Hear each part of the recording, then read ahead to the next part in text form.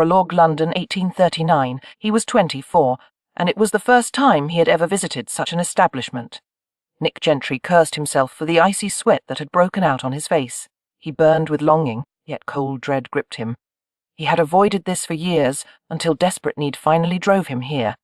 The urge to connect had become stronger than fear. Forcing himself forward, Nick ascended the steps of Mrs. Bradshaw's refined establishment, known to cater to wealthy clients. It was no secret that an evening with one of her companions came at a steep price, as they were the most polished in London. Nick could easily afford any fee. He had earned a fortune as a private investigator, along with dealings in less reputable circles, and gained notoriety in the process. Though admired by many, he was feared by the underworld and resented by the Bow Street officers, who saw him as a ruthless competitor. On that point, they were right. He had no patience for principles. Morals only got in the way of business. Music drifted through the windows, where elegantly dressed men and women mingled as if at a high society gathering. In truth, they were companions negotiating arrangements with their patrons.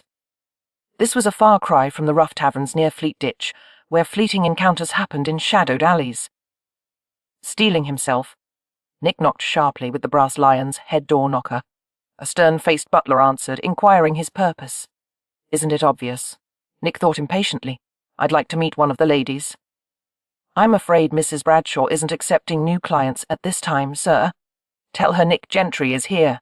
Shoving his hands into his coat pockets, Nick fixed the butler with a hard stare. The man's eyes widened in recognition of the infamous name. He stepped aside with a courteous nod. "Of course, sir. Please wait in the entrance hall while I inform Mrs. Bradshaw." The air carried a faint blend of perfume and tobacco. Nick inhaled deeply, glancing around the marble, floored hall lined with white pillars. The only decoration was a painting of a woman gazing into an oval mirror, one hand resting lightly on her thigh. Captivated, Nick studied the gilded artwork. The female image in the mirror was slightly blurred, the details between her legs softened by artistic strokes. Nick's stomach felt as if it were filled with cold lead. A servant wearing black breeches crossed through the hall with a tray of glasses, and Nick's gaze dropped swiftly from the painting. He was intensely aware of the door behind him, of the fact that he could turn and leave right now. But he'd been hesitant for too long. Whatever happened this night, he was going to see it through. Clenching his fists in his pockets, he stared at the gleaming floor, the swirls of white and grey marble, reflecting the glow of the chandelier overhead. Suddenly a woman's voice broke lazily through the air. "What an honour it is to receive the celebrated Mr. Gentry. Welcome." His gaze travelled from the hem of a blue velvet gown to a pair of smiling coloured eyes. Mrs. Bradshaw was a tall, wonderfully proportioned woman. Her pale skin was lightly dotted with amber freckles, and her auburn hair was pinned up in loose curls. She was not beautiful in any conventional sense. Her face was too angular, and her nose was large. However, she was stylish and impeccably groomed, and there was something so appealing about her that beauty seemed entirely unnecessary. She smiled in a way that caused Nick to relax in spite of himself. Later he would learn that he was not alone in this reaction. All men relaxed in Gemma Bradshaw's agreeable presence. One could tell just by looking at her that she didn't mind bold words or casual manners, that she loved a good joke, and was never shy or disdainful. Men admired Gemma because she so clearly enjoyed their company. She gave Nick a knowing smile and curtsy low enough to display her elegant décolletage. "Do say you've come here for pleasure, rather than business." At his brief nod, she smiled once more. "How delightful.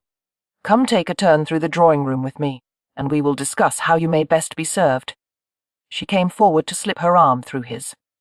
Nick jerked slightly, checking the instinctive impulse to pull away. The hostess could hardly fail to notice the tension in his arm. Her hand fell away, and she continued to chat comfortably, as if nothing unusual had occurred. "This way, if you please. My guests often like to play cards or billiards or relax in the lounge.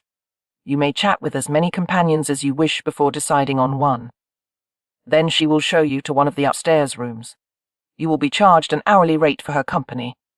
I have trained all the girls myself, and you will find that each has her own special charm. Of course, you and I will discuss your preferences, as some of the girls are more inclined towards spirited interactions." As they entered the drawing-room, a few of the women cast Nick flirtatious glances.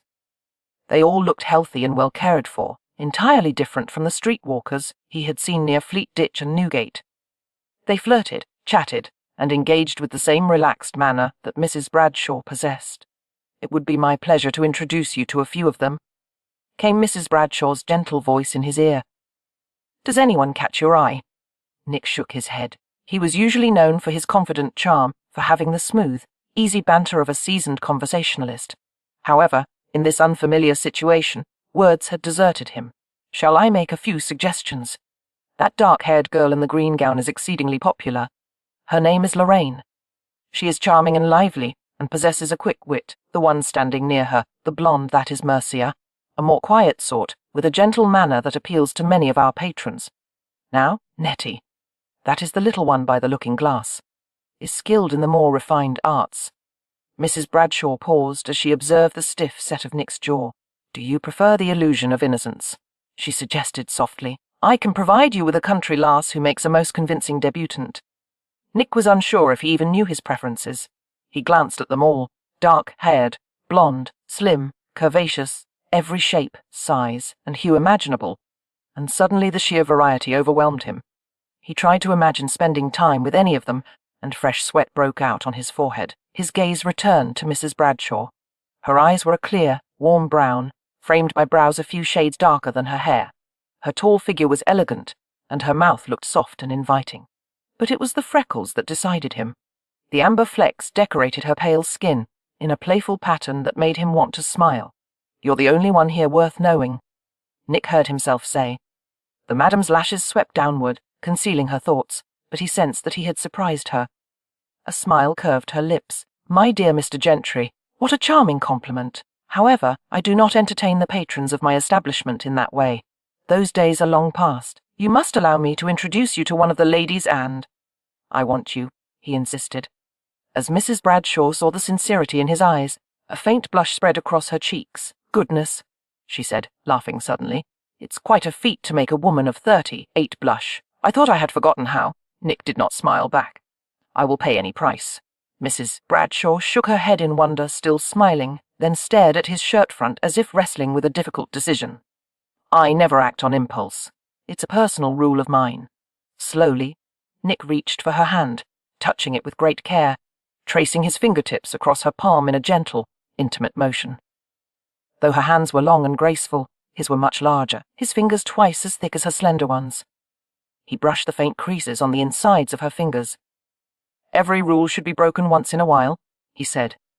The madam lifted her gaze, seeming intrigued by something in his wary expression. Abruptly, she made up her mind. "Come with me." Nick followed her from the drawing-room, ignoring the curious glances that followed them. She led him through the entrance hall and up a curved staircase to a private suite. Mrs. Bradshaw's rooms were lavish yet comfortable, with plush furniture, walls covered in French paper, and a hearth glowing with a well-tended fire. A sideboard in the receiving room held an array of sparkling crystal decanters and glasses. Mrs. Bradshaw picked up a snifter from a silver tray and glanced at him expectantly. "Brandy," Nick nodded. She poured golden, red liquid into the glass, then expertly lit a candle on the sideboard. Holding the snifter by its stem, she warmed the bowl over the flame before handing it to him. He'd never had a woman do that for him before. The brandy was rich and nutty, its subtle spice drifting to his nose as he sipped.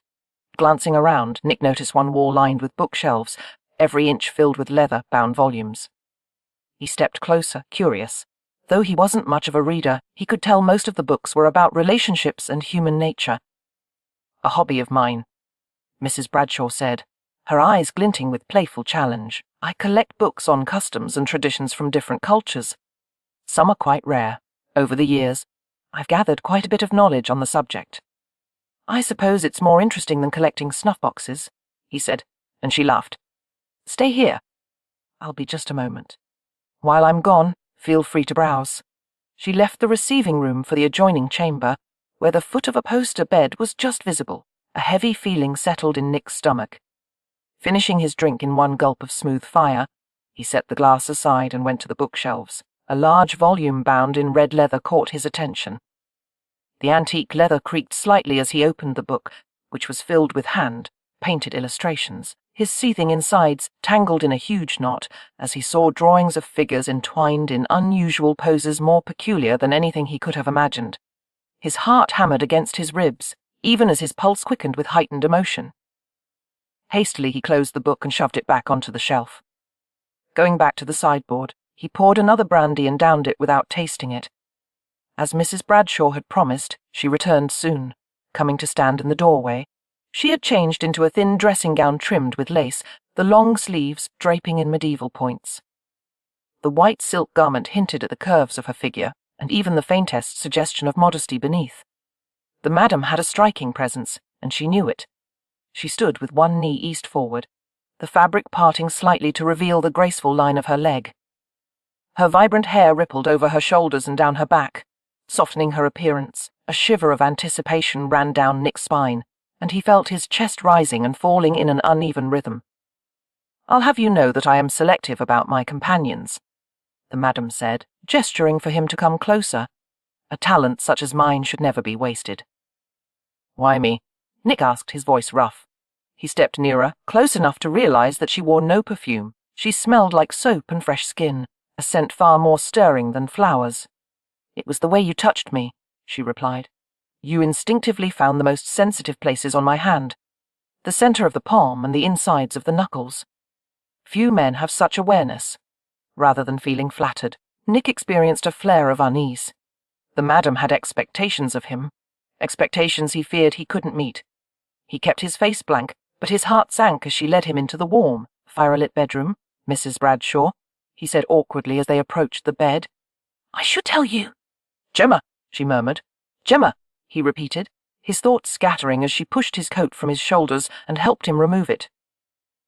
Untying the knot of his dampened cravat, the madam smiled up at his flushed face. "You are trembling like a boy of 13. Is the notorious Mr. Gentry so nervous at the thought of being with the famous Mrs. Bradshaw?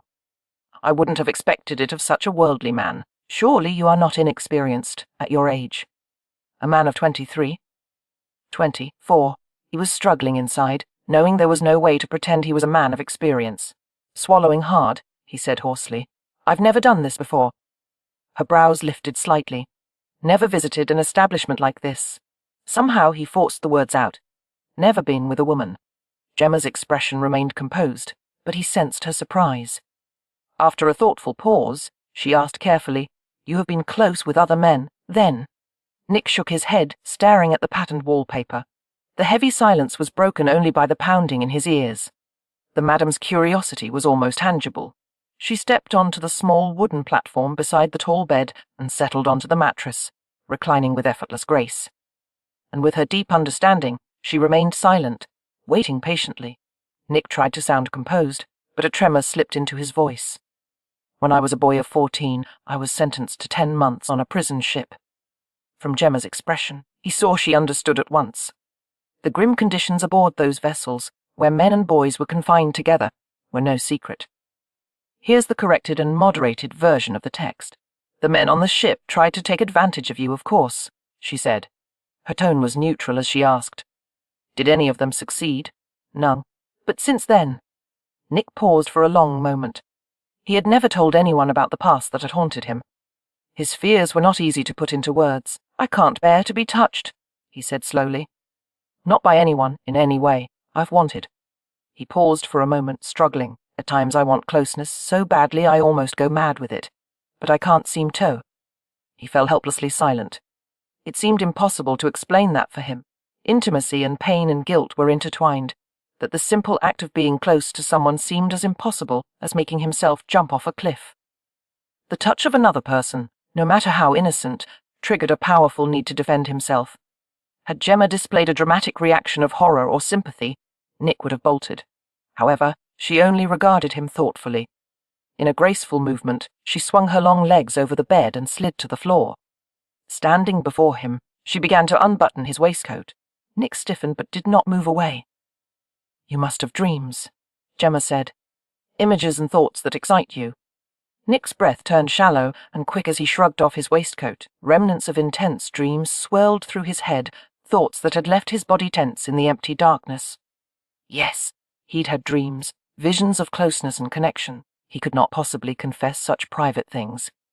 But Gemma Bradshaw's brown eyes contained an invitation that was nearly irresistible. "I'll tell you mine first," she offered. "Would you like that?" He nodded cautiously, warmth spreading through him. "I dream about being admired." Gemma's voice was low as she continued. "I choose someone who captures my interest. We share a moment of connection. After that, I select another until I am completely satisfied." She tugged the hem of his shirt from his trousers. Nick lifted it over his head and dropped the garment to the floor. His pulse raced as Gemma stared at his bare torso. She touched the hair on his chest, much darker than the brown hair on his head. An appreciative sound came from Gemma's throat. "You're quite strong. I like that." Her fingertips ventured through and stroked the skin beneath, and Nick took an instinctive backward step. Lazily, Gemma gestured for him to come back. "If you want to be close, my dear, I'm afraid you can't avoid contact. Stand still." She reached for the top button of his trousers. "No, tell me your dream." Nick stared at the ceiling, the wall, the velvet-draped windows, anything to avoid focusing on her hands. "I want to be in control," he said hoarsely. "I imagine being with someone. She can't stop me from doing anything I want." Many people have that dream. The backs of Gemma's fingers brushed against him as she attended to the last buttons. Suddenly Nick forgot to breathe.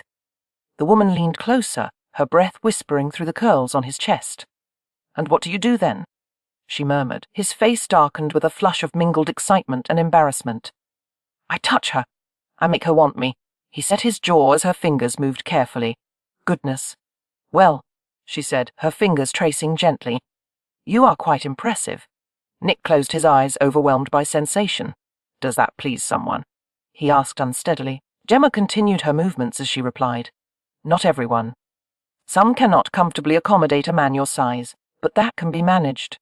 She released him gently and went to a large mahogany box on the bedside table, lifting the lid and searching through its contents. "Remove the rest of your clothes," she said without looking at him. Nervousness and attraction clashed inside him. Eventually the attraction won out.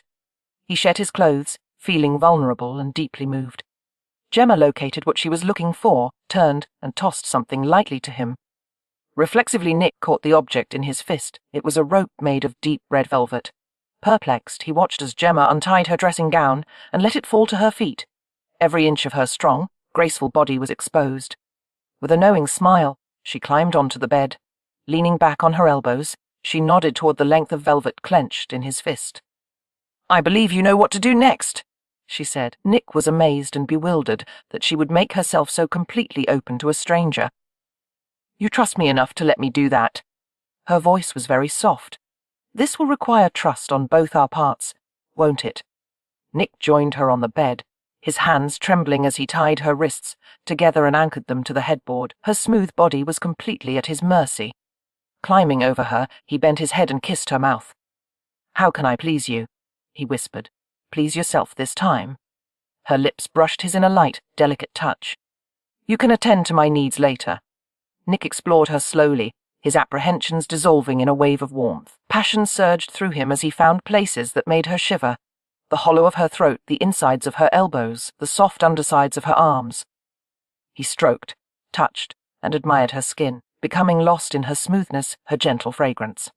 Finally, when his emotions built to an overwhelming peak, he moved closer, embracing her fully. Afterward, he fumbled at Gemma's bound wrists. When she was freed, he rolled to his side, away from her, and stared at the shadows on the wall. He was dizzy with relief. Gemma moved behind him, her hands settling lightly on his hip. Nick tensed at her touch, but did not move away. Her lips pressed against the top of his spine, sending a warm sensation through him. "You have promise," she murmured. "It would be a shame for your abilities to go undeveloped. I am going to extend a rare invitation to you, Nick. Come visit me from time to time, and I will share my knowledge with you. I have a great deal to teach. No payment will be necessary, only bring me a gift now and then." When he did not move, she gave a gentle nudge. "After I'm through with you, no one will be able to resist you." "What do you say to that?" Nick rolled over and looked down at her smiling face. "I'm ready for the first lesson," he said. Chapter 1 3 years later, as was his long-standing habit. Nick entered Gemma's private suite without knocking.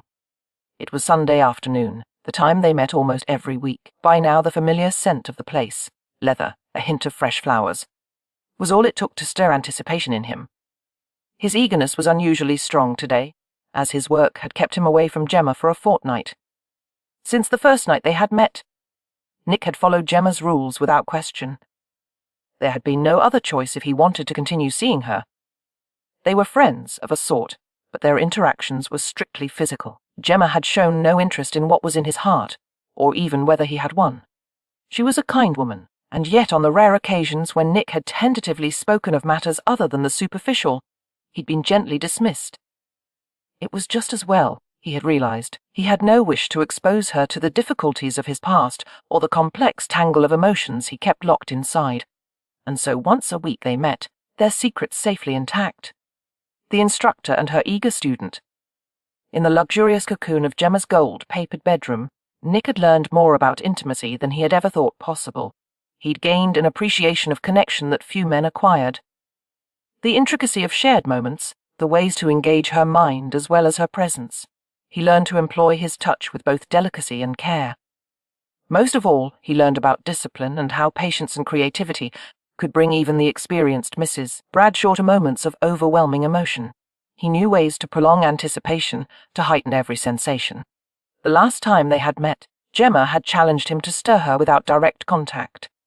He had whispered in her ear, painting vivid images until she had flushed and shivered beside him.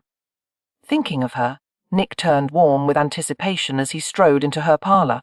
He stopped short as he saw a young blonde man seated on the velvet, upholstered chaise, dressed only in a wine silk robe, the same robe Nick wore during his visits. She had made no promises of exclusivity, and he had no illusion that he had been her only companion for the past 3 years. Still, Nick was startled by the sight of another man in her receiving room and the lingering traces of their encounter in the air. Seeing him, the stranger flushed and sat up. He was a stocky, fair-skinned youth, with enough innocence remaining to be embarrassed by the situation. Gemma walked out of her bedroom, wearing a sheer green negligee. She smiled as she saw Nick, seemingly unbothered by his unexpected arrival. "Oh, hello, dear," she murmured, as relaxed as always. Perhaps she had not planned for him to discover her new companion in this manner, but neither was she distressed. Turning toward the blonde man, she spoke softly, "Wait for me in the bedroom." He obeyed with a glance of admiration. As Nick watched him disappear, he was reminded of himself 3 years earlier, young, eager, and captivated by Gemma's charm. Gemma lifted a graceful hand to stroke Nick's dark hair. "I didn't expect you back so soon," she said without hesitation. "As you can see, I am entertaining my new student." "And my replacement," Nick said, a cold feeling settling over him. "Yes," Gemma replied gently. "You have no more need of my guidance. Now that you've learned all I can teach, it's only a matter of time before our friendship fades. I'd prefer to end it while it's still enjoyable." It was surprisingly difficult for him to speak. "I still want you." "Only because I am safe and familiar." Smiling, she kissed his cheek. "Don't be afraid, dear. It's time for you to find someone else. No one could follow you," he said gruffly. That earned a tender laugh and another kiss. "That shows you still have much to learn." A mischievous smile gleamed in her clear brown eyes. "Go find a woman who is deserving of your talents. Win her heart. A love affair is something everyone should experience at least once." Nick gave her a sullen glance. "That is the last thing I need," he informed her, making her laugh. Drawing back, Gemma casually unfastened her hair and shook it free. "No goodbyes," she said, depositing the hairpins onto the table by the chaise. "I much prefer au revoir. Now, if you'll excuse me, my pupil is waiting. Have a drink before you leave, if you like." Stunned, Nick stood immobile as she drifted into the bedroom and closed it with a firm click. "Goodness," he muttered. An incredulous laugh escaped him at having been so lightly dismissed after all they had shared. Yet he couldn't summon any anger. Gemma had been too generous, too kind, for him to feel anything but gratitude. Go find another woman, he thought numbly. It seemed an impossible task. Oh, there were women everywhere, cultured, common, plump, lean, dark, fair, tall, short, and he found something to appreciate in all of them. But Gemma had been the only one with whom he had ever dared to be truly himself. He could not imagine how it would be with someone else. Make someone love him.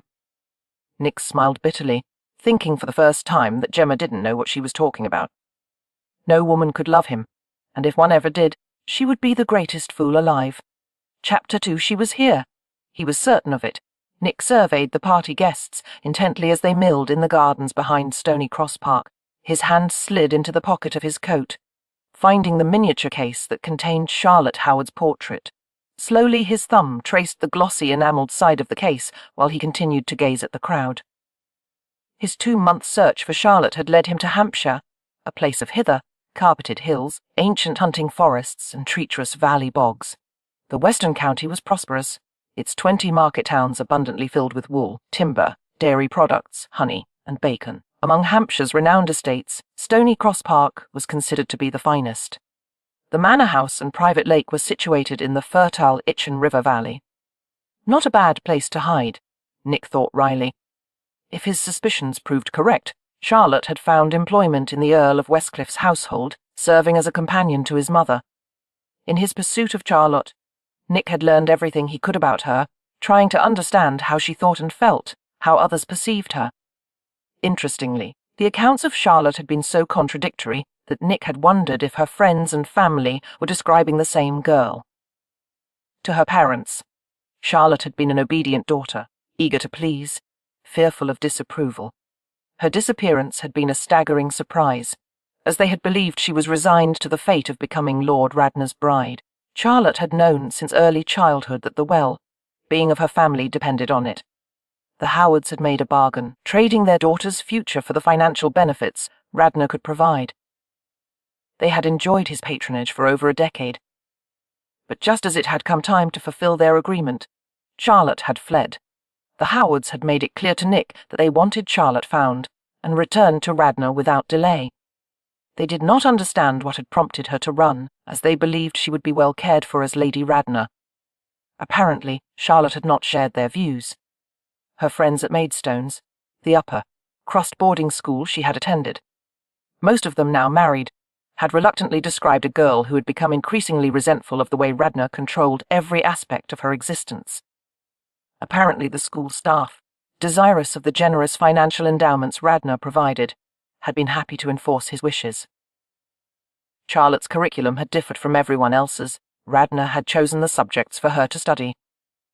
He had mandated that she was to retire to bed an hour earlier than the other students. He had even determined how much food she should be allotted, after observing during one of her visits home that she had gained weight and needed slimming. Although Nick understood Charlotte's rebellion, he felt no sympathy. He had no sympathy for anyone. Long ago he had accepted the unfairness of life, the cruel twists of fate that no one could avoid forever. The tribulations of a schoolgirl were nothing compared to the harshness he had seen and experienced. He would have no hesitation about bringing Charlotte to Radnor, collecting the remainder of his fee, then putting all thought of the luckless bride to be completely out of his mind. His gaze chased restlessly over the scene, but so far there had been no sign of Charlotte. The great house was filled with at least 36 families, all of whom were attending what amounted to a month-long house party. The annual event was hosted by Lord Westcliff. The daytime hours were devoted to hunting, shooting, and field sports. Each evening had entertainment such as soirees, musicales, and dances, although it was nearly impossible to gain one of the sort. After invitations to Stony Cross Park, Nick had managed to, with the help of his brother-in-law, Sir Ross Cannon, Nick had decided to pose as a bored aristocrat who needed to refresh himself with a few weeks in the country. At the request of Sir Ross, the Earl of Westcliff had extended an invitation, having no idea that Nick was a Bow Street runner on the hunt for a runaway bride. The myriad of lights hung from the oak branches caused the women's jewels to glitter madly. A wry smile tugged at one side of Nick's mouth, as he reflected how easy it would be to strip these pigeons of their finery. Not long ago he would have done exactly that. He was an even better thief than he was a thief-taker. But now he was a runner, and he was supposed to be honourable. Lord Sidney. A man's voice interrupted his thoughts, and Nick turned away from the terrace to face Marcus, Lord Westcliff. The Earl possessed a formidable presence. Although he was of only average height, his form was broad and exceedingly muscular, almost bullish in its heavily developed power. His features were bold and decisively formed, his shrewd black eyes set deep in his swarthy face. Westcliff looked nothing like the slender, fair peers who occupied the first circles of society. Were he not dressed in elegant evening clothes, one would assume he was a dock worker or journeyman. However, Westcliffe's blood was unquestionably blue. He had inherited one of the most ancient earldoms of the peerage, a coronet that had been won by his ancestors in the late 1300s. Ironically, it was rumoured that the Earl was not an ardent supporter of the monarchy, nor even of hereditary peerage, as he believed that no man should be insulated from the toils and concerns of ordinary life. Westcliff continued in his distinctive gravel, scored voice. "Welcome to Stony Cross, Sydney." Nick executed a shallow bow. "Thank you, my lord." The Earl regarded him with an openly sceptical glance. "Your sponsor, Sir Ross, mentioned in his letter that you suffer from ennui." His tone made it clear that he had little tolerance for a wealthy man's complaint of excessive boredom.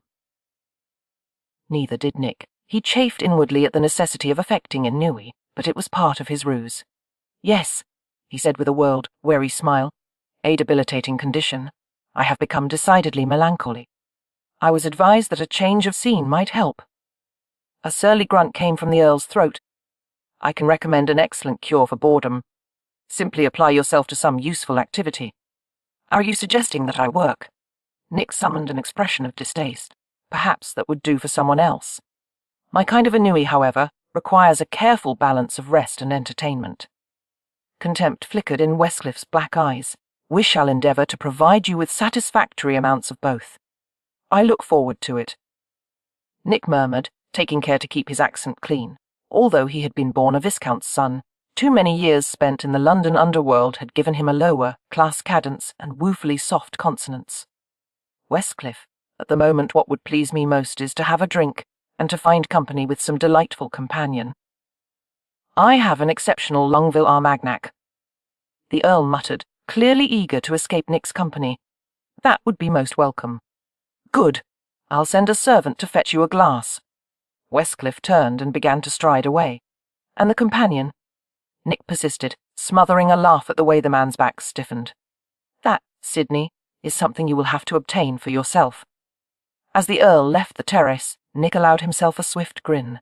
So far, he was playing the part of spoiled young nobleman with great success. He had managed to annoy the Earl beyond bearing. Actually, he rather liked Westcliff, recognising the same hard, driven will and cynicism that he himself possessed. Thoughtfully, Nick left the terrace and wandered down to the gardens, which had been designed with both enclosed and open spaces, providing countless pockets of intimacy. The air was dense with the scents of heather and bog myrtle. Ornamental birds trapped in an aviary chirped wildly at his approach. To most, it was doubtless a cheerful clamour, but to Nick, the ceaseless trills made a desperate sound. He was tempted to open the door and set the creatures free, but it would have little effect, as their wings had been clipped. Stopping at the riverside terrace, he surveyed the dark, sparkling flow of the Itchen River, the moonlight that washed through swaying filaments of willow and clusters of beech and oak. The hour was late. Perhaps Charlotte was inside the house. Casually exploring his surroundings, Nick wandered to the side of the manor, a residence built of honey, coloured stone, and cornered with 4 towers that reached 6 stories in height. It was fronted with a distinctively large courtyard sided with stabling, a laundry, and low buildings to house the servants. The front of the stables had been designed to mirror the chapel on the other side of the courtyard. Nick was fascinated by the magnificence of the stables, unlike anything he had seen before. He entered through one of the ground floor archways and found a covered court hung with gleaming harnesses. A pleasant mixture of smells filled the air: horses, hay, leather, and polish. There was a marble drinking fountain for horses at the back of the court, sided by separate entrances to the horse stalls. Nick walked across the stone, flagged floor with the light, almost soundless step that was habitual for all Bow Street runners. Despite his quietness, horses shuffled and snorted warily at his approach. Glancing through the archway, Nick discovered rows of stalls filled by at least 5 dozen horses. It seemed that the stables were empty save for the animals, and Nick left through the west entrance. Immediately, he was confronted with an ancient ironstone wall almost 6 feet high.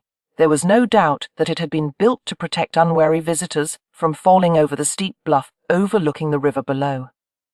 Nick stopped in his tracks at the unexpected sight of a small, slim figure poised atop the wall. It was a woman, standing so still that at first glance he thought she was a statue. But a breeze stirred the hem of her skirts and teased a lock of pale blonde hair free of her loose topknot. Fascinated, he drew closer, his gaze riveted on her. Only a reckless fool would balance on that uneven wall, with certain danger awaiting if she lost her footing. She did not seem to recognize the perilous drop looming before her. The tilt of her head indicated that she was staring straight ahead at the night, darkened horizon. What in the world was she doing? 2 years earlier, Nick had seen a man standing with that peculiar stillness just before he had jumped to his end from a bridge over the Thames. As Nick's gaze raked over her, he saw that the hem of her long skirt was caught beneath her heel. The sight spurred him into action. Moving forward in a few stealthy strides, he lifted himself easily, soundlessly, onto the wall. She did not see him coming until he had almost reached her. She turned, and Nick saw the flash of her dark eyes, just as she lost her balance. Seizing her before she could fall, Nick hauled her against his chest. His forearm locked securely just beneath her shoulders. The simple action of pulling her body against his was strangely satisfying, like a puzzle piece snapping neatly into place. She gave a low cry, automatically clutching at his arm. The loose lock of fine blonde hair blew across Nick's face, and the fresh, faintly floral fragrance of her skin rose to his nostrils. The scent was unexpectedly pleasant. Nick was startled by his instant reaction to her. He had never experienced such a strong response to a woman. She was rigid in his hold, her breath coming in gasps. "Let go of me," she said, prying at his arms. "Why on earth did you do that? You were going to fall." "I was not. I was perfectly fine until you rushed at me and nearly knocked me over." "Your heel is caught in the hem of your skirts." Moving cautiously, she lifted her foot and perceived that he was correct. "So it is," she said shortly. Having rescued people from every conceivable situation, Nick was accustomed to receiving at least a perfunctory show of gratitude. "Aren't you going to thank me for saving you?" "I have excellent reflexes. I could have saved myself." Nick let out an incredulous laugh, both annoyed and fascinated by her stubbornness. "If it weren't for me, you would have hurt yourself badly. I assure you, sir, that this so-called rescue was entirely unnecessary. However, since it is obvious that you are going to persist, thank you. Now please take your hands from me." Her tone rendered the words devoid of appreciation. Nick grinned, appreciating the fearlessness of her manner, despite the fact that her heart was pounding wildly against the inside of his wrist. Carefully he loosened his arm and helped her to turn by slow degrees. She wobbled a little and dug her fingers into his coat sleeves in a spasm of anxiety. "I've got you," he said steadily. She faced him, and they both froze as their gazes locked. Nick forgot the wall beneath his feet. It seemed as if they were poised in midair, in a blue wash of moonlight that made everything look unreal. Recognition shot through him like a bolt of lightning. Incredibly, he found himself staring into the features that had almost become more familiar to him than his own. "Charlotte, I've got you," he repeated with a faint smile. Chapter 3, Sit. The stranger told Lottie, his large hands closing around her shoulders and guiding her down. She obeyed carefully, lowering herself to the wall with her legs dangling. The man swung to the ground, landing lightly from the 6-foot drop. He held up his arms for her. Lottie hesitated as a cold fist seemed to squeeze around her heart. Every instinct warned her not to jump into his arms. He looked like a hunter waiting to catch her. "Come," he murmured. The moon struck glints of striking blue in his eyes.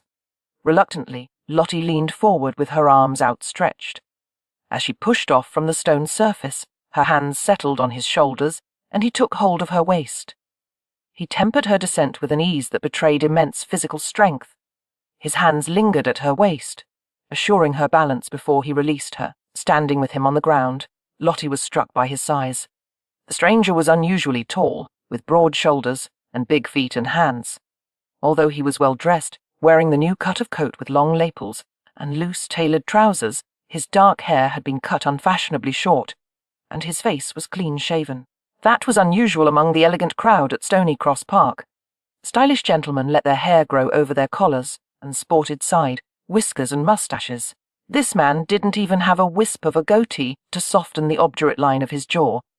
He indicated the wall with a jerk of his head. "Why were you standing up there?" For a moment Lottie couldn't speak as she stared up into his handsome face. Nature had been generous with this man, bestowing him with bold, princely features and eyes as blue and intense as the heart of midnight. The cynicism in those eyes was a fascinating contrast to the touch of humor that lurked at the corners of his wide mouth. He looked to be about 30, the time in a man's life when he surrendered the last vestiges of youth and came fully into his maturity. No doubt women of all ages were instantly enthralled by him. Gathering her wits, she managed to answer him. "I enjoy the view. You could obtain the same view from the safety of a window." A faint smile touched her lips. "The view is far more rewarding when there is some risk involved." He grinned suddenly, as if he understood exactly what she meant. His roguish smile was dazzling, nearly causing her heart to skip. Lottie couldn't stop staring at him. It seemed that there was something important and unspoken in the air, as if they had once met, but she had forgotten the occasion. "Who are you, sir?" she asked. "I haven't seen you here before. Perhaps I'm your guardian angel." "You don't look very angelic to me," she replied skeptically, making him laugh. He bowed and introduced himself. "Lord Sidney, at your service." Lottie responded with a curtsy. "Miss Miller, I am employed as a companion to the Dowager Countess." She gave him an openly speculative glance. "The guest list for Lord Westcliffe's house parties is quite exclusive. How did you manage to get an invitation?" The Earl was kind enough to offer his hospitality on the recommendation of a mutual friend. "Have you come to hunt?" she asked. "Is that why you are here?" "Yes," he said with a puzzling, ironic edge to his tone. "I hunt." A burst of music came from the direction of the alfresco party, and they both glanced toward the back gardens. "I came to have a look at the horses," Sidney said. "Forgive me for intruding on your privacy. Do you intend to return to the party now?" His dark brows lifted in teasing challenge. "Are you going to climb back onto that wall if I do? Goodness, it was preposterous for one man to possess so much charm." Her lips quirked with an irrepressible smile. "Not tonight, my lord. Allow me to accompany you back to the house, then." Lottie made no protest as he fell into step beside her. It was hardly unusual to encounter his sort at Stony Cross Park. Most days, one couldn't throw a coin without hitting some strapping male in search of sport. In the past 2 years, Lottie had been approached by many of them, but there was something different about this one. He did not have the sense of ease, the aimlessness of the other aristocrats who frequented this place. She sensed the intensity that lurked just beneath his facade. She did not feel entirely at ease around him, and yet at the same time, she felt oddly compelled to lure him closer, to make him smile again. "You seem to have no fear of heights, Miss Miller," he commented. "I'm not afraid of anything," she said confidently. "Everyone is afraid of something." "Oh," she sent him a playful glance. "What could a man like you possibly fear?" To her surprise, he answered seriously. "I'm not fond of enclosed places." The gravity in his tone made her heart thump heavily. What a voice he had, deep with a tantalizing raspiness, as if he had just awakened from a heavy sleep. The sound seemed to gather at the top of her spine and slide downward like warmed honey. "Neither am I," she admitted. They stopped at the door of the South Tower, where many of the upper servants, including herself, were housed. Light streamed from the glittering windows and pooled onto the gravelled paths. Now Lottie saw that his hair was not black but brown, a rich, dark shade. The short, glossy strands containing every hue between maple and sable. She wanted to touch his hair and feel it slide through her fingers. The immediacy of the urge confounded her. Stepping backward, she gave him a regretful smile. "Goodbye, my lord, and thank you for being a most agreeable escort." "Wait," he said, urgency in his voice. "Will I see you again, Miss Miller?" "No, my lord. I fear my time is fully occupied by the Dowager Countess." The words did not dissuade him. She saw it in his eyes. "Miss Miller, goodbye," she repeated warmly. "I wish you a very pleasant stay, my lord." She left swiftly, conscious of his unnerving regard. As soon as Lottie reached her room, she locked the door and sighed. Since she had come to Stony Cross Park, she had often been approached by male guests who had made advances toward her. Until tonight, she had never been tempted by any of them, no matter how handsome or accomplished. After her experience with Lord Radnor, she wanted nothing to do with men. Had Radnor been kind instead of calculating, gentle instead of controlling, Lottie might have reconciled herself to the prospect of marrying him. However, Radnor's intentions had been clear from the beginning. He sought to dictate every aspect of her existence, to reshape her into someone entirely of his own making. Marriage to him would have been unbearable. Her parents had refused to acknowledge the truth, as they desperately needed Radnor's financial support. It had grieved Lottie to leave them, knowing the consequences they would face. She was often haunted by guilt, feeling she should have sacrificed herself for their sake. Yet her instinct for self-preservation had been too strong. In the end, she had fled, and somehow fate had led her to Hampshire. As Lottie had expected, her freedom had come at a cost.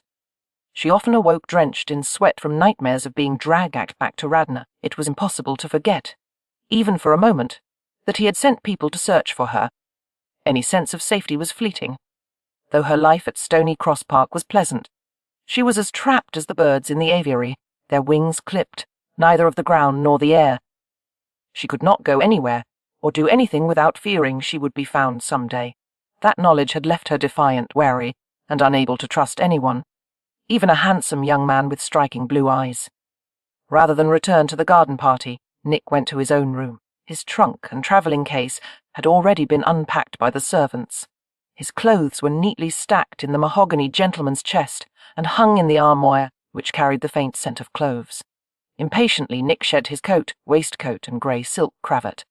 Stripping off his shirt, he bunched it in one hand and used it to wipe the sheen of sweat from his face, neck, and chest. After dropping the crumpled linen to the floor, he sat on the bed, which was fitted into an alcove opposite the door. He removed his shoes and stockings, then lay back clad only in his black trousers, his gaze fixed on the wood, panelled ceiling above. He finally understood Radnor's obsession. Charlotte Howard was the most bewitching woman he had ever met. She radiated a remarkable force of will that somehow conveyed the impression of movement even when she stood still.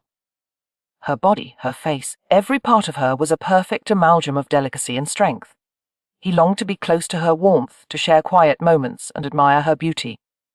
He imagined her relaxed and smiling, her skin glowing from their shared affection as they rested together. No wonder Radnor wanted her, and yet in his attempts to possess her, the Earl would soon extinguish everything that made her so desirable.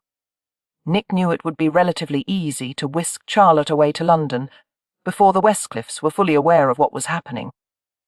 He supposed he should do it in the morning, using the element of surprise to his advantage. Deeply troubled, he laced his fingers behind his head. "I'm not afraid of anything," Charlotte had told him. Although he didn't believe that, he admired her for saying it. Of course Charlotte was afraid. She knew what Radnor would do to her when she returned. However, that was not Nick's concern. His only responsibility was to do what he had been paid for. On the other hand, there was no need for haste. Why not stay at Stony Cross Park for a few days? He would not be required to report at Bow Street for another 2 weeks, and the woods of Hampshire were far preferable to the damp, unpleasant streets of London. If he remained here for an extra day or 2, he would be able to learn more about Charlotte. He needed to find out if she was all that she seemed to be. Rolling to his side, Nick considered the idea. He had never broken his own rules before, one of them being that he never allowed himself to develop personal familiarity with his assignments. However, he had never been one to respect rules, even his own. The thought of Charlotte stirred something deep within him, a restless energy he hadn't felt in months. Gemma had ended their arrangements 6 months ago, and he had kept to himself ever since. It wasn't that he lacked desire, he simply hadn't found anyone who intrigued him enough.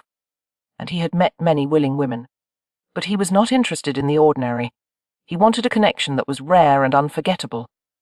Reaching over the side of the bed, Nick searched in the discarded heap of his clothes and found the miniature. With an expertise born of habit, he pressed the catch of the enamelled case and flipped it open. Settling on his back, he stared into Charlotte's exquisite little face. "Is it you?" he thought, tracing the line of her cheek with his fingertip. His pulse quickened as he studied the tiny painted image, his thoughts consumed by her. As was her daily habit, Lottie took an early, morning walk across the landscape of Stony Cross, over steep hills covered in heather or forest, past bogs and ponds and glades that teemed with life. Most of the guests at the manor, including Lady Westcliff, slept late and took breakfast at the hour of 10. However, Lottie had never been able to adapt to such a schedule. She needed some form of exercise to rid herself of an excess of nervous energy. On the days when it was too cold or stormy to walk, she fidgeted inside until Lady Westcliff erupted in exasperation. Lottie had devised 3 or 4 different walks, each lasting approximately an hour. This morning she chose the one that began along Hill Road, crossed through a medieval oak and hazel forest, and past the source of a local spring called the Wishing Well.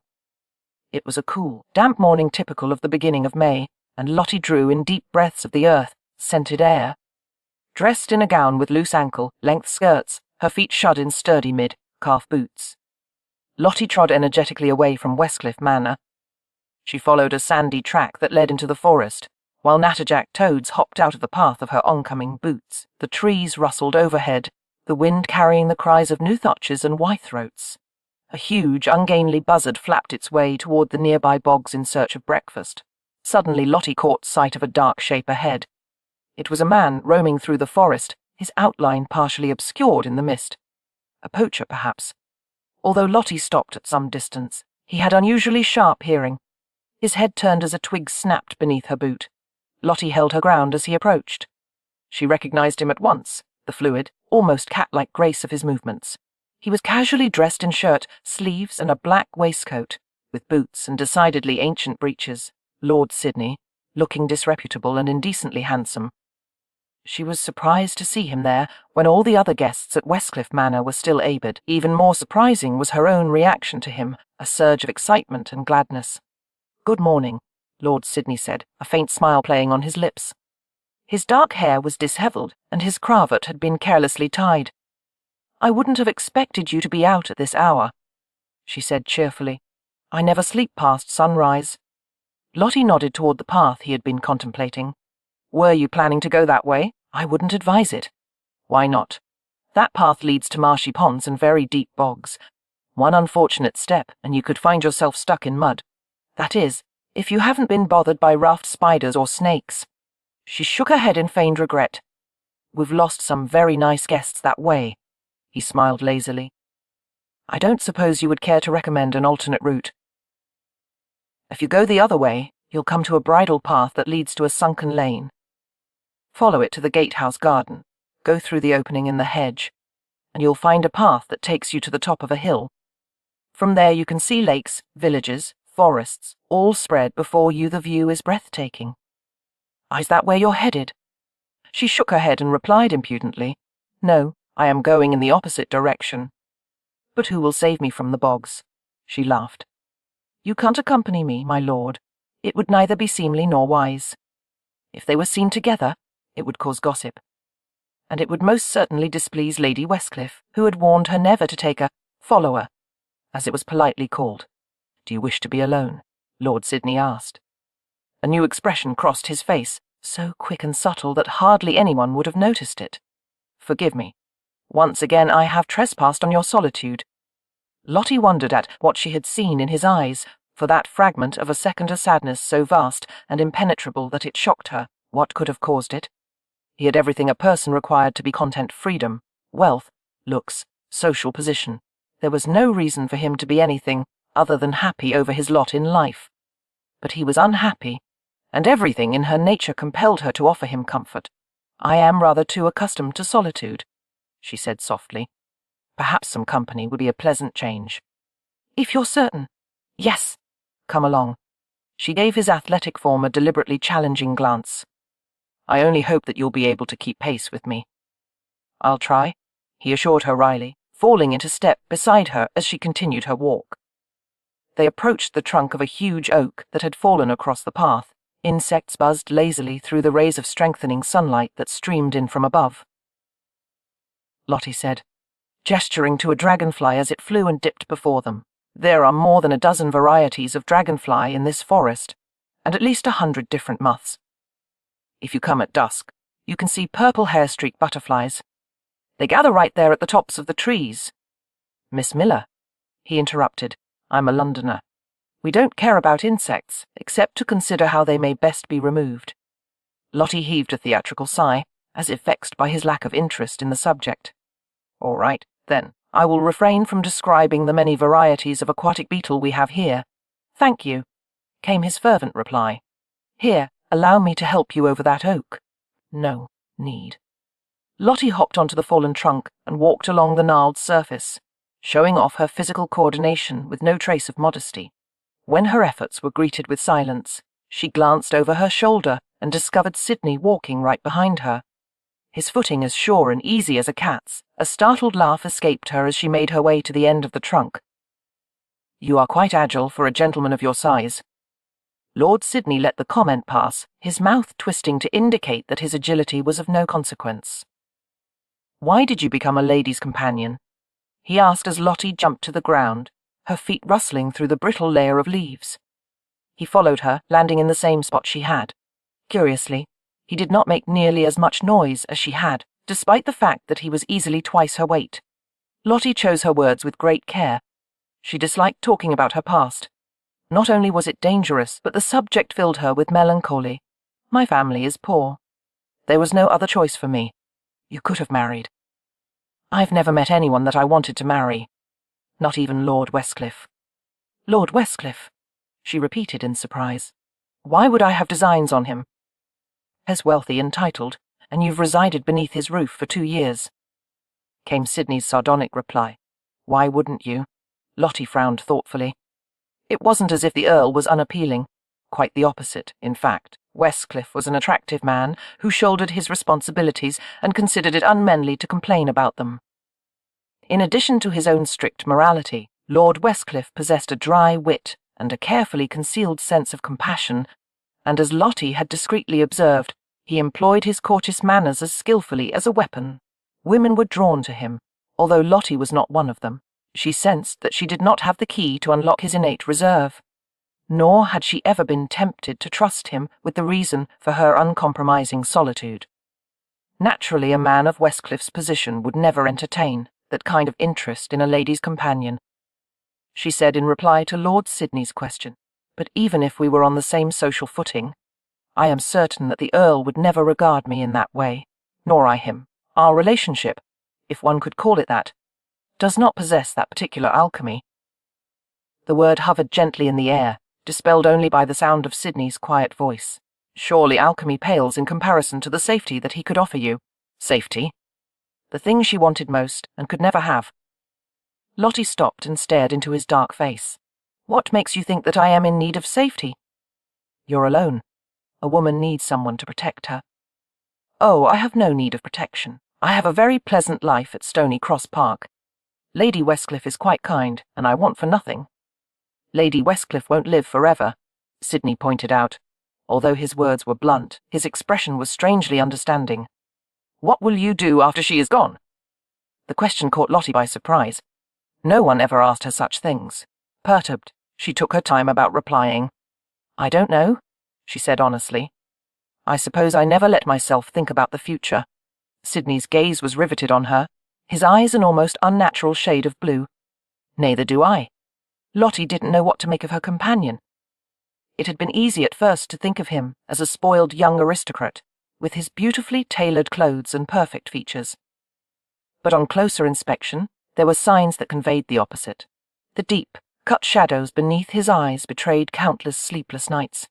The harsh grooves on either side of his mouth gave him a cynical look that was odd for a man so young, and in unguarded moments such as this, she saw in his eyes that he was no stranger to pain. His expression changed like quicksilver. Once again he was a lazy rogue with mocking eyes. "The future is too boring to contemplate," he said lightly. "Shall we continue, Miss Miller?" Disconcerted by his swift change of mood, Lottie led him out of the forest to a sunken road. The morning sun rose higher, chasing the lavender from the sky and warming the meadows. The field they passed was filled with hither and emerald sphagnum moss, and dotted with tiny red sundew rosettes. "They don't have views like this in London, do they?" Lottie remarked. Lord Sidney agreed, although he seemed distinctly unenchanted by the quiet rural beauty around them. "I gather you prefer town life," Lottie said with a smile. "Tenements, cobbled streets, factories, coal smoke, and all that noise." How could anyone choose that over this? The sunlight touched on the mahogany and gold highlights in his brown hair. "You keep your beetles and bogs, Miss Miller. I'll take London any time. I'll show you something that London doesn't have." Triumphantly, Lottie led him across the sunken road. They came to a deep muddy basin filled with water that spilled from the bank beside it. "What is that?" Lord Sidney asked, viewing the sloshing hole dubiously. Wishing well. Everyone in the village visits it. Busily, Lottie searched the pockets of her walking skirts. "Oh, drat it, I haven't got any pins." "What do you need pins for?" "To drop in the well." She gave him a chiding smile. "I thought everyone knew that you can't make a wish without a pin." "What do you want to wish for?" he asked softly. "Oh, it isn't for me. I've made dozens of wishes here. I wanted you to have one." Giving up her search for a pin, Lottie glanced up at him. There was a strange look on Lord Sydney's face, blank, painfully surprised, as if he had just been struck by something unexpected. He didn't move or blink, just stared at her as if he couldn't quite comprehend her words. The silence between them became thick, and Lottie waited in helpless fascination for him to break it. Wrenching his gaze away, Lord Sydney gazed at the field of hither with puzzling intensity, as if his mind were striving to wrap itself around something that didn't make sense. "Do make a wish," Lottie said impulsively. "I'll throw a pin in the well for you the next time I come." Lord Sydney shook his head. When he spoke, his voice was oddly hoarse. "I wouldn't know what to wish for." They continued in silence, making their way over a muddy patch and following the sunken road to a footbridge that covered a small stream. On the other side of the stream, a damp meadow beckoned, blazing with waste, high yellow meadowsweet bushes. "This way," Lottie said, lifting her skirts to her knees as they traversed grass and heather and approached a barrier of hedge and fence. Beyond the hedge, the footpath leads back through the forest to Stony Cross Park. She pointed to the tall arched gate, so narrow that it would allow only one person to pass through at a time. Glancing at Lord Sydney, she was relieved to see that he had recovered his composure. "The only way through is that kissing gate." "Why is it called that?" "I don't know." Lottie considered the gate thoughtfully. "I suppose because a kiss would be the unavoidable consequence of two people trying to pass through it at the same time." An interesting theory. Sydney paused inside the narrow gate, leaning against one side of it. He sent her a challenging smile, knowing full well that she could not go through without brushing against him. Lottie raised her brows. "By some chance are you expecting me to test it?" Lord Sydney lifted one shoulder in a relaxed shrug, watching her with a vagabond charm that was nearly irresistible. "I won't stop you, if you feel so inclined." It was obvious that he did not expect her to take up the challenge. Lottie knew she had only to roll her eyes and reprove him, and he would step aside. However, as she considered her response to him, she became aware of a painful hollowness inside. She had not been touched by anyone in 2 years. No impulsive girlish hugs from her friends at Maidstone's. No caress of her mother's hand. No sweetly childish kisses from her younger siblings. She wondered what it was about this man that had made her aware of the deprivation. He made her want to tell him her secrets, which was, of course, unthinkable, impossible. She could never trust anyone when her very life was at stake. She realized that Lord Sydney's smile had vanished. Without being aware of it, she had drawn closer to him and now stood within arm's length. Her gaze flickered to his mouth, so wide, masculine, full. Her pulse escalated to a wild rhythm as temptation exerted a force stronger than anything she had ever known, as strong as fear, as deep as hunger. "Hold still," she heard herself say. Carefully, she laid a hand on the center of his chest. The instant Lottie touched him, Lord Sydney's chest moved beneath her palm in a strong, quick breath. The rapid thump of his heart against her fingers filled Lottie with a curious tenderness. He seemed to be frozen, as if he feared that any movement might frighten her away. Softly, she touched his lower lip with her fingertips and felt his warm breath fan against them. A butterfly left its resting place on the gate and flew away, a trembling stain of colour in the air. "What is your name?" Lottie whispered. "Your first name." It took an unaccountably long time for him to reply. The bristly fans of his lashes lowered to conceal his thoughts. "John."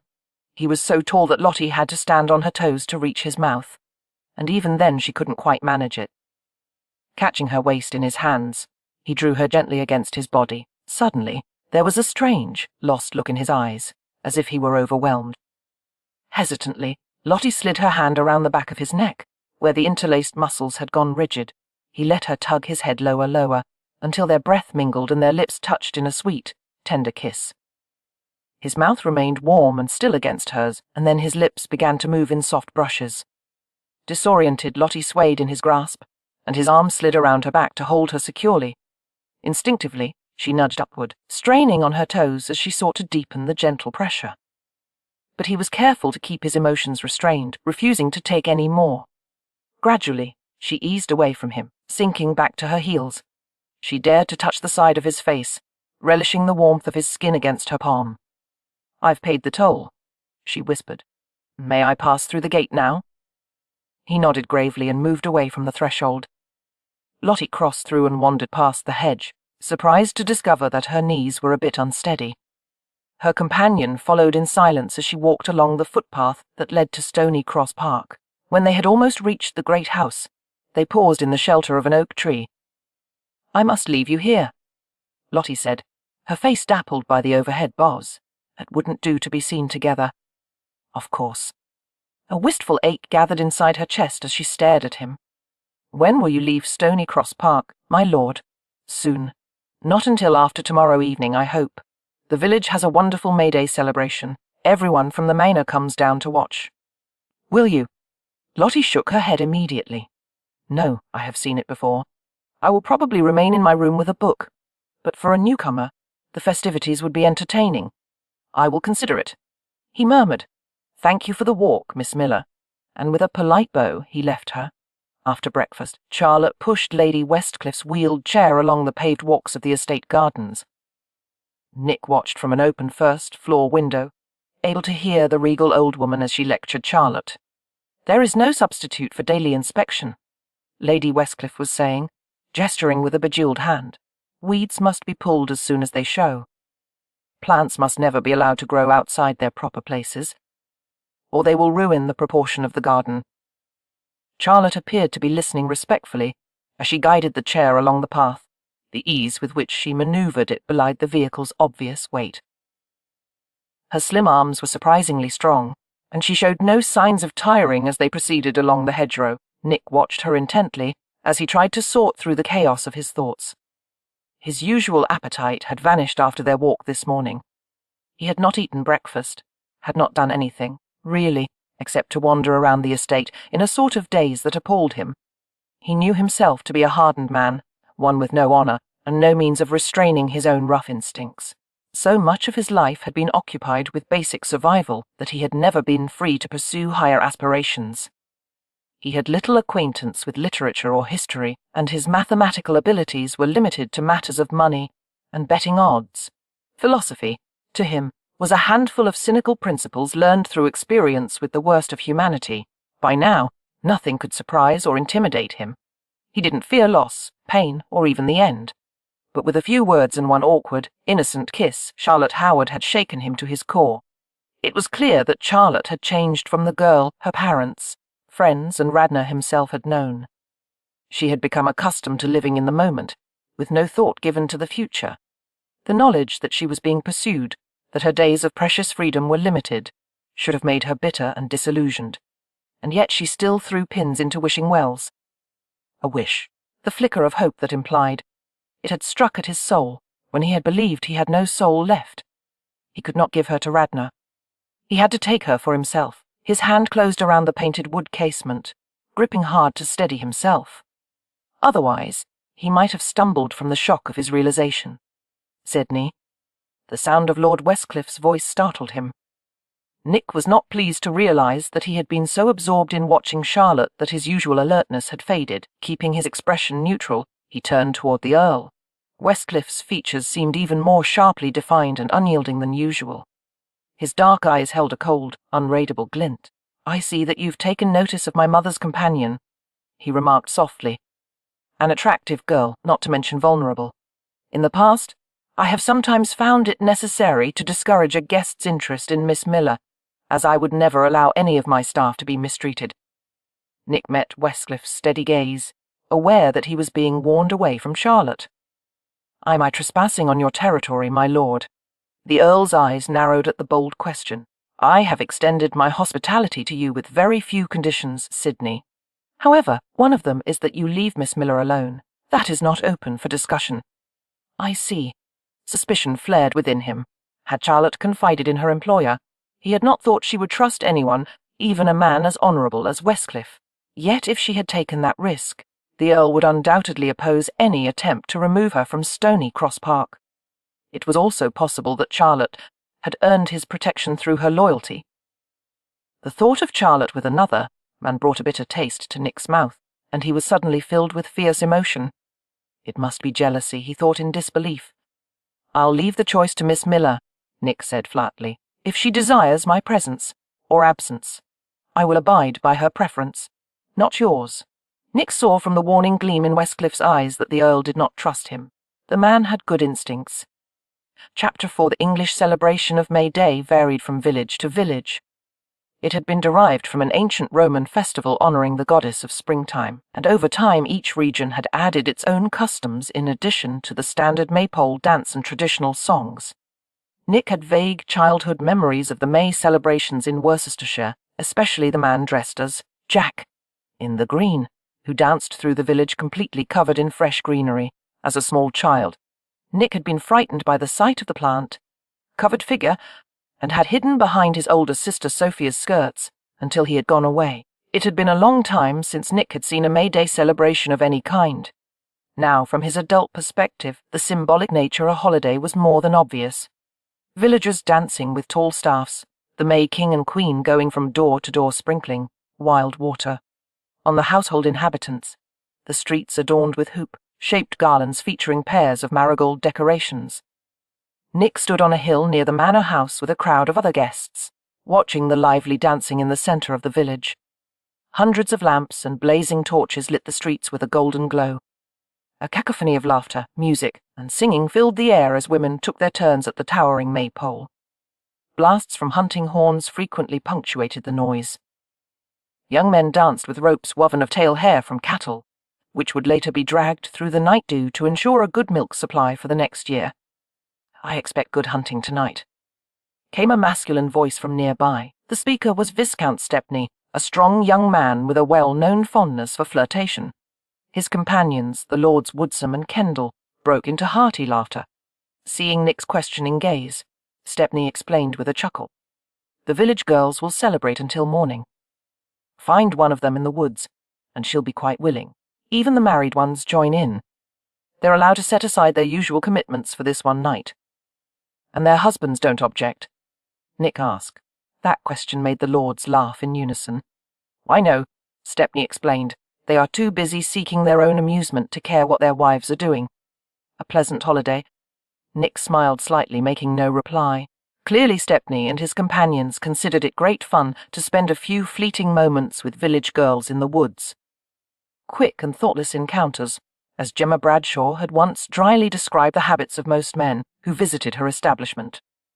They had no understanding of true connection, no need for anything beyond a passing moment, but that was too simple and too easy to satisfy Nick. Thanks to Gemma's guidance, he had developed a deeper appreciation. The image of Charlotte's face, her dark eyes and delicate features, lingered in his mind. Let Stepney and his friends chase fleeting thrills. Nick had far more interesting prospects. "Come, Sydney," the Viscount urged. "The village girls will be ready immediately after the betrothed of May is chosen." Seeing Nick's unfamiliarity with the phrase, he explained, "A young man of marriageable age lies on the green and pretends to sleep. The girls who are willing to marry him race to be the first to awaken him. The first one to kiss him will be able to claim him as her betrothed." He grinned mischievously and rubbed his hands, and the other girls, all in need of consolation, scatter into the forest, waiting to be found by enterprising fellows such as myself. You should have seen the one I met last year. Black hair and red lips. Ah, what a charming companion she was. "Come, Sydney, if you're quick, you'll find one for yourself." Nick was about to refuse when his gaze was caught by a new cluster of girls grasping the maypole ribbons. One of them seized his full attention. Like the others, she wore a white peasant dress, her hair covered by a red cloth. At this distance, her features were difficult to discern, but Nick recognized her at once. A rueful smile curved his lips as he recalled Charlotte's saying that she intended to stay in her room with a book that night. No doubt the Westcliffes would disapprove of her attending the village festival, and so she had chosen to go in disguise. Fascination and longing swirled inside him as his gaze tracked Charlotte's slim figure. She wound in and out of the maypole circle, her hands flung exuberantly high over her head. "I believe I will join you," Nick murmured, accompanying the eager young men down the hill. Laughing recklessly, Lottie joined the mass of maidens who waited in tense readiness to race to the village green. From what she had been able to deduce, the betrothed of May was an exceptional catch this year. The butcher's son, a handsome blonde lad with blue eyes and a fine physique, and a guarantee of inheriting a profitable family business. Of course, Lottie had no intention of trying to reach him. However, it was fun to join in the game, and she was entertained by the excitement of the girls around her. The signal was given, and Lottie was carried along with the village girls in a frantic rush. The wildness and noise was such a contrast to her quiet existence at Stony Cross Park that she felt a jolt of exhilaration. She had spent so many years learning proper comportment at Maidstones, and struggling to remain inconspicuous as a companion to Lady Westcliff, that she couldn't remember the last time she had raised her voice.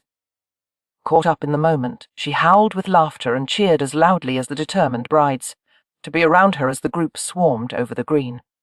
From somewhere ahead, a jubilant cry rang over the crowd. The victor, a robust red-haired girl, climbed onto her new fiancé's broad shoulders, triumphantly waving a bouquet of wildflowers. "I did it!" she crowed. "I got him, he's mine!" Cheering, the villagers surrounded the newly betrothed couple while disappointed maidens scattered and ran toward the forest. A host of eager men followed, ready to begin the night's festivities. Smiling, Lottie followed at a relaxed pace, having no wish to be the focus of some overexcited lad's attention.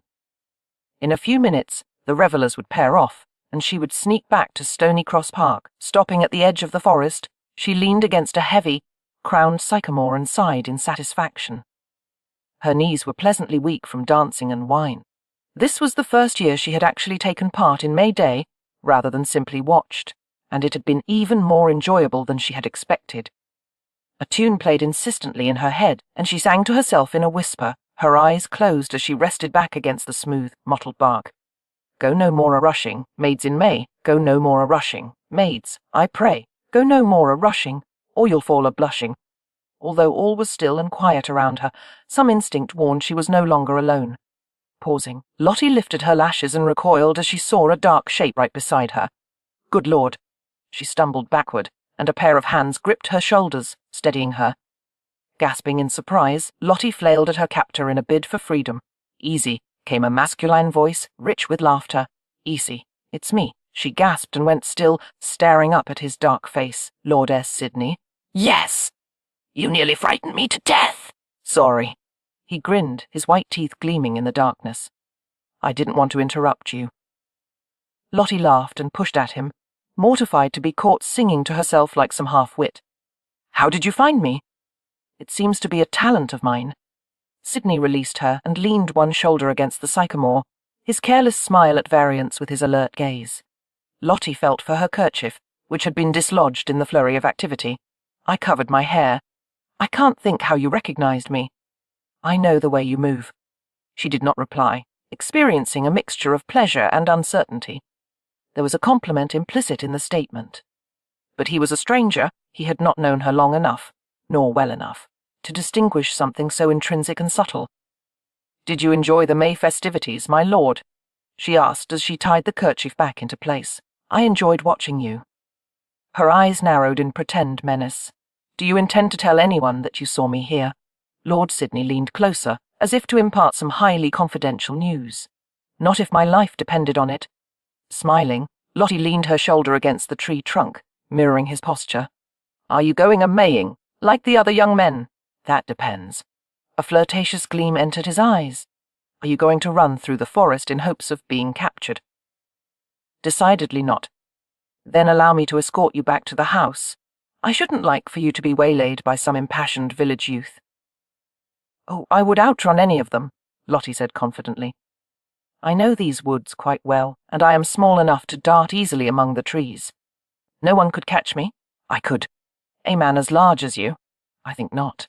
In these woods, with all the underbrush, you would be as noisy as a rampaging elephant." His body tensed subtly, his appreciation of the impudent challenge almost palpable. "You might be surprised." He began, and paused as he was distracted by a feminine squeal from somewhere to the left of them, as a village girl was caught by an eager young man. A moment of silence, and then a muffled sound of excitement filtered through the trees. When Sidney turned back to Lottie, she was gone. Laughing inwardly, she slipped through the woods like a wraith, raising her skirts to her knees to keep from being snagged by branches. She maneuvered easily through the maze of trunks and flexible saplings until finally all was quiet, and there was no sign of anyone behind her. Pausing for breath, Lottie glanced over her shoulder. No movement, nothing except for the distant sounds of Mayday caressing. Either Lord Sydney had decided not to give chase, or he had lost her in mid-pursuit. A triumphant smile curved her lips. She had proved her point. Turning, she continued towards Stony Cross Park, and shrieked in alarm as she walked right into a hard male body. She was caught against a deep chest, a pair of powerful arms subduing her easily. It was Lord Sydney, his low laugh tickling her ear. Stunned, she leaned against him, requiring temporary support as she strove to recover her equilibrium. "How did you get in front of me?" she asked breathlessly. Flank speed. His gentle fingers sought to restore her kerchief, but it slid from her fine, slippery hair, revealing the neat braided coil at her nape. He let the cloth drop to the ground. A smile wove through his voice. "You can't escape me, you know." The teasing words seemed to contain a hint of warning. Lottie stood in the shelter of his body, absorbing his warmth, his spicy masculine scent. How had she come to be alone in the darkness with him? She did not believe in happenstance. This could only be a result of her own relentless attraction to him, an attraction that seemed to be returned in full measure.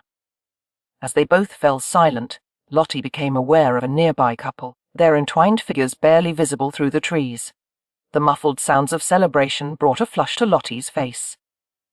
"Take me back to the house, please," she said. Lord Sydney released her. Lottie stepped away, nearly brushing against the large tree behind her.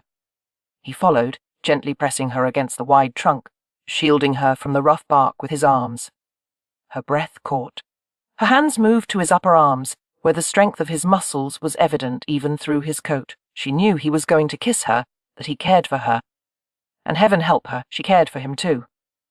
He traced the curve of her cheek with a single fingertip, so carefully, as if she might startle at any sudden movement. Her breath quickened as he tilted her chin, guiding her head back. His lips met hers softly, coaxing until she responded with a quiet sigh. The kiss left her light-headed, and she wrapped her arms around his neck for balance. He steadied her, his warmth surrounding her as she leaned against the sturdy oak. She shifted closer, and he responded with a soothing touch, his hands gliding down her back. The slow movement only deepened her longing, making her lean into him instinctively. His arms held her securely, his lips moving over hers with tender skill. Her fingers tangled in his hair, the thick strands soft beneath her touch. A quiet breath escaped him as his lips brushed her throat. Even in her innocence, she sensed the depth of emotion in his careful touch. Her blouse had slipped slightly, revealing her shoulder. With gentle fingers, he adjusted the fabric, reaching the ribbon at her neckline. "Have I unsettled you?" he whispered. Lottie shook her head.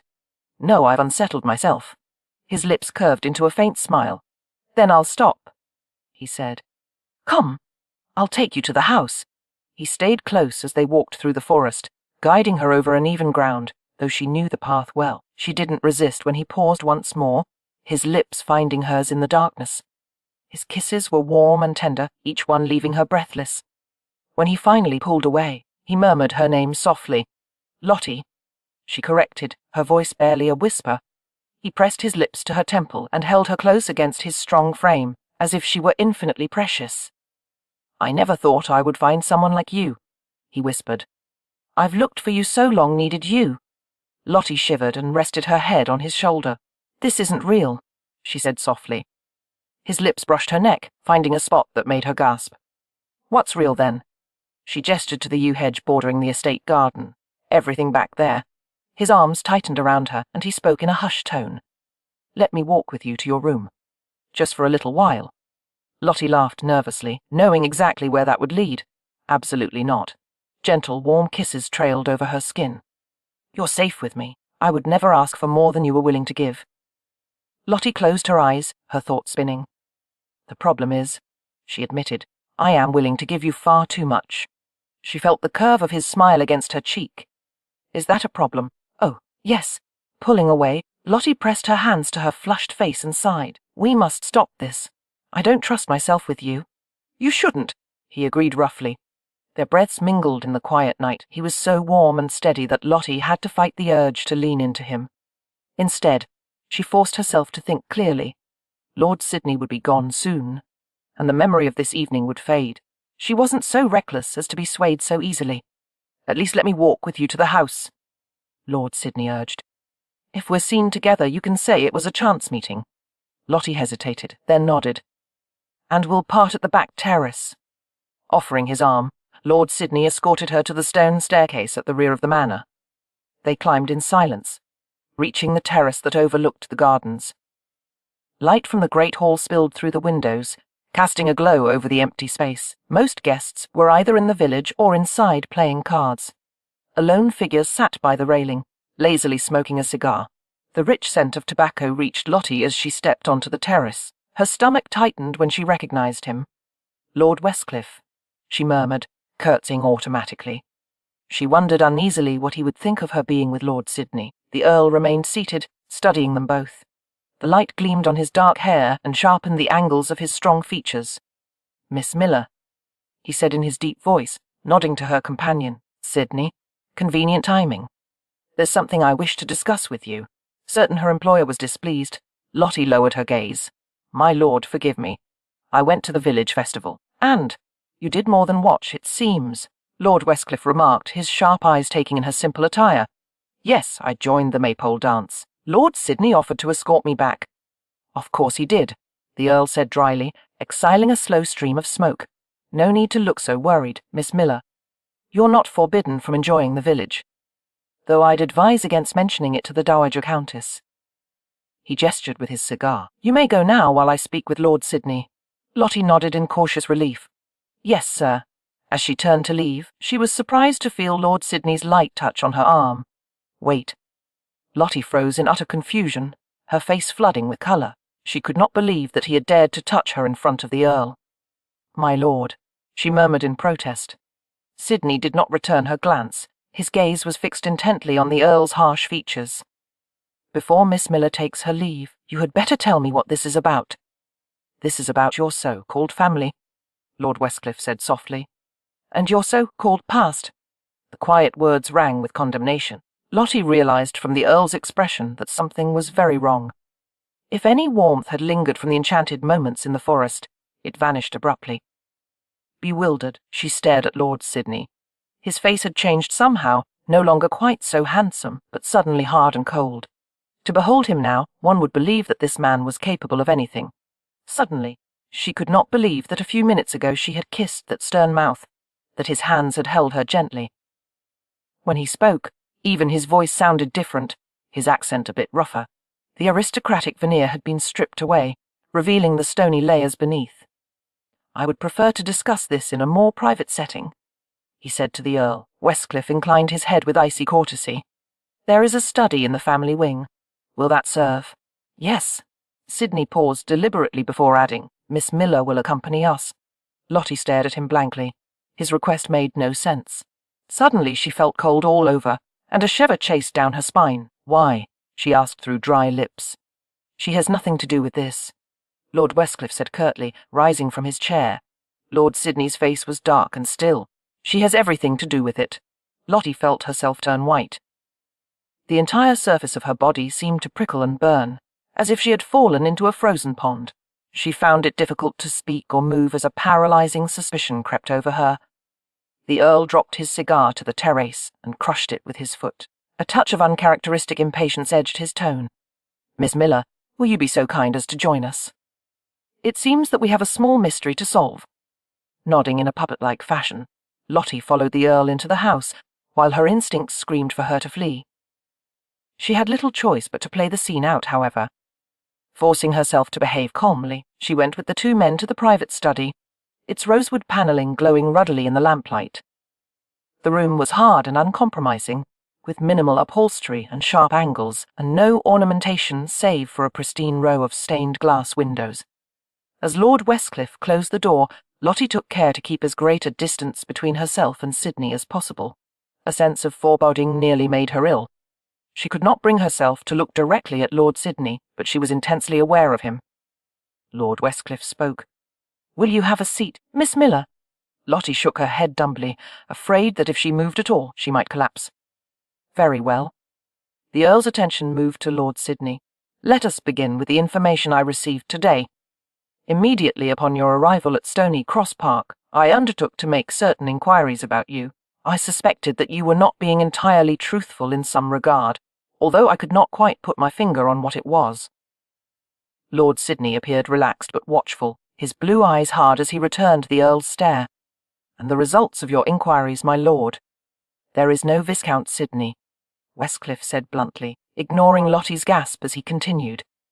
"The family line ended approximately 20 years ago, when the real Lord Sidney died sine prole mascula superstite, without surviving male children to establish a legitimate claim to the title. Which begs the question, who in the world are you, and what is your purpose here?" "I'm Nick Gentry."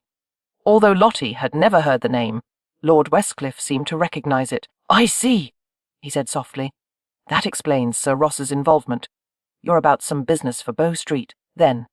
Lottie gasped in astonishment as she realized that the stranger was a Bow Street runner. She had heard of the small, elite force of officers who did everything from solving murder cases to serving as bodyguards for royalty. They were known for their ruthless efficiency and courage, and had even achieved a celebrated status in higher social circles. No wonder this man had seemed so different from the other guests here. "I hunt," he had told her, conveniently omitting the fact that his prey was the two-legged variety. "Not always," Gentry said in response to Westcliff's question. "Sometimes I accept private commissions." His gaze moved to Lottie's tense face. 2 months ago, I was hired by Lord Radnor to find his runaway fiancée, Charlotte Howard, who has been missing for 2 years. Lottie was utterly still, while cruel pain burst inside her chest and leaked all through her. Her mouth shook with violent denial, but no words would come out. Instead, she heard a high-pitched, incoherent cry, only later realizing it had been her own. She was not aware of moving, but suddenly she was across the room, clawing at Gentry's dark face, while rage and terror swooped around her like attacking buzzards. A savage curse rang in her ears, and her wrists were snatched in crushing grips, but she could not, stop struggling. Sweat and tears poured down her face, and she breathed in sobbing screams, fighting for her life, for the freedom that was being ripped away from her. Somewhere in her mind, she knew that she was acting like a madwoman, that this would do her no good, but she could not seem to stop herself. "Stop it, Lottie." Gentry snarled, giving her a hard shake. "Calm yourself, for heaven's sake." "I won't go back," she shrieked, panting furiously. "I'll defeat you first, oh heavens, I despise you.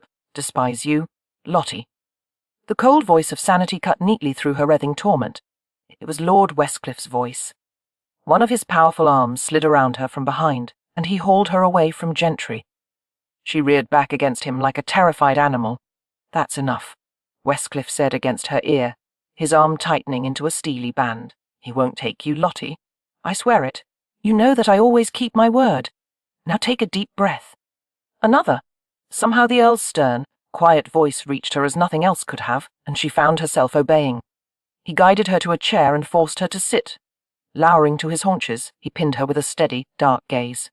"Stay still and keep breathing." Lottie nodded jerkily, her face still streaming. "Don't let him come near me," she whispered. Standing, Westcliff shot the Bow Street runner a glance of obsidian ice. "Keep your distance, Gentry. I don't give a care about who has paid you to do what. You're on my estate, and you'll do nothing without my consent. You have no legal claim on her," Gentry said softly. "You can't keep her here." Westcliff responded with an arrogant snort. Going to the sideboard, he poured a small quantity of amber liquid into a glass. Bringing the liquor to Lottie, he forced her trembling fingers around the vessel. "Drink this," he said curtly. "I don't," she began, but he interrupted in a tone of absolute authority. "Now, every drop." Grimacing, she downed the liquid in a few gulps and coughed as her lungs and throat were filled with velvet fire. Her head swam, and she regarded the Earl with watering eyes. He extracted a handkerchief from the inside of his coat and gave it to her. The linen was warm from the heat of his body. Blotting her face with it, she sighed shakily. "Thank you," she said hoarsely. She kept her gaze fastened on him, unable to look at Gentry. She had never dreamed that such devastation was possible, that her ruin had come in the form of a handsome man with cruel eyes and roguish charm. The first man she had ever kissed. The pain of betrayal, the crushing humiliation of it, was too great to bear. "Now," Westcliff said evenly, taking a chair beside Lottie's, "your reaction to Mr. Gentry's revelation would seem to confirm that you are indeed Charlotte Howard." He waited for her brief nod before continuing. "It is also true that you are betrothed to Lord Radnor." Lottie was reassured by the Earl's powerful presence. knowing that he was the only thing that kept her safe from the threat that lurked nearby. Staring into Westcliffe's blunt features, she struggled for the right words to make him understand her situation. As the Earl saw her agitation, he surprised her by reaching out and taking her hand in his square one. His grip, so strong and secure, seemed to drive away the incapacitating fear. Lottie was amazed by his kindness. He had never shown her this kind of consideration, had never seemed to take much notice of her. Actually, it was never my choice, she told him. It was arranged when I was a child. My parents promised Lord Radnor my hand in return for his financial patronage. I have tried very hard to accept the situation, but Radnor is not rational, not sane, in my opinion. He has made no secret of his plans. He regards me as some kind of creature to be trained to his satisfaction. Suffice it to say that I would be better off free of him. You must believe me. I would never have resorted to this otherwise. I believe you. Still retaining possession of her hand, Westcliff glanced at Nick Gentry. Having been acquainted with Miss Miller for quite some time, I can only assume that her objections to marrying Radnor are valid. They are, came the runner's flat response. He lounged near the fireplace with deceptive laziness, resting an arm on the marble mantel. Flames cast tongues of red light over his dark face. Radnor is a brute. But that is beside the point. Her parents have agreed to the match. Money, a great deal of it, has changed hands. And if I don't retrieve her, Radnor will send a dozen more like me to do the job. They won't find me, Lottie said, finally managing to meet his gaze. I'll go abroad. I'll disappear. You little fool. Gentry interrupted in a low voice. Do you plan to spend the rest of your life running? He'll send another man after you, and another. You'll never have a moment's peace. You can't go fast enough, or far enough. That's enough, Westcliff said curtly, feeling the shiver that ran through Lottie's body. No, Lottie will not go abroad, nor will she continue to run from Lord Radnor. We will find a way to resolve the matter so that she may lead a normal life. Oh. One of Gentry's dark brows lifted in a mocking arch. This should be interesting. What do you propose to do, Westcliff? The Earl was silent as he considered the matter. As Lottie continued to stare at Nick Gentry, she tried to think past the welter of emotions. She would find some way out. She refused to be taken to Radnor like a lamb to its fate. Her thoughts must have been obvious, for Gentry's gaze was suddenly touched with flinty admiration as he stared at her. As I see it, you have only two options, he said softly. Her voice shook only a little as she replied. What are they? With the right inducement, I may be persuaded to let you go, in which case you will continue to hide from Radnor until you're caught again, or you can remove yourself from his reach permanently. What do you mean? Lord Westcliff intervened in the taut silence. He means marriage. Once you are married and legally under another man's protection, Radnor will cease his pursuit. Lottie's gaze dropped to the strong hand covering hers. But that is impossible. I don't know any men who would be willing. She stopped, feeling ill and bitter. It is possible, the Earl countered calmly. As Lottie stared at Westcliff with wondering eyes, Nick Gentry's quiet jeer cut through the air. Planning to make her your countess, my lord. The Earl's face was expressionless, if necessary, stunned. Lottie clung to his hand tightly before withdrawing from him. It was inconceivable that Westcliff would be willing to make such a sacrifice. Perhaps she could reconcile herself to the prospect of marrying without love. After all, anything was preferable to becoming Lady Radnor. However, the Earl was a good, honourable man, and she would not take advantage of him that way. You are remarkably kind, my lord, she told him. But I would never marry you, as you deserve far better than a marriage of convenience. That is too great a sacrifice for you to make. It would hardly be a sacrifice, he replied dryly, and it is a logical solution to your dilemma. Lottie shook her head, her fine brows knitting as a new thought occurred to her. There is a third option. What is it? A great icy calmness settled over Lottie, and suddenly she felt removed from the scene, as if she were an impartial onlooker rather than a participant. I would rather not say just yet. If you would not mind, my lord, I would like to have a few minutes alone with Mr. Gentry. Chapter 5. Nick had known that Lottie would not react passively to the news that he had hunted her down on behalf of Lord Radnor. But the passionate fury of her response when cornered had startled him. Now that she had regained her self-possession, she stared at him with a desperate calculation that he understood all too well. He thought her magnificent. Although Lord Westcliff clearly did not agree with Lottie's request, he complied with a frown. "I will wait in the next room," he said, as if he expected Nick to act aggressively as soon as the door was closed. "Call out if you require assistance." "Thank you, my lord," Lottie murmured, giving the Earl a grateful smile that caused Nick to burn with jealousy. He would have required little provocation to confront Westcliff, especially at the moment when he had taken Lottie's hand to comfort her. Nick had never been possessive of anyone in his life, but he could barely tolerate the sight of Lottie accepting another man's touch. Something was happening to him. He had lost control of the situation, and he was not certain how to regain it.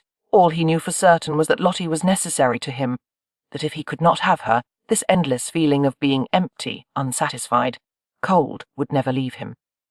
Nick remained by the fire, relaxed except for his clenched fist on the mantel. Silently he cursed Westcliff for this turn of events. Nick had planned to impart the news to Lottie in a gentle way, and soothe her fears before she had a chance to panic. Now Westcliff had complicated things considerably, and Lottie was understandably hostile. She turned to him, her face pale, her eyes reddened from her tears. Her expression was composed, however, and she looked at him with unsettling intensity, as if she were trying to see inside his mind. Her searching gaze made him feel oddly exposed. Was it all an act? She asked quietly. Nick blinked. He, who had endured countless hours of scrutiny and interrogation, was completely thrown off by the question. "I know that some of it was," Lottie said. "It was part of your job to gain my trust, but you went quite a bit farther than necessary." She approached him with hypnotic slowness. "Why did you say those things to me tonight?" He couldn't answer. Worse, he couldn't look away from her, and she seemed to be staring through his eyes into his soul. "The truth, Mr. Gentry," she insisted. "If I can bring myself to ask, surely you can bring yourself to answer. Did you mean any of it?"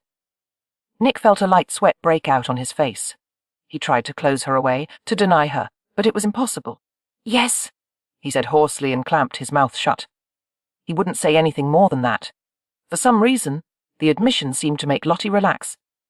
Nick couldn't begin to imagine why. Finally managing to tear his gaze away from hers, he stared blindly into the dancing firelight. "Now," he muttered, "perhaps you can explain what the third option is." "I need protection from Lord Radnor," she said bluntly. "Few men would be able to hold their own against him. I believe that you could." The statement was matter of fact. There was nothing complimentary in her tone. Nevertheless, Nick felt a flicker of masculine pride that she recognized his abilities. "Yes, I could," he said evenly. "Then in return for your protection and financial support, I would be willing to be your companion. I would sign a legally binding contract to that effect. I think that would be enough to keep Lord Radnor at bay, and then I would no longer have to stay in hiding." His companion. Nick had never anticipated that she would be willing to lower herself that way. However, it seemed that Lottie was ultimately a pragmatist, recognizing when she could not afford to keep her principles. "You'll let me be close to you in return for my money and protection," he said, as if the word companion required definition. He threw a cautious glance at her. "You will live with me and accompany me in public, regardless of the shame it causes you." "Is that what you're saying?" Her cheeks turned bright red, but she did not look away from him. Yes. Desire flooded every part of his body with warmth. The realization that she would willingly stay by his side made him light-headed. His companion. But that wasn't enough. He needed more of her. All of her. Deliberately, he went to the settee, a somewhat utilitarian piece upholstered in stiff burgundy leather, and sat with his legs spread. He let his gaze travel over her with quiet appraisal. "Before I agree to anything, I want a sample of what you're offering." She stiffened. "I think you've sampled quite enough already. You're referring to our interlude in the woods this evening." He made his voice very soft, while his heart pounded in his chest. "That was nothing, Lottie. I want more than a few innocent gestures from you.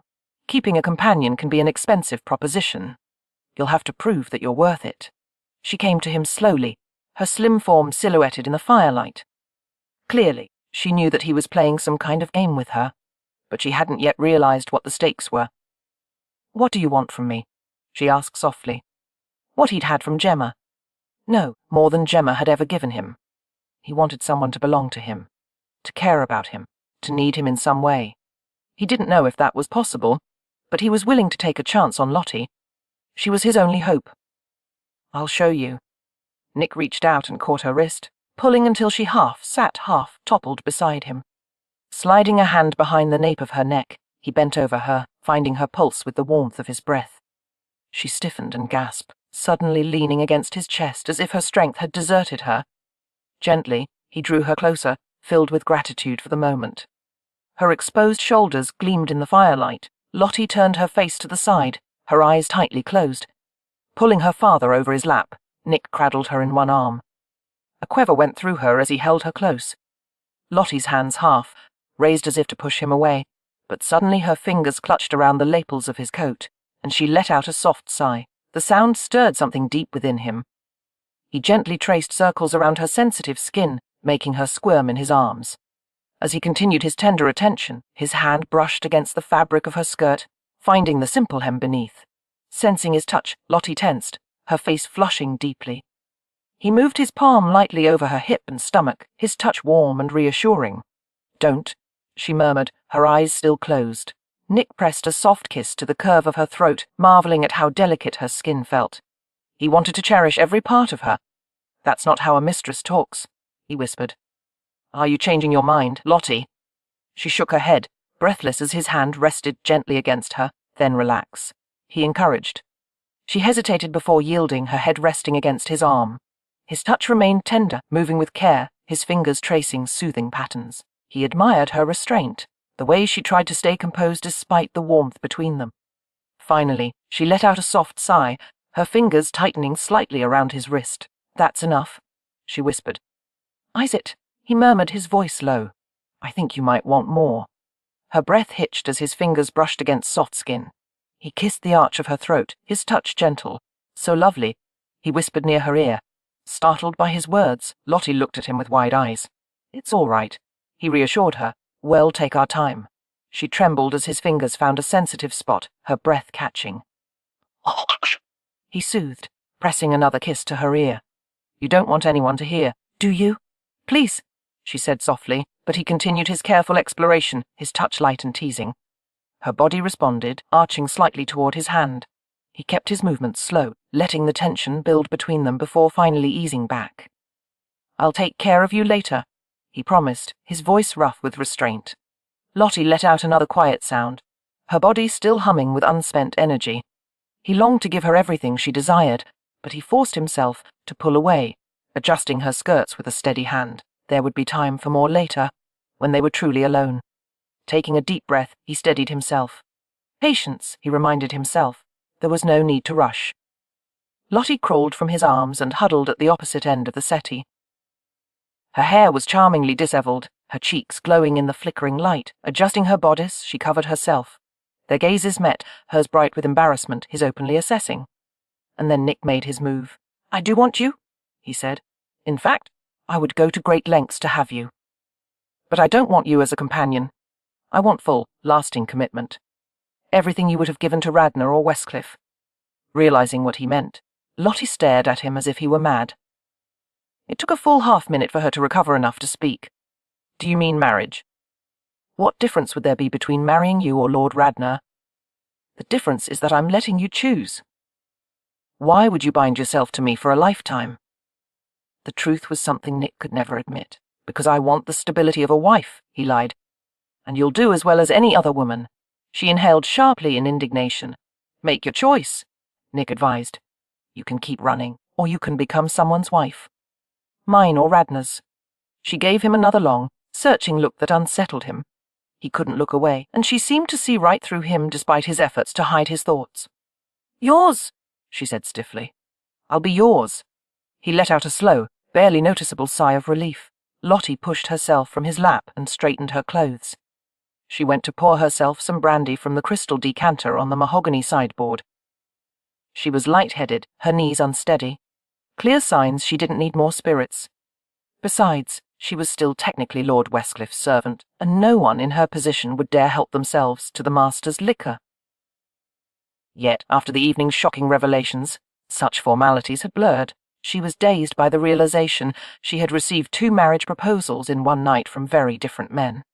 and the things Nick Gentry had just done. No, she wouldn't dwell on that now, not while her body still hummed with lingering sensations. Filling the glass generously, Lottie winced and gulped the fine brandy. Gentry approached, taking the glass after she had drunk half. "In a minute, you'll be completely unsteady." "Does it matter?" she asked hoarsely, watching as he finished the drink for her. "I suppose not." As she swayed slightly, he set aside the empty glass and steadied her waist with his hands. A wry smile touched his lips. "Any woman would need courage after agreeing to marry me." A sharp knock rattled the door, and Lord Westcliff entered. His keen gaze landed on the two standing so close together, and one brow arched in question. Gentry's grip tightened on Lottie's waist as she tried to step back. "You may be the first to congratulate us," he told the Earl, his tone mocking politeness. "Miss Howard has agreed to become my wife." Lord Westcliff's eyes narrowed as he looked at Lottie. "That is the third option." "As it turns out," she said unsteadily. "Yes." Lottie knew the Earl didn't understand why she would strike a deal with someone like Nick. Meeting his gaze, she silently pleaded with him not to ask for an explanation. She couldn't justify her reasons. She was tired of hiding, worrying, and fearing. Nick Gentry had offered her safety. He was ruthless, indifferent, and experienced. Exactly the kind of man who could shield her from Radnor. But none of that alone would have been enough to make her marry him. One other factor had made the difference. Her awareness that Gentry felt something for her. He was not able to hide it despite his efforts to the contrary. And against all better judgment, she wanted him. Or at least, she wanted the man he had pretended to be. The one who had stared at her with such desperate intensity as they'd stood by the wishing well. The one who had kissed her in the forest and whispered that he needed her. Frowning, the Earl came forward and reached for her. "I want a word with you, Lottie." She nodded obediently out of long-standing habit. "Yes, sir." When Gentry did not release her, she shot him a challenging gaze. "I haven't married you yet," she said beneath her breath. "Let me go." His hand slid from her waist. Lottie went to the Earl, who took her elbow in a light grasp and drew her with him to the corner. His respectful touch was strikingly different from Gentry's rampant possessiveness. Lord Westcliff looked down at her, a lock of dark hair tumbling over his broad forehead. "Lottie," he said quietly, "you can't make such a decision without understanding more about the man you're giving yourself to. Do not be deceived by the fact that Gentry is a Bow Street runner. No doubt you think his profession imparts a certain sense of honor, even heroism. In Nick Gentry's case, the opposite is true. He is, and always has been, a figure of public controversy." "In what way?" Lottie asked, glancing at the dark figure on the other side of the room. Gentry was drinking another brandy, pretending to inspect a row of books. The sullen curve of his mouth made it clear that he knew perfectly well what Westcliff was telling her. Gentry has only been a runner for the past 2 or 3 years. Before that, he was a crime lord masquerading as a private thief-taker. He ran an infamous corporation of thieves and was arrested numerous times for fraud, thievery, receivership, and manufacturing evidence. I can guarantee that he is acquainted with every criminal of note in England. Despite his apparent reformation, there are many who believe that he still has illicit dealings with many of his former cohorts in the underworld. He is not to be trusted, Lottie. She tried to show no reaction to the information, but she was inwardly stunned. Glancing around Westcliff's broad shoulder, she viewed the Bow Street runner's menacing form as he lounged in the darkest corner of the study. He seemed more comfortable in the shadows, his eyes gleaming like a cat's. How could a man only in his late 20s have had such a varied career? Crime lord, thief-taker, what in God's name was he? Miss Howard Lottie. The Earl recaptured her attention with a quiet murmur. "You must consider my proposal once more. I believe the arrangement would benefit us both. I give you my word that I would be a kind husband, and that you would want for nothing." "My lord," she interrupted earnestly, "I hope you will not regard my refusal as an indication of anything other than my great respect for you. You are the most honourable man I have ever known, and that is why I would never consign you to a loveless marriage. You cannot deny, my lord, that I would not be your first choice were you seeking a wife. And if I did you the injustice of accepting your offer, we would both regret it some day. Mr. Gentry and I are far more suited to each other, as neither of us will regard it as a true marriage, but rather as a business transaction in which—" Her cheeks burned as she forced herself to finish. in which one's service is exchanged for another. Westcliffe's face was grim. You're not cynical or hardened enough to tolerate such an arrangement. Unfortunately, my lord, I am indeed that hardened. Because of Lord Radnor, I've never had the hopes and dreams that many other women do. I've never expected to be happy in marriage. You still deserve better than this, he insisted. She smiled without humour. Do you think so? I'm not so certain. Breaking away from him, Lottie strode to the centre of the study and stared at Gentry expectantly. She made her manner brisk. When shall we leave? Gentry emerged from the corner. She saw from the flicker in his eyes that he had half expected her to change her mind after speaking with Westcliff. Now that her choice had been reaffirmed, there was no turning back. Now, he said softly. Her lips parted in the beginnings of an objection. Gentry intended to sweep her away without allowing any opportunity to say goodbye to anyone in the household, not even Lady Westcliff. On the other hand, it would be easier for her to simply disappear without having to explain anything to anyone. Isn't it rather dangerous to travel at night? She asked, then quickly answered her own question. Never mind. If we met with a highwayman, I would probably be safer with him than you. Gentry grinned suddenly. You may be right. His momentary amusement was wiped away by Lord Westcliffe's crisp announcement. If I cannot change Miss Howard's mind, I will at least require proof that the ceremony is legal. I will also demand evidence that she will be satisfactorily provided for. Lottie realized that in all her considerations, she had actually not given a thought as to what kind of life she would have with Gentry. Good Lord. What kind of a living did a Bow Street runner earn? No doubt his salary was minimal, but surely with private commissions, he would make enough to live in a decent style. She did not require much. A room or two in a safe area of London would be sufficient. I'll be dashed if I have to account for my ability to provide for my own wife, Gentry said. All you need to know is that she won't starve. And she'll have a roof over her head.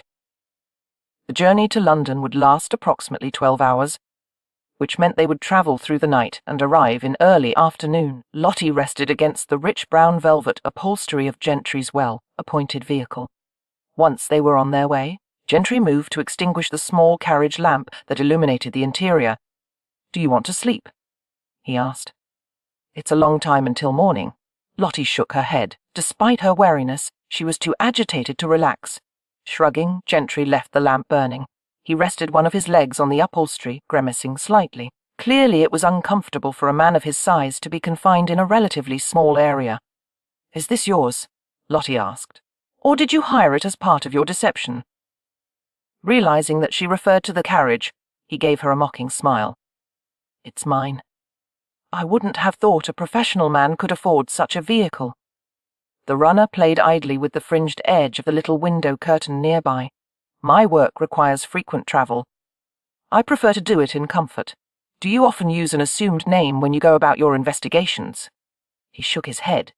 Most of the time there is no need. I wonder that you didn't choose a better disguise, she said. One that could not be disproved so easily. It did not take long for Lord Westcliff to discover that there is no Viscount Sidney. A strange expression crossed his face, amusement interlaced with discomfort, and he seemed to engage in a silent debate about whether or not to tell her something. Finally his mouth twisted, and he let out a brief sigh. Westcliff was wrong. There is a Viscount Sidney, at least there is a legitimate successor to the title. Lottie regarded him sceptically. Who is he? And if what you say is true, why has he not come forward to claim his title and property? Not everyone wants to be a peer. Of course they do. Besides, a peer isn't given the choice. One either is or isn't. He can't deny his birthright any more than he can change his eye colour. Dashed if he can't, came his scowling reply. There is no need to be cross, Lottie said. And you haven't yet told me who and where this mysterious Viscount is, which leads me to believe that you're making it up. Gentry changed position, shifting uncomfortably, his gaze carefully averted from hers. It's me. What? Are you trying to fool me into thinking that you are some long-lost peer? You, a crime lord and thief-taker, are a secret Viscount. Lottie shook her head decisively. I don't think so. I don't give a darn if you believe it or not, Gentry said evenly. Especially when it has no bearing on the future, as I will never claim the title. Lottie stared at his hard profile in astonishment. He certainly seemed to believe what he was saying. But how could it be possible? If there was any truth to his claim, how had a son of the aristocracy come to this turn? One did not begin life as a member of the nobility and end up as whatever he was. She couldn't keep from pelting him with questions. You are John, Lord Sidney, the son of the Viscount Sidney who died 20 years ago, supposedly without an heir. Do you have any proof of this? Is there anyone who would corroborate it? My sister Sophia, and her husband, Sir Ross Cannon, the magistrate. The former head of Bow Street is your brother. In law, Gentry responded with a single nod. Lottie was utterly confounded. She supposed she had no choice but to believe him, since the story could easily be discredited if it were untrue. But it was so fantastical, so absurd, that she couldn't begin to make sense of it. I was 7 years old, perhaps 8, when my parents died, Gentry explained gruffly. Other than me, there were no male relatives who could lay legitimate claim to the title or lands. Not that there was much to inherit, as my father was in debt, and the estate was in disrepair. My older sister Sophia and I knocked about the village for a while, until she was finally taken in by a distant cousin, but I had become a troublemaker, and the cousin was understandably reluctant to take me under her roof. So I ran off to London and became a footpad, until I was imprisoned for my crimes. When another boy died in prison, I took his name so that I could gain early release. He must have been the real Nick Gentry then, Lottie said. Yes. And you took his identity and let everyone believe that you had died. A defiant gleam entered his eyes. He had no more use for the name. But certainly later you must have thought about reclaiming your true name, your rightful position in society. I have exactly the position in society that I want, and Nick Gentry has become my name more than it ever was his. I intend to let Sidney rest in peace. He smiled sardonically. Sorry for the loss of prestige, but you're going to be known as Mrs. Nick Gentry, and no one save my sister and her husband will be aware of the truth. Do you understand? Lottie nodded with a puzzled frown. I don't care about a loss of prestige. If I did, I would have married Lord Radnor. You don't mind being the wife of a commoner, then? Gentry said, watching her intently, one with limited means. I am used to living in humble circumstances. My family is of good blood, but as I mentioned once before, we are poor. Gentry studied the polished tips of his boots. Lord Radnor was a terribly stingy benefactor, if the condition of Howard House is anything to judge by. Lottie inhaled swiftly. You've been to my family's home. He glanced into her wide eyes. Yes, I visited your parents to question them. They knew that I was searching for you. Lottie said in dismay. Of course her parents would have cooperated with the investigation. They had been aware that Lord Radnor wanted to find her, and as always, they had acceded to his wishes. The news should not have come as a surprise. And yet she could not help feeling betrayed. Had they taken even one moment to consider her interests rather than Radnor's? Her throat tightened, and she could not seem to swallow properly. They answered every question in detail. Gentry continued. I've seen the dolls you once played with, the storybook you drew in. I even know the size of your shoes. Filled with terrible vulnerability, Lottie wrapped her arms around herself. It seems odd that you have seen my family, when I have been away from them for 2 years. How are my sisters and my brothers? How is Ellie? The 16-year-old. Quiet. Pretty. In good health. It seems. 16. Lottie murmured, unsettled by the realization that her siblings had grown older, just as she had. They had all changed during the time they had been apart. Her head ached suddenly, and she rubbed her forehead. When my parents spoke of me, did they seem to? What? Do they hate me? She asked distractedly. I've so often wondered. No, they don't hate you. His voice became oddly gentle. They're concerned for their own hides, of course, and they seem to entertain a sincere belief that you would benefit from a marriage to Radnor. They've never understood what he is really like. They don't want to. They've profited far more by deceiving themselves. Lottie was tempted to rebuke him, even though she had thought the same thing 1,000 times before. They needed Lord Radnor's money, she said dully. They have expensive tastes. Is that how your father lost the family fortune? By living outside his means? I don't believe there was much of a fortune to begin with, but my parents certainly spent whatever was available.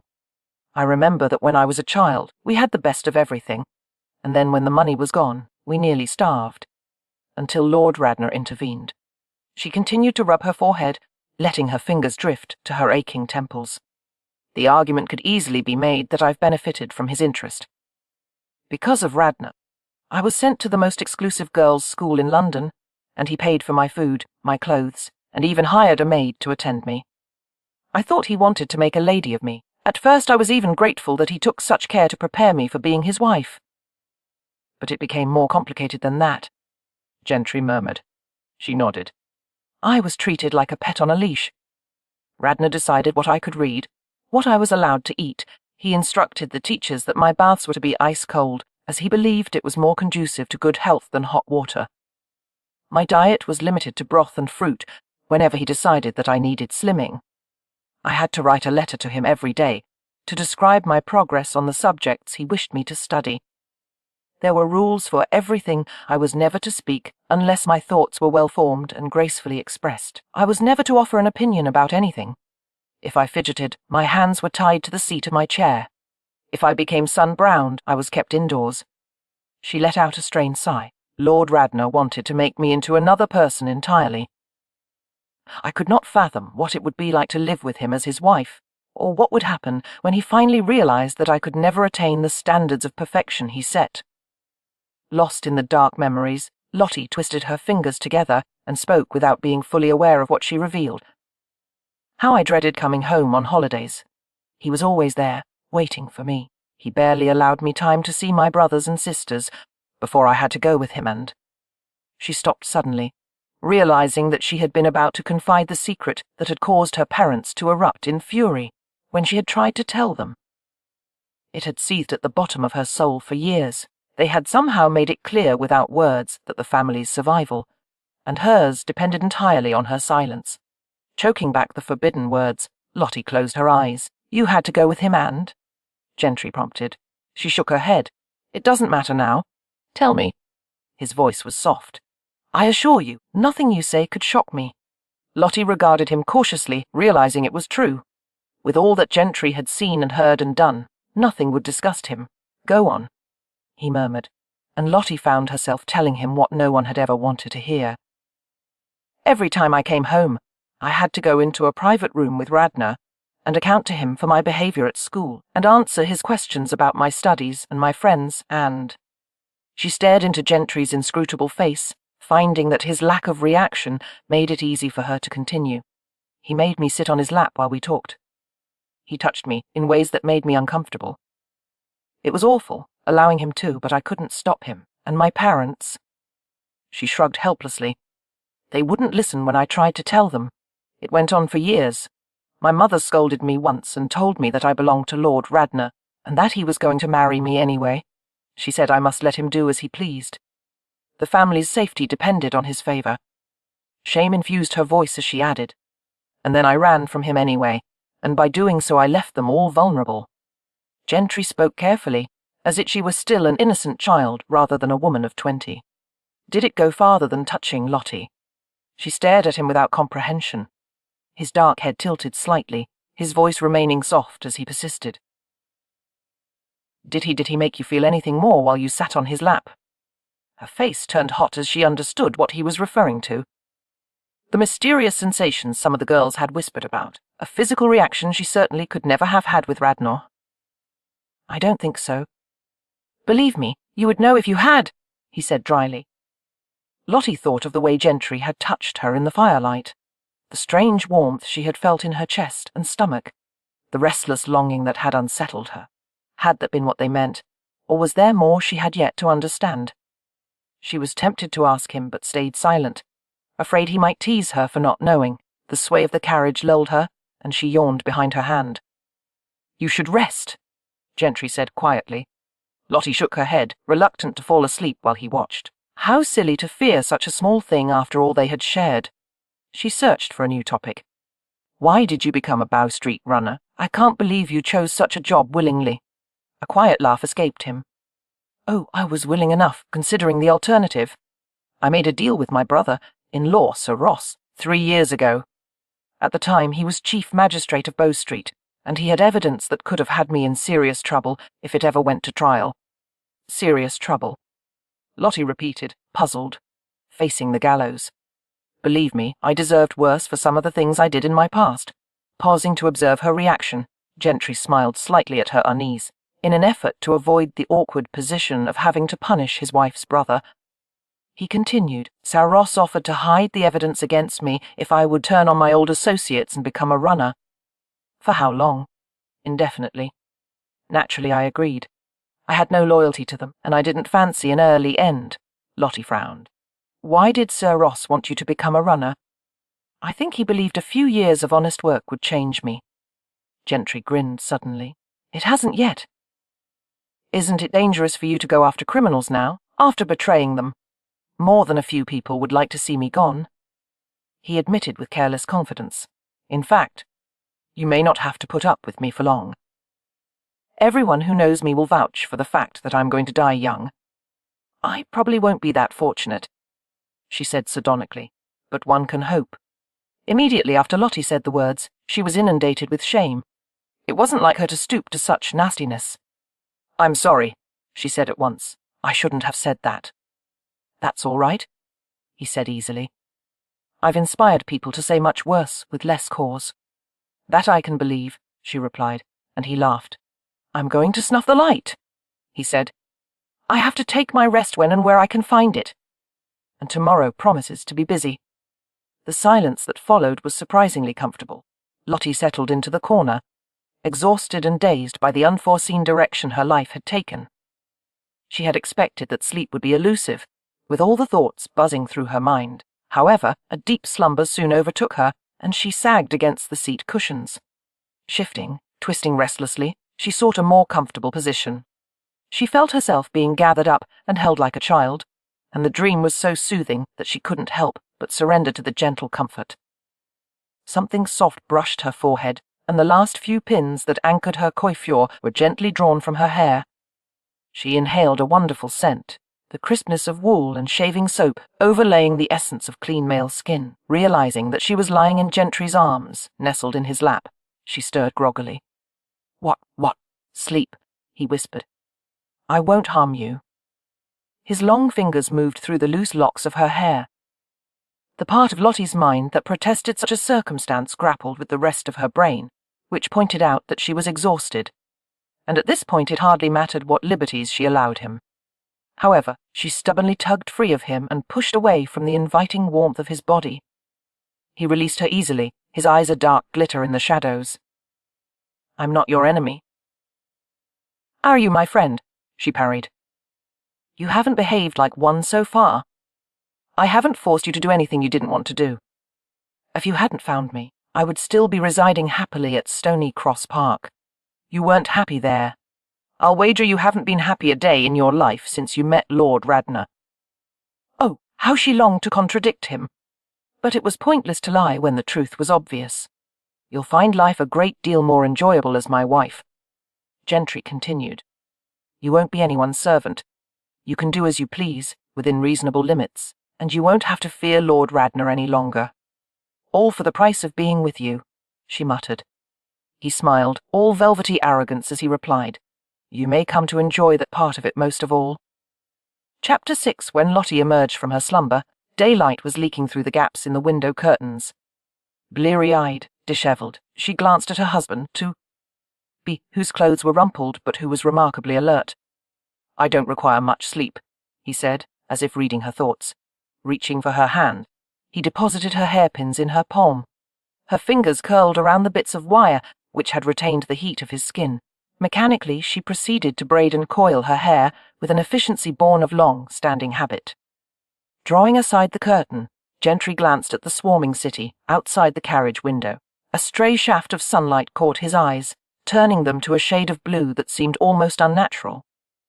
Even sitting in an enclosed carriage, Lottie could sense his familiarity with the city, the fearlessness that made no corner or alley too dangerous for him to venture into.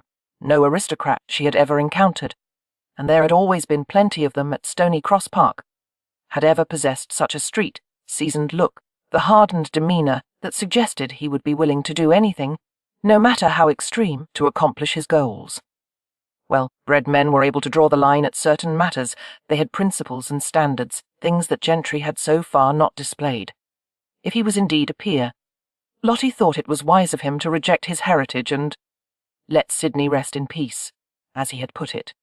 She was certain that had he chosen otherwise, he would have found it difficult, even impossible, to make a place for himself in London's rarefied upper crust.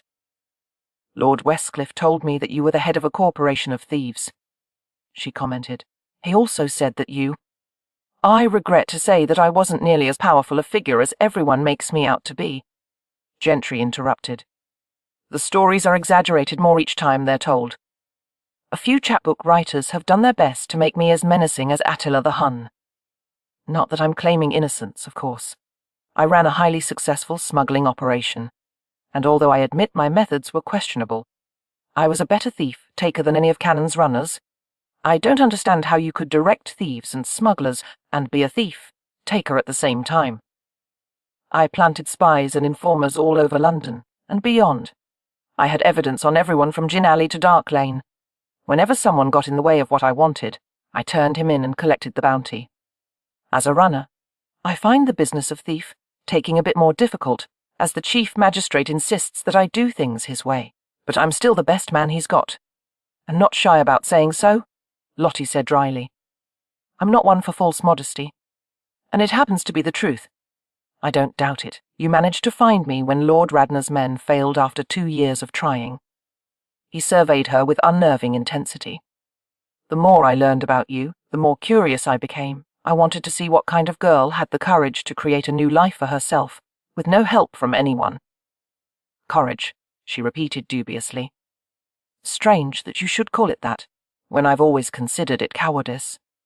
He was about to reply when the carriage made a sharp turn and travelled along a well-paved street. It was sided by a landscaped green with trees and garden walks. Tidy 3-story homes of mellow brick lined the secluded lane, which featured a surprisingly pastoral atmosphere in the midst of the bustling city. "Betterton," Gentry said, identifying the street. "The Bow Street office is located to our south, and Covent Garden just beyond that." "Is the market within walking distance?" Lottie asked, anticipating the prospect of exploring her new surroundings. Although Maidstones was established in West London, the students had never been allowed to go anywhere. "Yes, but you won't be walking anywhere without me." "I am in the habit of going out every morning," she said, wondering if that small but necessary pleasure was going to be withheld from her. "I'll walk with you then, or a footman will accompany you. But I won't have my wife wandering outside unprotected. My wife," the casual phrase seemed to knock the breath from Lottie's lungs. Suddenly the idea of marrying him, accepting his authority, submitting to his wishes, seemed entirely real, whereas it had only been an abstract notion before. It seemed that Gentry had surprised himself as well, for he clamped his mouth shut and stared out the window with a frown. Lottie wondered if the prospect of marriage had also just become real to him, or, heaven help her, if he was having second thoughts. The carriage stopped before a house designed in the symmetrical, early Georgian style, with white Doric columns and folding glazed doors that opened to a domed entrance hall. The small but elegant residence went so far beyond Lottie's expectations that she stared at it in wordless amazement. Exiting the carriage first, Gentry helped her descend, while a footman hastened up the front steps to alert the servants to the master's arrival. Grimacing at her cramped leg muscles, Lottie relied on the support of Gentry's arm as they approached the door. A middle-aged housekeeper greeted them. She was a plump woman with warm eyes and smooth silver hair. "Mrs. Trench," Gentry said with sudden mischief dancing in his eyes. "As you can see, I've brought a guest with me. Her name is Miss Howard. I will counsel you to treat her well, as she has just convinced me to marry her." Catching the implication she was the one who had pressed for marriage, Lottie gave him a speaking glance, and he grinned. Mrs. Trench could not hide her astonishment. Clearly it was difficult to twist one's brain around the concept of a man like Nick Gentry getting married. "Yes, sir," she curtsied to Lottie. "Welcome, Miss Howard. Congratulations, and much joy to you." "Thank you." Lottie returned with a smile, then looked cautiously at Gentry. No mention had been made of how he expected them to behave in front of the servants. For heaven's sake, she hadn't even known that he had servants. She supposed that the household would know quite soon that theirs was a marriage of convenience, so there was little sense in pretending any kind of affection for him. "Have a room readied and tell the cook to prepare something for Miss Howard," he said to Mrs. Trench. "Will you require a plate as well, sir?" Gentry shook his head. "I intend to leave soon, to make some arrangements." "Yes, sir." The housekeeper hurried to follow his wishes. Glancing down at Lottie, Gentry tucked a loose tendril of hair behind her ear. "I will be gone for only a short time." "You're safe here, and the servants will do exactly as you tell them." Did he think she might be distressed by his absence? Surprised by his concern, Lottie nodded. "Of course. Tell Mrs. Trench to show you the house in my absence." He hesitated briefly. "Naturally, I will have no objection if you wish to change anything that is not to your liking." "I'm certain that I shall find it acceptable." Their surroundings were tasteful and elegant. The entranceway, with its marble floor patterned in geometric designs, the little staircase hall beyond, and a set of panelled mahogany doors opening to reveal a low, ceilinged drawing room. The walls were tinted a pale shade of green, and hung with a few simple groupings of paintings, while the furniture had clearly been chosen for ease and comfort in lieu of formality. It was a handsome, elegant house, far superior to the one she had grown up in. Who decorated the house? Not you, surely. He smiled at that. My sister Sophia. I told her it wasn't necessary, but she seemed to be of the opinion that my judgment is lacking in such matters. Didn't it 'cause gossip? For her to visit your home? She always brought Sir Ross with her. The twist of his mouth conveyed how little he had enjoyed those visits. The two of them also undertook to choose a household staff for me, as they weren't especially fond of my hirelings from the Flash house. They particularly didn't like Blueskin or Wapping Bess. Wapping? What does that mean? He looked both amused and perturbed by her ignorance of the word. It means improper behaviour, romantic relations. At her continuing puzzlement, he shook his head ruefully. Her confusion rapidly transformed into disapproval. What in heaven's name would you have employed her for in this house? No, don't tell me. I'm sure I should be sorry to know. She frowned at his amusement. How many servants do you have? 8, including Mrs. Trench. You led me to believe that you were a man of limited means. I am, compared to Lord Westcliff, but I can keep you in a comfortable style. Do the other runners live in this manner? That made him laugh. Some do. In addition to the assignments from Bow Street, most of us take private commissions. It would be impossible to live exclusively on the salary the government allots. Commissions such as the one from Lord Radnor. The thought of him made Lottie's stomach twist with anxiety. Now that she was in London, easily within Radnor's reach, she felt like a rabbit that had been flushed from its burrow. Has he already paid you for finding me? What will you do with the money? I'll return it to him. What about my family? She whispered apologetically. Might something be done for them? Lord Radnor will withdraw his patronage. Gentry nodded. I had already considered that. Of course I will take care of them. Lottie hardly dared to believe her ears. It was asking a great deal of any man to support his wife's entire family, and yet Gentry seemed to accept the burden without apparent resentment. Thank you, she said, nearly breathless with sudden relief. That is kind of you. I can be very kind, he replied softly, given the right incentive. Lottie stood still as he touched her earlobe and traced the hollow just behind it. A rush of warmth spread over her face. Such a small, almost innocent gesture, and yet he had found a place so sensitive that she gasped at the brush of his fingertip. He bent his head to kiss her, but she turned her face away. He could have anything he wanted of her, except that. To her, a kiss held a meaning beyond the physical, and she did not want to give that part of herself to him. His lips touched her cheek instead, and she felt the warm curve of his smile. Once again, he showed an uncanny ability to read her thoughts. What can I do to earn a kiss from you? Nothing. His mouth brushed lightly over the edge of her cheekbone. We'll see about that. To most people, the dingy, well-worn Bow Street public office, smelling of sweat, brass polish and charge books, was not an inviting place, but during the past 3 years, Nick had become so familiar with every inch of the office that it felt like home. An outside visitor would be hard pressed to believe that the small, unassuming buildings, Bow Street knows, 3 and 4, were the centre of criminal investigation in England. Here was where Sir Grant Morgan held court and directed the force of 8 runners under his command. Wearing a relaxed smile, Nick returned the greetings of clerks and constables as he made his way through No. 3 Bow Street. It had not taken long for the force at Bow Street to appreciate his finer points. most particularly his willingness to go to the rookeries and flash houses that no one else dared to venture into. He didn't mind taking the most challenging assignments, as he had no family of his own to consider, and he wasn't particular in any case. In fact, through some quirk of his character that even Nick didn't understand, he required frequent excitement, as if it were something he couldn't resist. The past 2 months of routine investigative work had filled him with a restless energy that he could barely contain. Reaching Morgan's office, Nick glanced at the main court clerk, Vickery, who gave him an encouraging nod. "Sir Grant has not yet gone to morning sessions, Mr. Gentry. I am certain that he will wish to see you." Nick knocked on the door and heard Morgan's deep voice. "Come in." As massive as the battered mahogany desk was, it appeared like a piece of children's furniture compared to the size of the man who sat behind it. Sir Grant Morgan was a spectacularly large man, at least 5 inches taller than Nick's own height of 6 feet. Although Morgan was fast approaching the age of 40, no hint of silver had yet appeared in his short black hair, and his distinctive vitality had not faded since the days he himself had served as a Bow Street runner. As well as having been the most accomplished runner of his day, Morgan was easily the most popular, as he had once been the subject of a string of best-selling halfpenny novels. Before Morgan, the government and the public had regarded the entire Bow Street force with the innate British suspicion toward any form of organised law enforcement. Nick had been relieved by Sir Ross's decision to appoint Morgan as his successor. An intelligent and self-educated man, Morgan had worked his way through the ranks, beginning in the foot patrol and working his way to the exalted position of chief magistrate.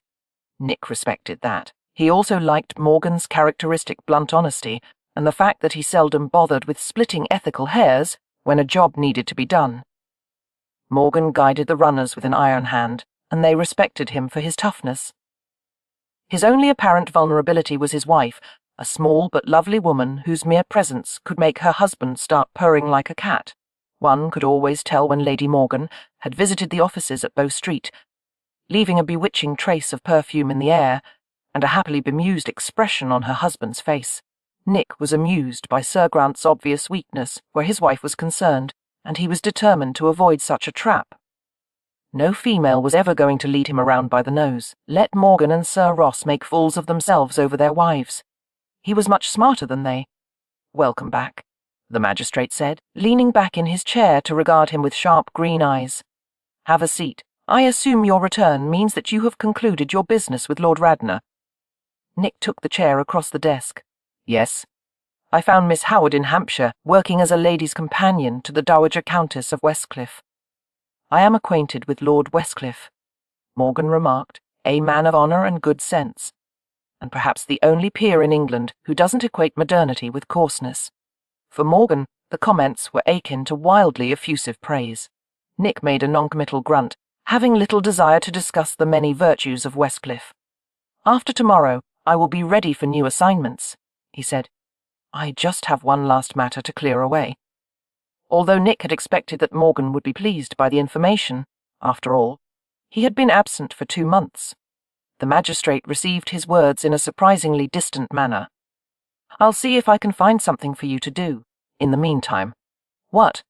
Nick stared at him with open suspicion. The magistrate had never displayed such diffidence before. There was always something to be done, unless the entire London underworld had elected to go on leave at the same time Nick had. Looking as though he wanted to discuss some volatile matter, but had not been given permission to do so, Morgan frowned. "You need to visit Sir Ross," he said abruptly. "There is something that he wants to communicate with you." Nick didn't like the sound of that at all. His suspicious gaze met with Morgan's. What in the world does he want? As one of the few people who knew about Nick's secret past, Morgan was well aware of the agreement Nick had made 3 years earlier and the difficulties between him and his esteemed brother-in-law. "You'll have to learn that from Sir Ross," Morgan replied. "And until you do, you will receive no assignments from me." "What have I done now?" Nick asked, suspecting that some kind of punishment was being inflicted on him. Swiftly he mulled over his actions of the past few months. There had been the usual minor infractions, but nothing out of the ordinary.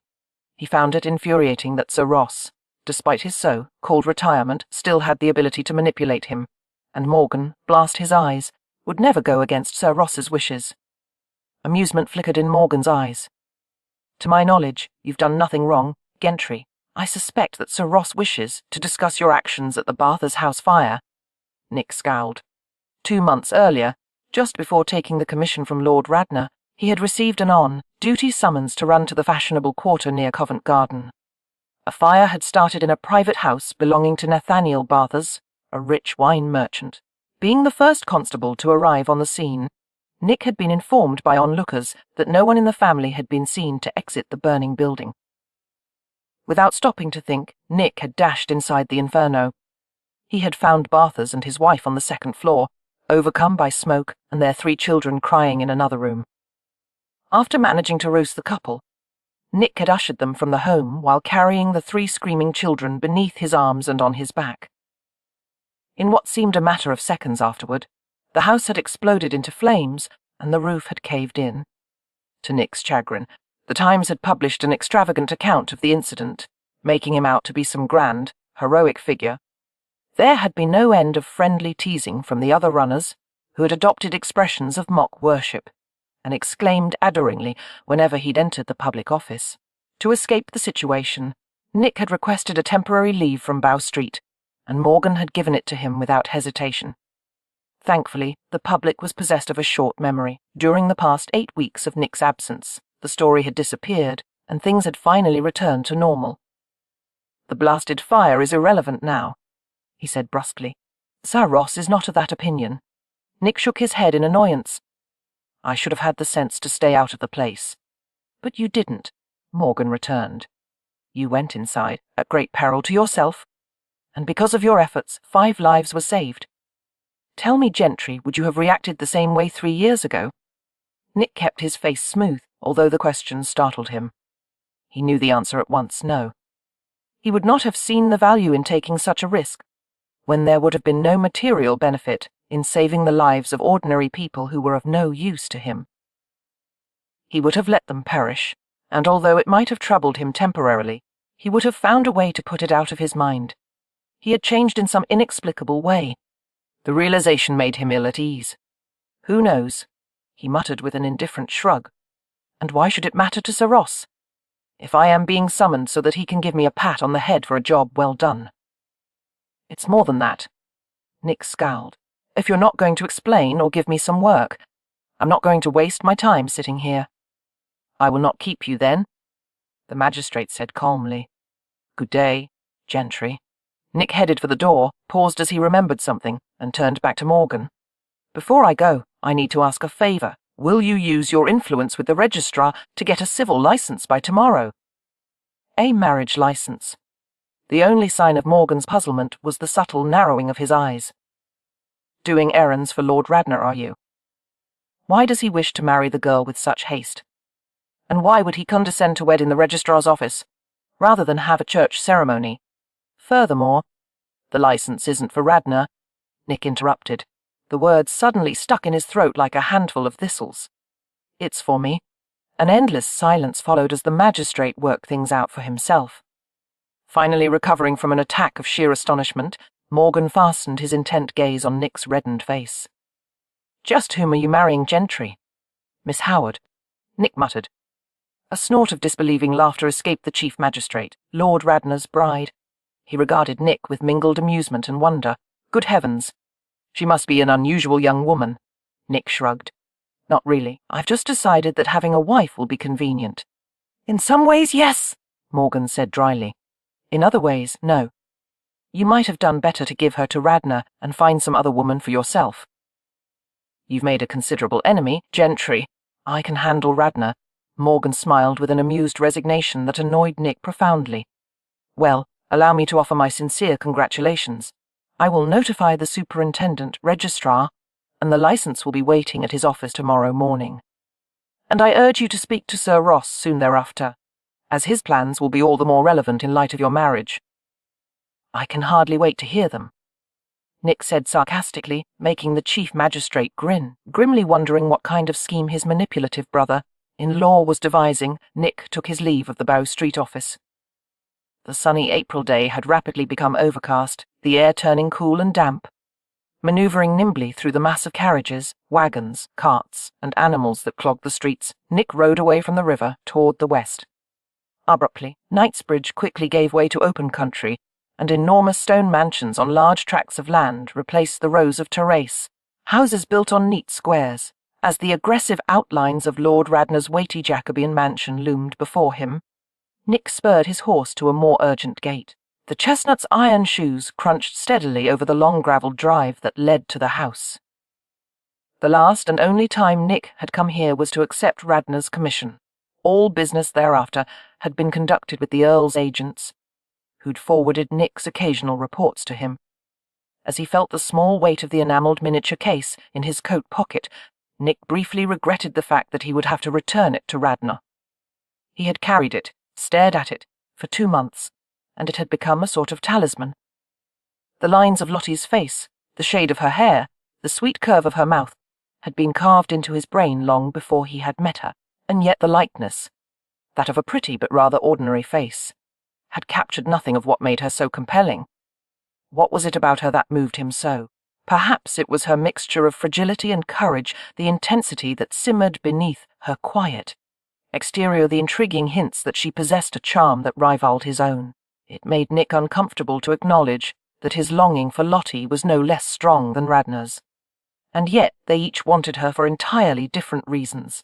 No expense is too great in my quest to create the perfect woman, Radnor had told him, as if Lottie were destined to play Galatea to his Pygmalion.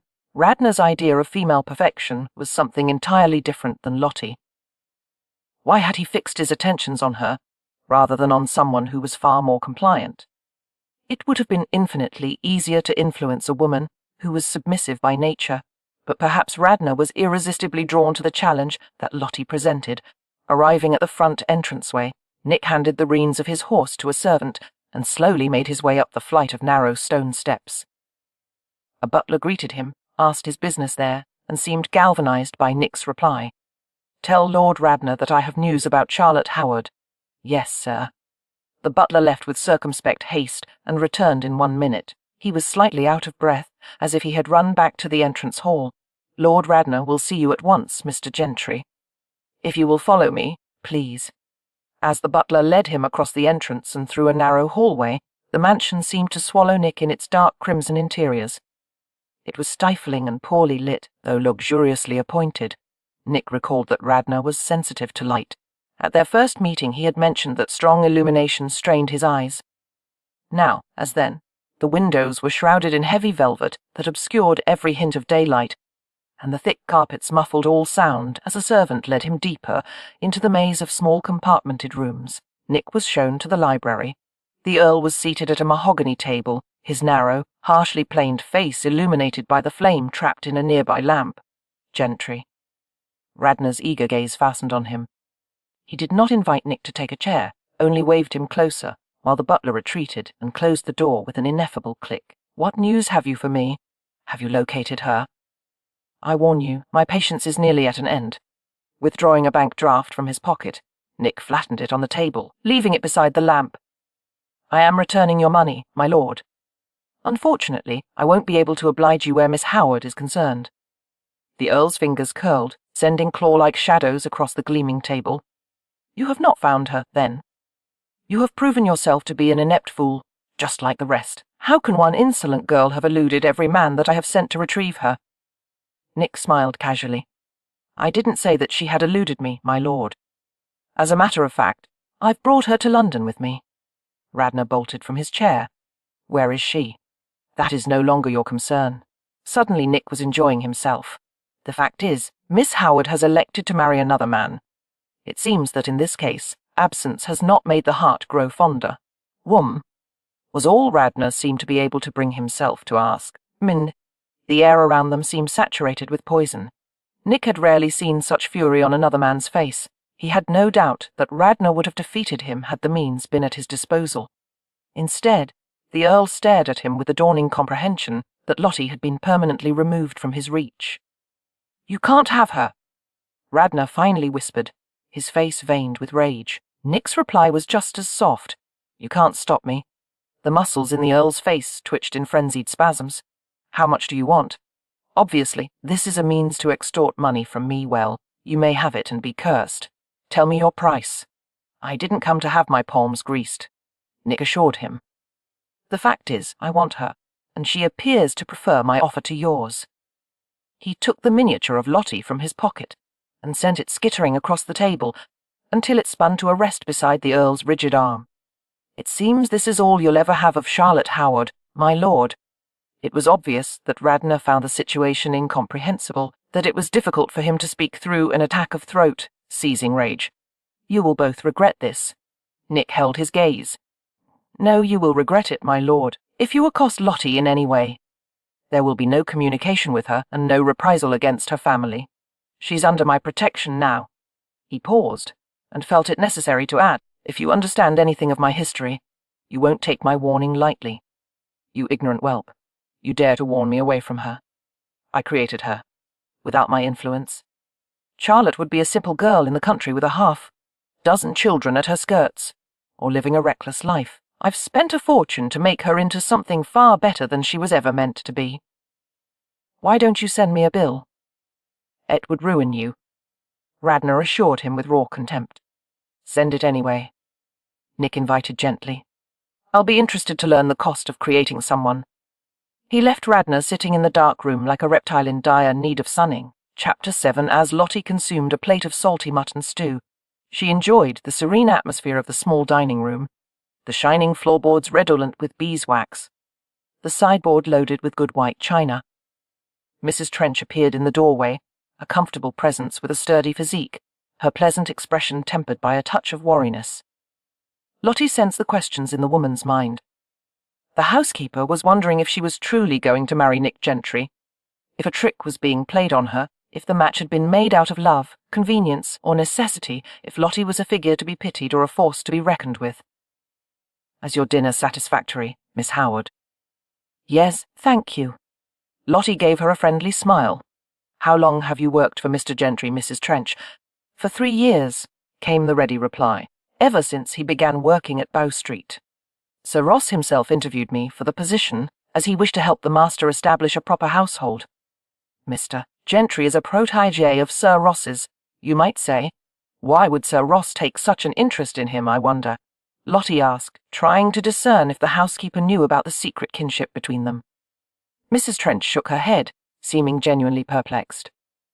"It's a great mystery, especially as they were once bitter enemies.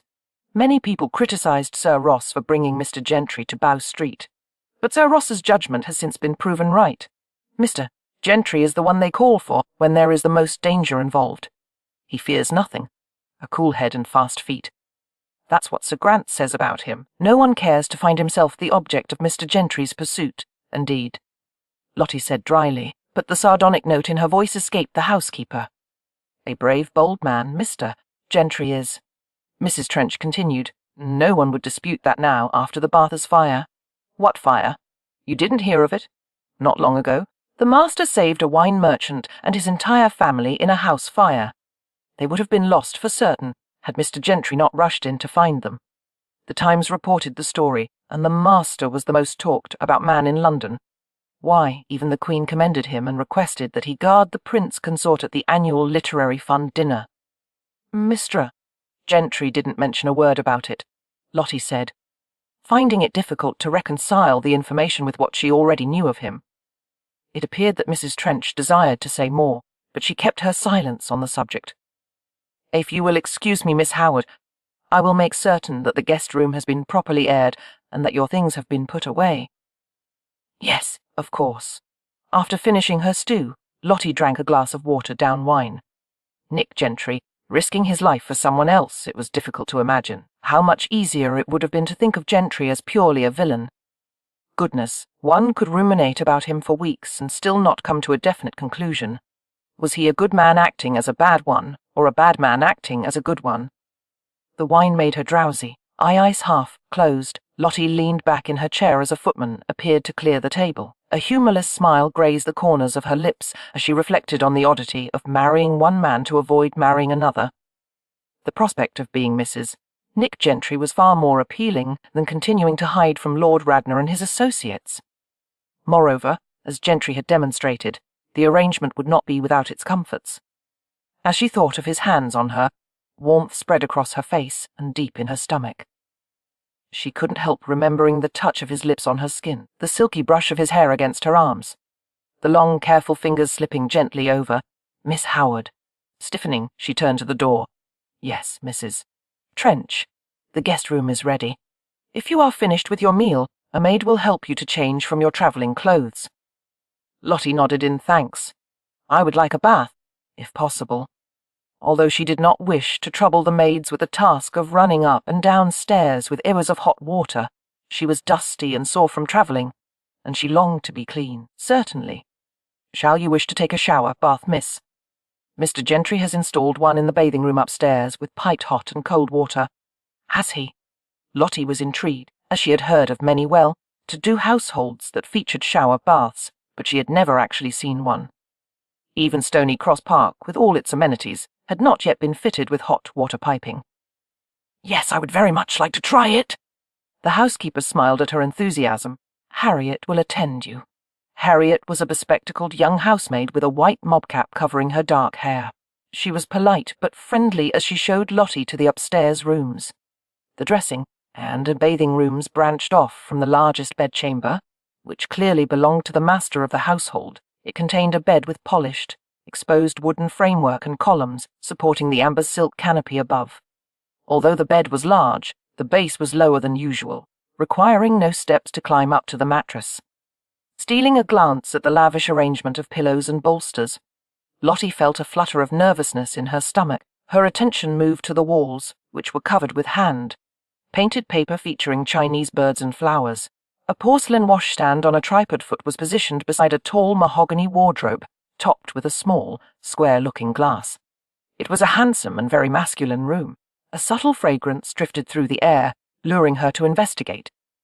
She discovered that the source of the smell was his shaving soap, contained in a marble box on the washstand. As she replaced the top on the box, a bit of soap residue transferred to her fingers, leaving them aromatic and spicy. She had inhaled this scent before, from the warm, slightly prickly skin of Nick Gentry's jaw. Goodness, in less than a week, she had been wrenched from her hideaway and brought to London. She was standing in a stranger's bedroom, already familiar with the scent of his grooming. Suddenly she could no longer be certain of who she was, or where she belonged. Her inner compass had been damaged somehow, and she was unable to negotiate between what was wrong and what was right. The maid's voice broke through her uneasy pondering. Miss Howard, I've started the water. Shall I help you into the shower bath? The heat doesn't last long. Obeying the prompting, Lottie ventured into the blue and white-tiled bathing room, noting the porcelain tub with its exposed pipes, a dressing stand and a chair, and the shower, bath neatly fitted into the space of a tall but narrow cupboard. The tight confines of the room explained why the washstand remained in the bedchamber. With Harriet's help, Lottie undressed quickly and let down her hair. Covered in only a towel, she stepped over the raised threshold of the shower bath. Viewing the steaming water that poured lavishly from the perforated projection directly overhead, she hesitated, a cold draught curled around her, raising goosebumps on her skin. Go on, miss, the maid encouraged, seeing her hesitation. Taking a breath, Lottie walked straight into the fall of water, while the door closed gently behind her. A startling rush of heat, a moment of watery blindness, until she maneuvered far enough that her face was no longer directly in the spray. Wiping her streaming eyes with her hands, Lottie laughed in sudden pleasure. It's like standing in the rain, she exclaimed. The loud spattering of water on tile made the housemaid's reply inaudible. Standing still, Lottie absorbed the exhilarating sensation, the warm spray on her back, the steam that filled her lungs. The door opened a crack, and a bar of soap and a sponge were extended to her. She soaped her hair and body and turned in slow circles, her face uplifted, eyes and mouth tightly closed. Hot water slid everywhere, over her shoulders and arms, down her legs, between her toes. It was a surprisingly soothing experience, making her feel at once refreshed and relaxed. She wanted to stand there for hours. However, all too soon the water began to cool. With a regretful sigh, Lottie stepped away from the shower, stream before she became completely chilled. It's cold now, she called to Harriet, who twisted the valve outside the door before handing her a towel that had been warmed on the hot water pipe. Shivering in the cool air, Lottie blotted her face and hair and wrapped the towel around herself. "If only it could have lasted a bit longer," she said wistfully, making Harriet smile. "In 3 hours, there will be enough hot water for another miss." Lottie followed the maid to the adjoining dressing room, where her dark blue dress and fresh linens had been set out for her on a narrow daybed. "It would almost be worth marrying Mr. Gentry, just for his shower bath," she said. The remark earned a cautiously inquiring glance from Harriet. "It's true, then, miss. You are going to marry the master?" "It would seem so." It was obvious that the housemaid was eaten up with curiosity, but somehow managed to remain respectfully silent. Lottie dropped her wet towel and pulled on her drawers and chemise with modest haste.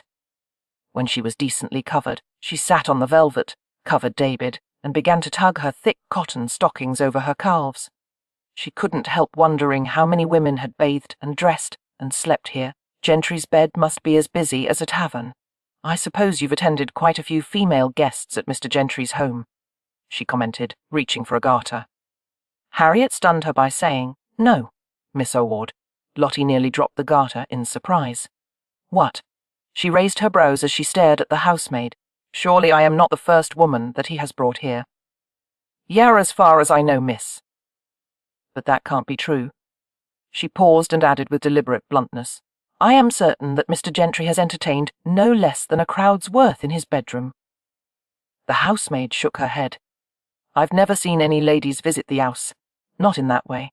Oh, course, after the Bathurst fire, many lady admirers sent letters and made calls." A sly grin touched Harriet's lips. The old street was filled with carriages, and poor Mr. Gentry couldn't go through his own front door, as a crowd waited for him every morning. Lottie fastened her garter neatly over her stocking and reached for the other one. "But he's never brought a companion here." "Oh, no, miss." Evidently Gentry was more scrupulous than she had expected. Or at least, he wished to keep his home completely private. It must be that he satisfied his personal needs elsewhere. But he seemed more discerning than that. The way he touched her bespoke the appreciation of a connoisseur rather than a simple brute. Her face warmed, and she tried, as she dressed, to cover her discomfiture by asking further questions of the housemaid. Lottie quickly discovered that Harriet was far more talkative on the subject of Gentry than Mrs. Trench had been. According to the housemaid, Gentry was something of a mystery even to his own servants, as one never knew what to expect from him. He comported himself like a gentleman in private, but did not shrink from the intensity of his profession. He could be scathing or kind, harsh or gentle, his moods infinitely changeable. Like the other Bow Street runners, Gentry kept odd hours and could be summoned at any moment to assist at some disaster, investigate a crime, or apprehend a particularly dangerous fugitive. There was little structure or routine to his days, and he did not like to make plans. And curiously, he did not sleep well and was occasionally tormented by nightmares. Nightmares about what? Lottie asked, fascinated. He won't say, not even to his valet, Dudley. But he makes the most fearsome noises in his sleep sometimes, and then he wakes himself and won't go back to bed for the rest of the night. Dudley says it must be from things that Mr. Gentry remembers from. Pausing, Harriet glanced at Lottie warily. From his days in the underworld, Lottie asked calmly, "Yes, I am aware of Mr. Gentry's past. He weren't a criminal, miss. Not exactly. He was a thief-taker. But he owned a flash house near Fleet Ditch, and he was put in the stone jug a time or two." "Imprisoned, you mean?" Harriet nodded, adding with a boastful note in her voice, "Escaped twice, Mr. Gentry did. They say there's not a prison that can hold him. The second time, he was weighted with 300 pounds of chains right in the Devil's Closet in the centre of Newgate. And he slipped out and shuffled off easy as you please." Lottie was not surprised by the information, knowing what she did of Gentry's unusual agility, physical strength, and wily nature. Perhaps the image of her soon. To be husband as a hardened criminal should have alarmed her, but instead it was oddly reassuring. She was more convinced than ever that he would not be intimidated or easily outwitted by Lord Radnor. He was quite possibly the best protection she could have enlisted. Yawning, she went with Harriet to the guest room, a room with soft blue walls, an exquisite tent bed enclosed with grey, and blue curtains and a large Hepplewhite wardrobe with a row of clever little drawers for gloves, stockings, and other small necessities. She found her comb in one of the drawers and approached the hearth as the housemaid lit a fire in the grate. "Thank you. That is lovely," she said. "That will be all for now. Harriet." "Yes, miss. The bell-pull is there, if you need anything." Sitting beside the hearth, Lottie combed her fine, straight hair until the long blonde strands were warm from the heat of the fire. From somewhere in the house, a clock chimed 4 times. As she glanced at the grey sky outside the window and the raindrops that scattered against the glass panes, she shivered. For just a little while, she would push away her concerns about the future. Setting aside the comb, she crawled onto the bed, drew the hangings closed, and rested against the pillows. She fell asleep rapidly, swimming through a haze of pleasant images. Walking through the forest in Hampshire, dangling her feet in a cool pond on a hot day, pausing in the kissing gate while the smell of sun, warmed meadowsweet rose thickly to her nostrils. She closed her eyes and tilted her chin upward, relishing the warm rays, while a butterfly's wings brushed lightly against her cheek. Entranced by the delicate tickle, she held very still. The silken strokes moved over the tip of her nose, the sensitive edge of her upper lip, the tender corners of her mouth. Searching blindly, she lifted her face to the brushes of warmth and was rewarded by a gentle pressure that opened her lips and drew a sigh from her. Lord Sydney was standing with her in the kissing gate, his arms holding her against the painted ribs of latticework. His mouth found hers so gently, his body firm against hers, and she leaned into his embrace. Seeming to know exactly what she wanted, he drew her closer, his presence comforting and warm. "Oh," blinking hard, she stirred from the dream as she realized that she was not alone. The bed curtains had been drawn aside, and Nick Gentry was beside her. One large hand rested beneath her, while his presence was reassuringly near. His breath warmed her ear, and then his lips found hers in a tender kiss. She felt the closeness between them, the warmth of his affection, and for a moment she allowed herself to relax into it. But then she pushed at him gently, breaking the kiss with a soft murmur. "No." He released her, and she rolled to her stomach, resting on her clenched fists. As she caught her breath, she was aware of him right behind her, the strong presence of his body close to hers from head to toe. "You took advantage of me while I was sleeping," she said breathlessly. "That's not fair." Gentry's hand moved gently over her hip. "I seldom play fair. It's usually easier to bend the rules." A sudden laugh escaped Lottie's lips. "You are the most shameless man I've ever met." "Probably," he admitted, pushing her hair aside and leaning closer. She inhaled sharply as she felt him brush the delicate strands of hair at her nape. "How soft you are," he murmured. "Like silk, like kitten fur." The warmth of his touch sent a ripple through her. "Nick Ive? Mrs. Trench told me you tried the shower bath." His hand glided from her hip to the curve of her waist. "Did you like it?" "It was very refreshing," Lottie managed to say. "I'm going to watch you the next time." "No, you won't." He chuckled softly. "I'll let you watch me. Then." Before she could stop herself, Lottie imagined him standing in the shower, bath water cascading over his skin, darkening his hair, steam softening his gaze. The image was hazy. She had never seen a man unclothed, only the illustrations in an anatomy book from Lord Westcliffe's library. She had studied them with curiosity, wishing for more detail. Soon she wouldn't have to wonder. He seemed to read her thoughts. "It's not wrong to enjoy it," he said, resting his hand on her midriff. "Why deny yourself? You're paying for my protection. You might as well find some pleasure in it." "But you're a stranger," she said ruefully. "What husband isn't a stranger to his wife at first? A dance, a chaperoned stroll, a few conversations. Then the parents agree, the vows are said, and the girl finds herself beside a man she barely knows. How is that different from us?" Lottie frowned and turned to face him, sensing a flaw in his logic but unable to pinpoint it. Gentry lay on his side, propped on one elbow, his broad frame blocking most of the lamplight. His presence was so strong, so reassuring, that she felt she could wrap herself in it like a blanket and feel safe forever. He understood her deepest need, security, and didn't hesitate to use it. His arm settled over her waist, his thumb tracing the line of her spine. "I'll take care of you, Lottie. Keep you safe, give you everything you need. All I ask is that you enjoy your time with me." Is that so terrible? He had a way of making his desires sound perfectly reasonable. Sensing her hesitation, he shifted closer, his weight hovering above her. "Kiss me," he whispered, his breath warm against her skin. She shook her head, even as her pulse quickened. "Why not?" he asked, fingertips grazing her hairline. "Because a kiss is for someone special, And you're not.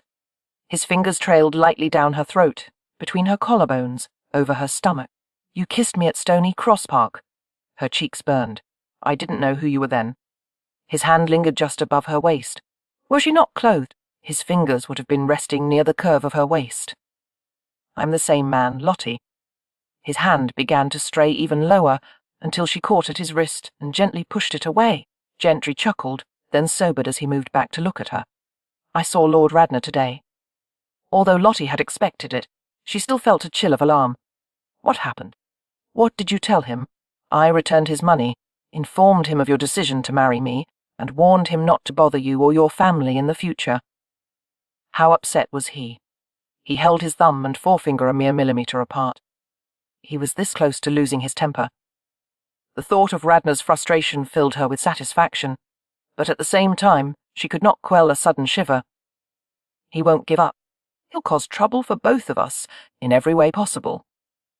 I've dealt with worse characters than Radnor, he said evenly. You don't know him as well as you think you do. His lips parted as he prepared to argue. But as he saw the trembling of her chin, the intensity faded from his eyes. Don't be afraid. He startled her by settling his palm gently on her collarbone. She inhaled deeply, her chest rising beneath the reassuring weight of his hand. I meant it when I told you that I would take care of you and your family, he said. You're giving Radnor more importance than he deserves. You couldn't possibly understand the way he has overshadowed my entire life. Hey, I do understand. His fingers drifted to her throat, stroking the tender place where he could feel her pulse. Such a strong hand. He could overpower her so easily, yet he touched her with incredible gentleness. And I know that you've never had anyone to defend you from him. But from now on, I will. So stop turning pale every time his name is mentioned. No one is ever going to control you again, least of all Radnor. No one except you, you mean. He smiled at the playful accusation, toying with a lock of her hair. I have no desire to control you. Leaning over her, he kissed the tiny pulse in her throat. Lottie held very still, her toes curling inside her stockings. She wanted to put her arms around him, touch his hair, lean closer into his warmth. The effort to hold back made her entire body tense. After we wed tomorrow, I'll take you to meet my sister Sophia. He murmured against her neck. Will that be agreeable? Yes, I would like that. Will Sir Ross be there as well? Gentry lifted his head. Probably. He sounded distinctly less than thrilled by the prospect. I received a warning today that my brother-in-law is hatching some plan, as usual, and wants to see me. Is there no liking at all between you? Goodness, no. Sir Ross is a scheming nuisance who has plagued me for years. Why Sophia saw fit to marry him is still beyond any hope of understanding. Does she love him? I suppose, he said reluctantly. Do they have children? One daughter, so far, a lively child, if one enjoys children. And is Sir Ross faithful to your sister? Oh, he's a saint, Gentry assured her dryly. When they met, he was a widower who had been devoted ever since the death of his wife.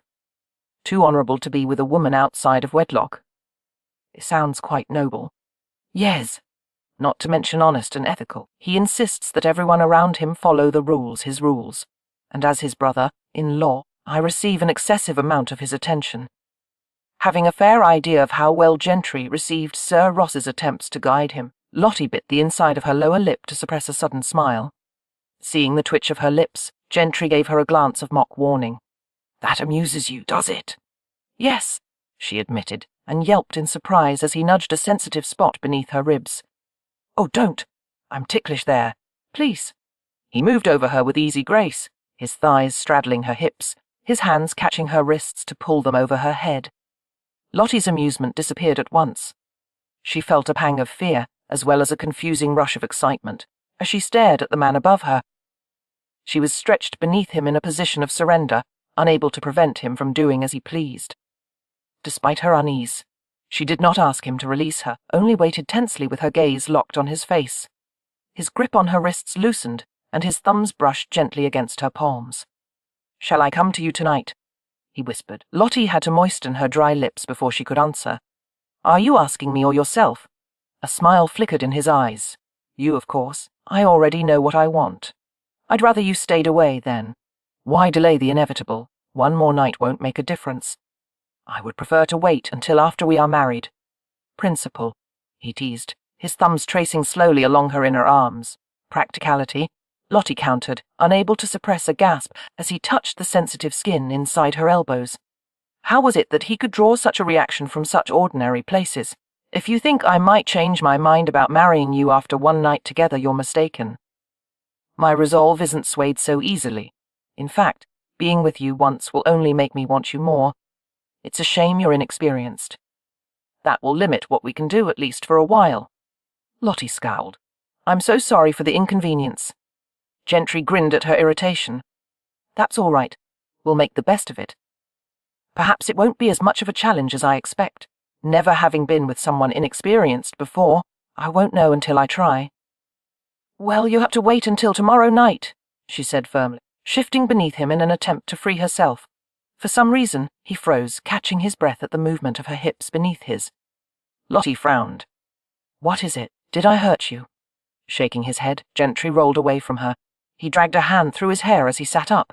No, he muttered, sounding strained, though I might be in trouble if I don't find some relief soon. Relief from what? She asked as he left the bed and adjusted his clothing. You'll find out, he said, glancing over his shoulder, his eyes holding both a warning and a tempting promise. Fix yourself up and let's have supper downstairs. If I can't satisfy one appetite, I may as well tend to the other. Chapter 8, A Wedding to Lord Radnor, had haunted Lottie's nightmares for years, making her view such a ceremony with suspicion and dread. She was relieved, then, when the simple rite in the registrar's office proved quick and efficient, just signing her name, exchanging vows, and paying a fee. There were no kisses, no lingering looks, no hint of emotion to soften the practical nature of it all, and for that she was grateful. Yet, leaving the registrar's office, she felt no more married than she had entering it. She had just become the wife of a man who did not love her, and likely never would. By marrying him, she had closed the door on ever finding love for herself. Still, there were consolations in this union. The greatest was her escape from Lord Radnor, and truth be told, Nick Gentry was fascinating company. He made no effort to hide his flaws. Instead, he flaunted them as if there was some virtue in being ruthless and self-serving. He was a stranger to her from a world she had only heard about in whispers. A world of outcasts, thieves, and desperate souls who turned to crime and hardship. Gentlemen and ladies were supposed to pretend that the underworld did not exist. But Nick Gentry answered Lottie's questions with stunning frankness, explaining exactly what occurred in the rookeries of London and the difficulties the Bow Street runners encountered in trying to bring criminals to justice. Some of the alleyways are so narrow, he told her as their carriage travelled to Sir Ross's home, that a man has to turn sideways to squeeze between the buildings. Many times I've lost a fugitive simply because he was thinner than I. And then there are masses of buildings that are connected, roof, yard, and cellar, so a thief can slip through them like a rabbit in a warren. I usually accompany the new constables who don't have much experience, as they can get lost in less than a minute, and once a runner is lost, he can stumble right into a trap. What kind of trap? Oh, a group of thieves or costers will be waiting to strike a pursuing officer, or harm him, or they'll cover a cesspool with a few rotten boards, so when he sets a foot on it, he'll fall into a vat of sewage. That kind of thing. Her eyes widened. How dreadful! It's not dangerous when you learn what to expect, he assured her. I've been in every corner of every rookery in London, and I know every trick and trap there is. You almost seem to enjoy your work, but you couldn't possibly. I don't enjoy it. He hesitated before adding, I need it, though. Lottie shook her head in confusion. Are you referring to the physical exertion? That's part of it. Jumping over walls, climbing onto rooftops. The feeling of catching a fugitive and bringing him to the ground. And the fighting? Lottie asked. Do you enjoy that part of it? Although she expected him to deny it, he nodded briefly. It's addictive, he said. The challenge and excitement, even the danger. Lottie twined her fingers together in her lap, reflecting that someone needed to temper him enough so that he could live in a peaceful manner some day. Or his prediction of being short lived would fulfill itself rather quickly. The carriage travelled along a drive lined with plane trees, their intricately lobed leaves providing dense cover for the underplantings of white snowdrops and spiky green, stemmed cornuces. They stopped before a large house, handsome in its stately simplicity, the entrance guarded by wrought iron railings and arched lamp standards. The pair of attentive footmen, Daniel and George, helped Lottie alight from the carriage and went to alert the household of their arrival. Noticing that the letter C had been worked into the designs of wrought iron, Lottie paused to trace it with her fingers. Gentry smiled sardonically. The Cannons aren't members of the peerage, but one wouldn't know it to look at them. Sir Ross a very traditional sort of gentleman. In some regards, yes. But politically speaking, he's a progressive, fights for the rights of women and children, and supports every reformist cause you can name. With a short sigh, Gentry guided her toward the front steps. You'll like him, all women do. As they ascended the stone staircase, Gentry surprised Lottie by fitting his arm behind her back. Take my hand. That step is uneven. He navigated her carefully over the irregular surface, releasing her only when he was certain that her balance was perfect. They walked into a large entrance hall painted in eggshell shades, with gleaming gold ormolu swags that bordered the lofty ceiling. A half-dozen doorways connected the hall to 6 principal rooms, while a horseshoe-shaped staircase led to the private apartments above. Lottie scarcely had time to appreciate the graceful design of the house's interior before they were approached by a lovely woman. The woman's blonde hair was much darker than her own, the colour of aged honey. It had to be Lady Cannon, whose face was a delicate copy of Gentry's severely handsome features. Her nose was less bold, her chin defined but not quite as decisive as her brother's, her complexion fair instead of tanned. The eyes, however, were the same distinctive blue, rich, dark, and fathomless. Lady Cannon was so youthful in appearance that one would never have guessed that she was older than her brother by 4 years. Nick, she exclaimed with an exuberant laugh, coming forward and lifting up on her toes to receive his kiss.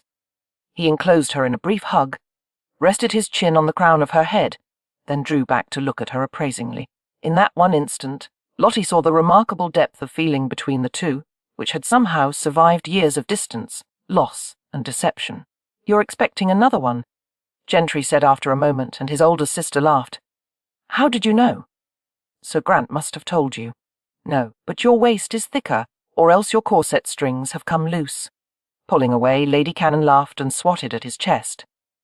You tactless wretch. Yes, my waist is thicker, and will continue to increase until January, at which time you'll have a new niece or nephew to dandle on your knee. Goodness help me, he said with feeling. Lady Cannon turned toward Lottie, her face softening. Welcome, Charlotte. Nick sent word to me about you yesterday. I have been terribly impatient to meet you. She smelled like tea and roses, a fragrance that was as soothing as it was pleasant. Sliding a slender arm around Lottie's shoulders, she turned to address Gentry. What a lovely sister you've brought me, she remarked. Mind you treat her well, Nick, or I shall invite her to live here with me. She appears far too well, bred to keep company with the likes of you. So far, I have no complaints about Mr. Gentry's treatment of me. Lottie replied with a smile. Of course, we've only been married for an hour. Lady Cannon frowned at her brother. Marrying this poor girl in the registrar's office? Of all places! I wish to heaven you had waited and allowed me to arrange something here. Why, you haven't even given her a ring. Honestly, I didn't want to wait. He interrupted brusquely. Before Lady Cannon could reply, a small child toddled into the entrance hall, followed by an aproned nanny. The dark-haired little girl, with her blue eyes and dimpled cheeks, could not have been much older than 2. Uncle Nick. She shrieked, rushing at him headlong, her curls flying in a wild, tangled mass. Gentry caught her and swung her up in the air, grinning at her screams of delight. As he hugged her close, his strong affection for the child was more than obvious, belying his earlier description of her as a spirited little one. Wrapping her plump arms around his neck, the little girl giggled playfully, kissing him and pulling at his hair. Goodness, what a handful, Gentry said, laughing. He turned her upside down, making the child squeal in excitement. Nick, his sister, reproved, although she was laughing as well. Don't, you'll drop her on her head. I will not, he said lazily, righting the child and holding her against his chest. Candy, the little girl demanded, plunging inside his coat as busily as a ferret. Finding what she had been searching for, she extracted a small paper parcel and crowed with excitement as her uncle opened it for her. What are you giving her this time? Lady Cannon asked with resignation. Cinder toffee, he said cheerfully. while his niece popped a large sugary wad into her cheek. His eyes continued to sparkle as he glanced at Lottie. "Would you like some?" She shook her head, while her heart gave a peculiar extra thump. Just now, when he had looked at her that way, his face gentle, his smile quick and easy, he had been so strikingly handsome that Lottie had felt a rush of warmth from the back of her neck down to her toes. "Amelia," Gentry murmured, bringing her to Lottie. "Say hello to your Aunt Charlotte. I married her this very morning." Suddenly shy, the little girl laid her head on Gentry's shoulder and smiled at Lottie. Lottie smiled back at her, uncertain of what to say. She had little experience with children, as she had lived away from home for so many years. Lady Cannon came to retrieve her sticky-faced daughter, smoothing back her knotted curls. "My darling," she murmured, "won't you let Nanny brush your hair?" The round little chin protruded obstinately. "No," she said around the mouthful of cinder toffee, punctuating her refusal with a drooling grin. "If you won't let her brush out the tangles, they'll become so impossible that we'll have to cut them out." Gentry added in a coaxing tone, "Let Nanny brush your hair, sweets, and the next time I come to visit, I'll bring you a pretty blue ribbon." "And a doll?" Amelia asked hopefully. "A doll as big as you," he promised. Squirming down from her mother's arms, the little girl tottered off to the waiting Nanny. "She is a beautiful child," Lottie remarked. Lady Cannon shook her head with a rueful smile, her eyes filled with maternal pride, and spoiled beyond reason.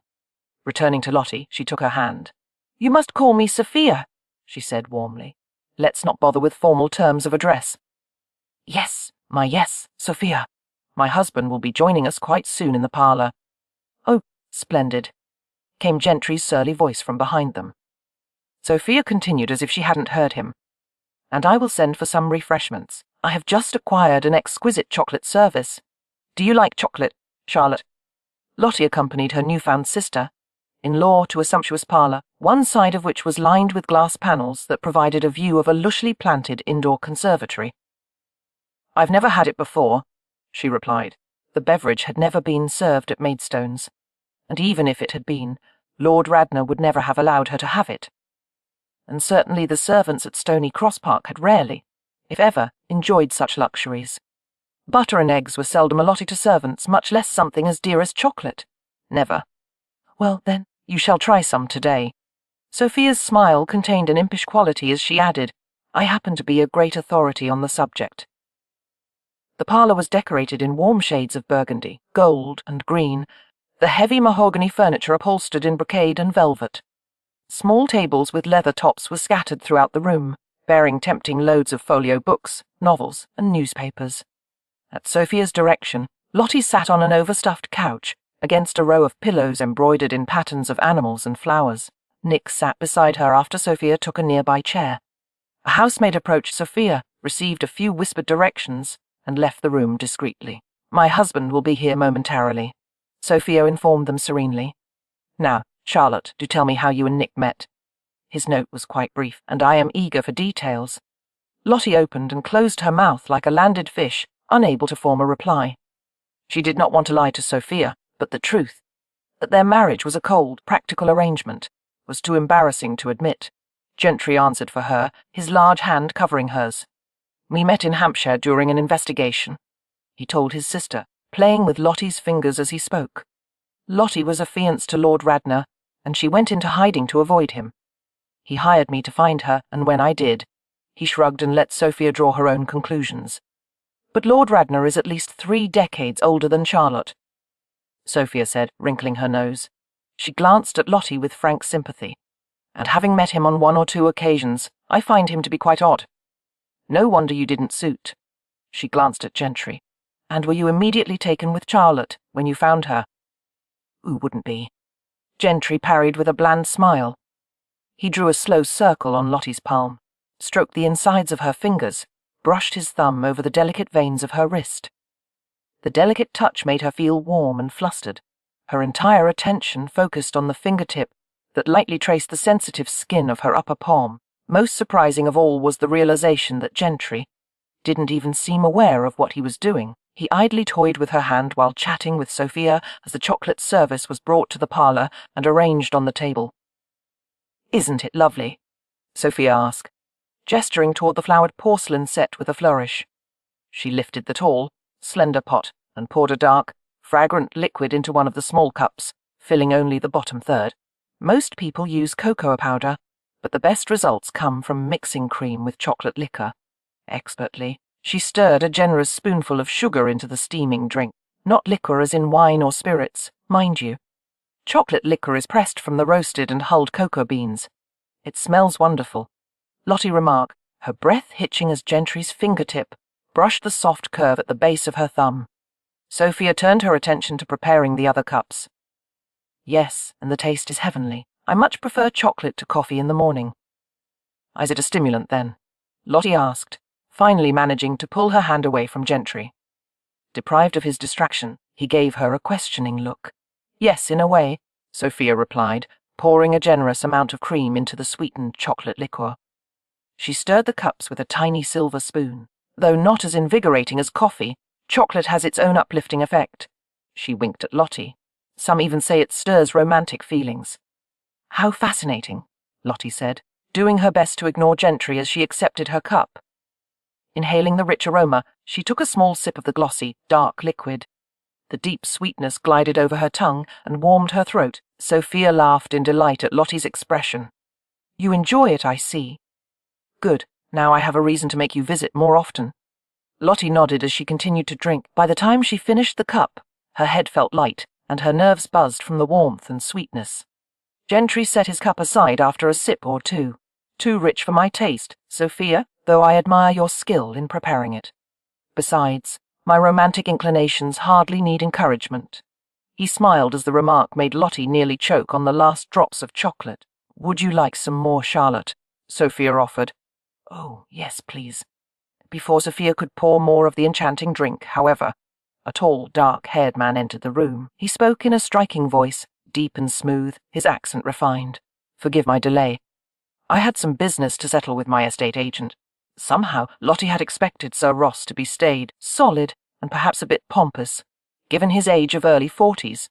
Yet he appeared more vigorous and commanding than many men half his years. He was handsome in a reserved way, his natural authority so palpable that Lottie instinctively sank back into the cushions. Tall and lean, he carried himself with a confidence and vitality that made younger men seem awkward by comparison.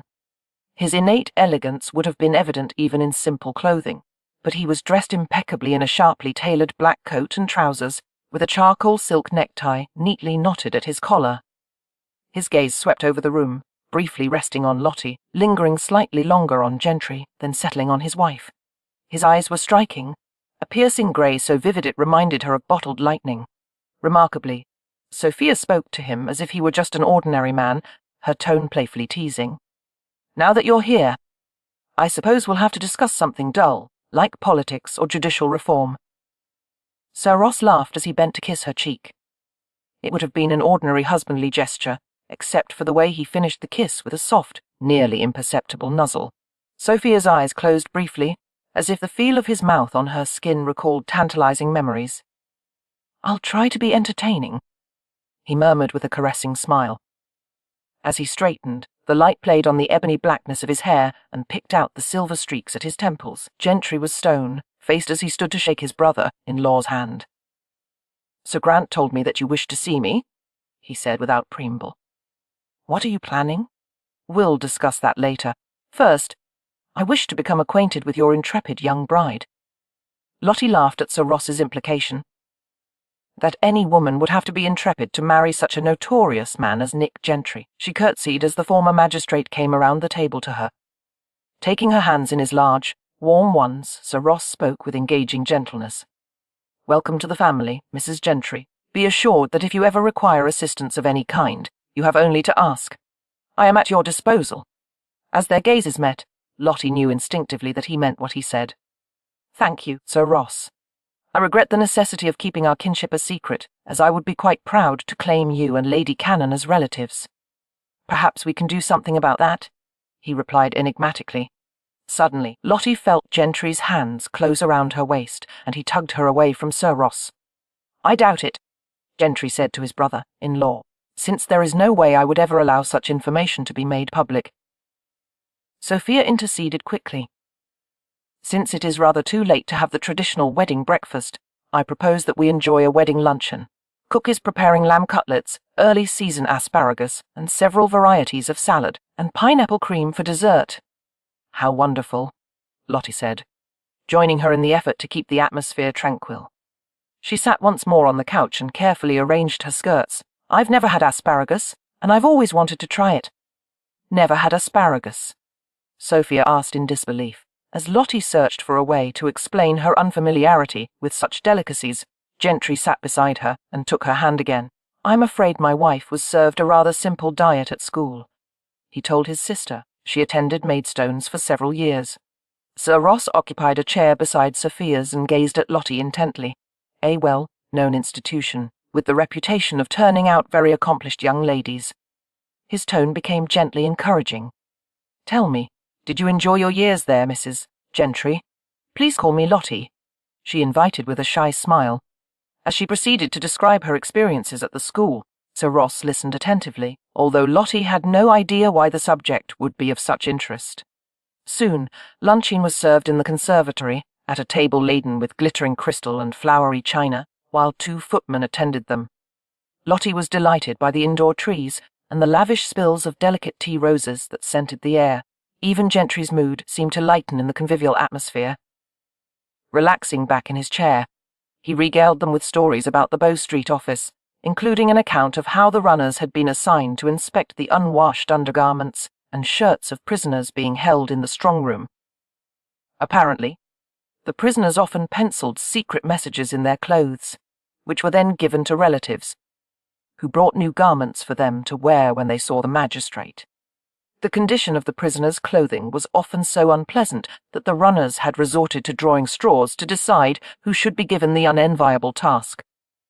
By the time Gentry had finished describing of a particular runner, who always seemed to draw the short straw, even Sir Ross was laughing richly. Eventually Sir Ross and Gentry launched into a conversation about the problems concerning the new police, which had been created approximately 10 years earlier. Since then, Bow Street had remained separate from the new police, as Sir Grant's force of constables and runners were far better trained and more effective than the raw lobsters. Why are the new police called raw lobsters? Lottie could not resist asking. Sir Ross replied with a faint smile, because raw lobsters are blue, the colour of the new uniforms, and lobsters also pinch. The comment made Gentry laugh. As the police discussion continued, Sophia drew closer to Lottie. Do you think that my brother will wish to continue at Bow Street now that you've married? It gave me the impression that he has no choice. Lottie replied carefully. The bargain with Sir Ross. Yes, but that arrangement was never intended to last forever. And now that Nick has married, perhaps Sir Ross will release him from the agreement. Why would our marriage have any effect on Mr. Gentry's position at Bow Street? Sophia glanced cautiously at the men across the table. The answer to that is too private and complicated to discuss now. May I call on you soon, Lottie? We could have a nice long chat, and perhaps we'll go on a shopping excursion. Lottie smiled. She had never expected that Gentry's sister would turn out to be so personable, and it seemed that Sophia was quite willing to shed some light on Gentry's mysterious past, which would help Lottie understand him much better. Yes, I would like that very much. Lovely. I expect we shall have great fun. Overhearing his sister's last remark, Gentry arched a dark brow. What are you arranging, Sophia? Oh, a simple stroll along Oxford Street, she replied cheerfully. Gentry snorted. There are at least 150 shops on Oxford. I suspect you'll do more than simply stroll. Sophia laughed. You must open accounts for Charlotte at the draper's, and Wedgwood, and naturally the jeweller's, as well as the bookshop and— Oh, my lady, Sophia! Lottie interrupted uncomfortably, wondering why she didn't seem to realise that their finances were quite meagre compared to the Canon's affluence. I'm certain it will not be necessary to open accounts on my behalf. Gentry spoke to Sophia with a slight smile. Lottie may have credit wherever she likes, but first take her to your dressmaker. To my knowledge, she has no wedding trousseau. I don't need any new gowns, Lottie protested. Perhaps one nice gown, but that is all. The last thing she desired was for Gentry to spend a great deal on clothes for her. Her memories of her parents' extravagant spending habits, and their resulting descent into poverty, were still very clear in her mind. She had an instinctive fear of spending large amounts of money, and she knew better than anyone how even a comfortable fortune could be squandered in a short time. "Please, I must insist that you don't." "It's all right," Gentry interrupted, touching her shoulder. His gaze conveyed the message that now was not the time to debate the issue. Flushing, Lottie fell silent.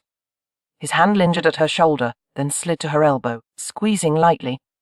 Thankfully, the silence at the table was relieved by the appearance of a footman, who cleared the dishes while another set out plates of dessert and tiny glasses of sweet wine.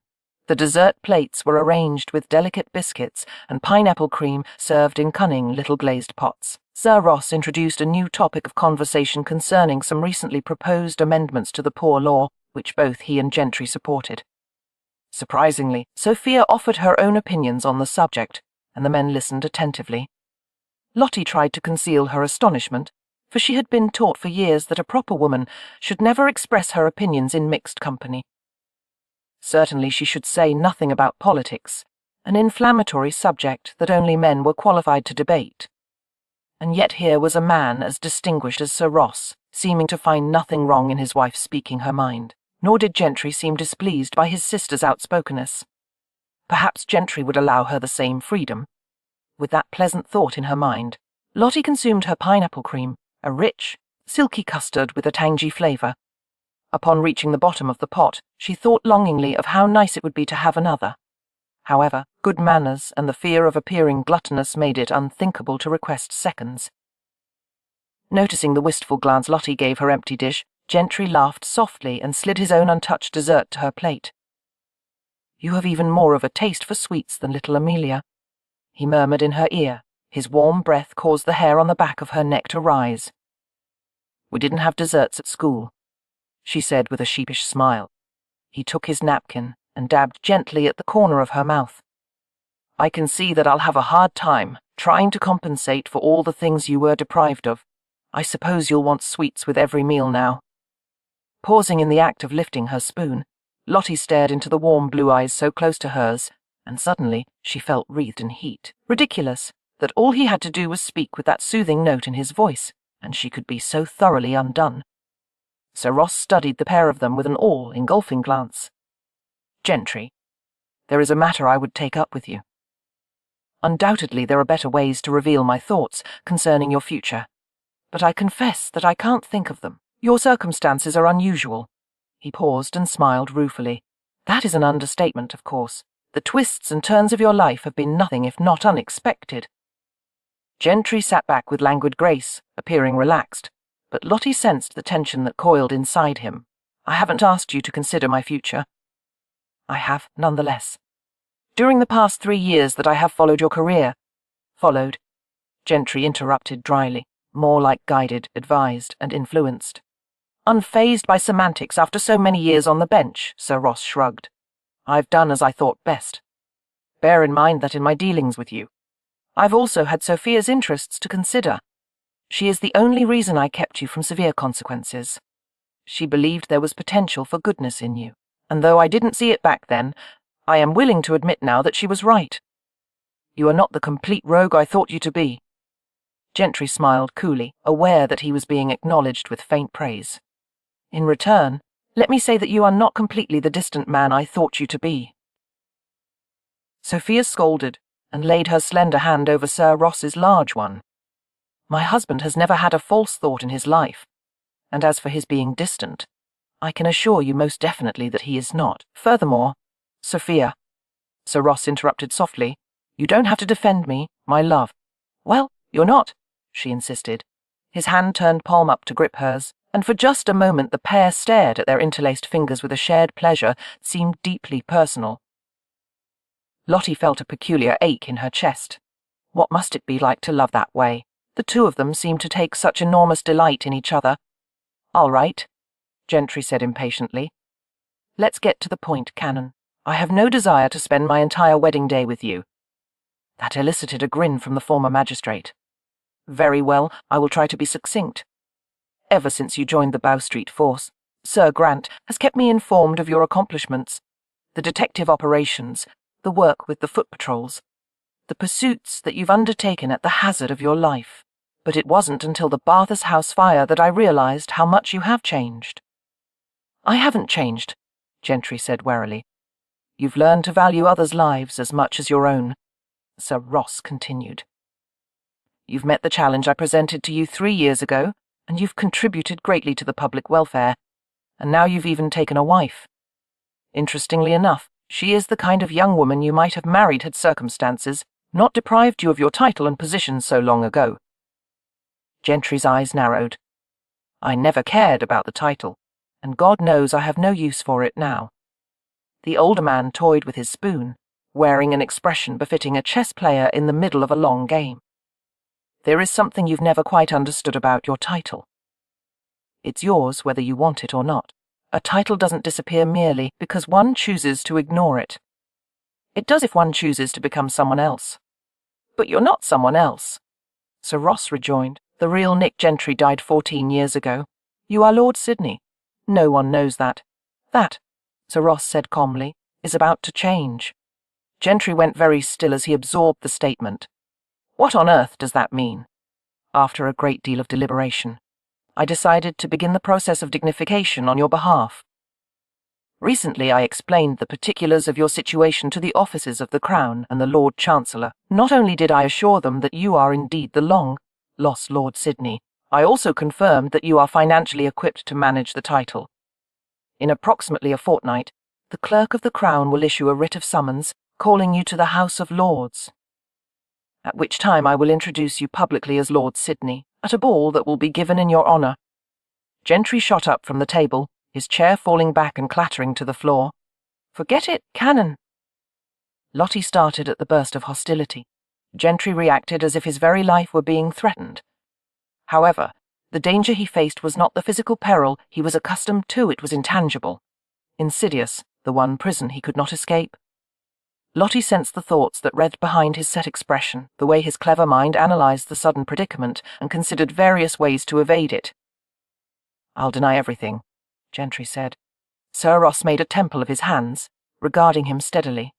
If you do, I will respond with depositions from myself, Sir Grant, your sister, and even your wife, testifying to the fact that you have privately confessed yourself to be Lord Sidney. Those, combined with circumstantial oddities such as missing burial records and inconsistent reports of your death, form what is known in English law as a fecundatio ab extra, a rare but not impossible occurrence. Gentry looked as if he wanted to defeat the former Bow Street magistrate. I'll petition the House of Lords to be allowed to renounce the title. God knows they'll be overjoyed to get rid of me. Don't be a fool. Do you really believe they would ever allow you to disclaim your title? To their minds, such a renunciation would challenge the very institution of the peerage. They would fear that the distinctions between the classes, no, the monarchy itself, would be threatened. You don't believe in privilege based on birth. Gentry shot back. Why force a blasted title on me? I don't want it. This has nothing to do with my political beliefs. This is a matter of simple fact. You are Sidney, no matter what you call yourself. You are not going to be able to overturn 700 years of hereditary principle, nor will you be able to avoid your obligations as Lord Sidney any longer. Obligations to what? Gentry sneered. To an estate that has been held in abeyance for 14 years. You have a responsibility to the tenants who are trying to eke out a living on ramshackle government-managed lands, to the House of Lords, where your seat has gone vacant for 2 decades, to your sister, who is obligated to keep her relationship with her own brother a secret, to your wife, who will enjoy far more respect and social advantage as Lady Sidney than she ever would as Mrs. Gentry, to the memory of your parents, and to yourself. For half of your life you've been hiding behind a false name. It is time for you to acknowledge who you are. Gentry's hands clenched. That's not for you to decide. If I don't force the issue, you'll spend the rest of your life avoiding it. That is my right? Perhaps. But regardless, you will find it impossible to remain a runner. Sir Grant concurs with my opinion, and therefore he will no longer require your services at Bow Street. A flush spread over Gentry's face. His throat worked violently as he realized that his days as a runner had just come to an end. Then I'll spend my time taking private commissions. That would be a novelty, wouldn't it? Sir Ross asked sardonically. The crime-solving Viscount. Nick, Sophia broke in softly. You know what Papa and Mama would have wanted." He appeared bitter and miserable, and above all outraged. "I've been Nick Gentry too long to change." Sophia replied with great care, seeming to understand why he would consider it impossible. "It will be difficult. No one would deny that, but you have Lottie to assist you." Nick did not spare Lottie a glance, but made a scornful sound. "Lottie, dear," Sophia said with a gentle inflexibility that betrayed the strong will beneath her delicate facade. "How many years did you attend Maidstones?" "6," Lottie said, casting a wary glance at her husband's hard profile. "If Maidstone's reputation holds true, those 6 years were filled with an education that included rigorous training in deportment, grace, the art of polite entertaining, the skills of household budgeting and management, the elements of style and good taste, the rituals of morning calls, and after dinner assemblies, the thousands of little points of etiquette that separate the first tier from the other layers of society. I suspect you could easily regulate a household of any size, no matter how large. No doubt you were also taught how to dance, ride, play a musical instrument, speak French, and perhaps a smattering of German, am I mistaken?" "You are correct," Lottie said shortly, hating the sudden feeling that she was part of the trap closing around Gentry. He was being forced to become something he had no desire to be, and she understood his feelings all too well. Nodding in satisfaction, Sophia turned to her glowering brother. "Lottie is a great asset to you. She will prove invaluable in helping you adjust to your new life." "I'm not going to adjust to a single thing," he growled and threw a commanding glance to Lottie. "Come, we're leaving. Now." She rose automatically, and Sir Ross stood as well. Troubled, Lottie glanced at her brother-in-law. There was no glint of victory in his eyes. She did not believe that his motives had anything to do with vengeance or ill will. She was certain that Sir Ross and Sophia thought it quite necessary that Gentry reclaim his former identity. She longed to discuss the matter with them, but it was clear that Gentry was barely maintaining his self-control. Any other man would have been gratified to recover his title, his lands, and family possessions. However, it was obvious that to Gentry this was a nightmare. Lottie held her silence during the carriage ride home.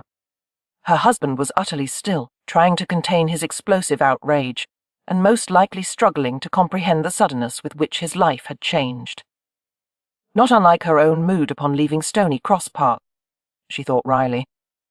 The moment they arrived at the house on Betterton Street, Gentry practically leapt from the carriage, leaving Lottie to accept the footman's help in descending from the vehicle. By the time she reached the front door, he was nowhere to be seen. The housekeeper was in the entrance hall, her perplexed expression betraying that she had just seen Gentry storm inside the house. "Mrs. Trench," Lottie said calmly, "did you happen to see where Mr. Gentry went?" "I believe he is in the library, miss." "That is Mrs. Gentry." Good Lord, how strange it was to be called that. And it was stranger still to contemplate the very strong possibility that before long she would be called Lady Sydney. Frowning, Lottie glanced from the staircase to the hall leading toward the library. Part of her wanted to retreat to the safety and seclusion of her room. However, the other part was irresistibly drawn to find Gentry. After Mrs. Trench took her bonnet and gloves, Lottie found herself walking to the library. She knocked at the closed door before entering. The library was panelled in dark cherry wood, fitted with carpets woven with gold medallions on a brown background. Multipaned windows stretched up to the top of the ceiling, which was at least 18 feet high.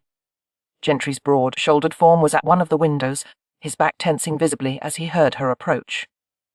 A brandy snifter was clenched in his hand, the delicate bowl of the glass looking as if it might shatter in his long fingers. Lottie hesitated beside one of the towering cherrywood bookshelves, noticing that the library was strangely bereft of volumes. "Your library is nearly empty," she commented. Gentry stood at the window, his stare brooding and vacant. He tossed back the remainder of his brandy with a stiff, wristed motion. "Buy some books, then. Fill it from floor to ceiling if you like." "Thank you." Encouraged by the fact that he had not yet told her to leave, Lottie ventured closer. "Mr.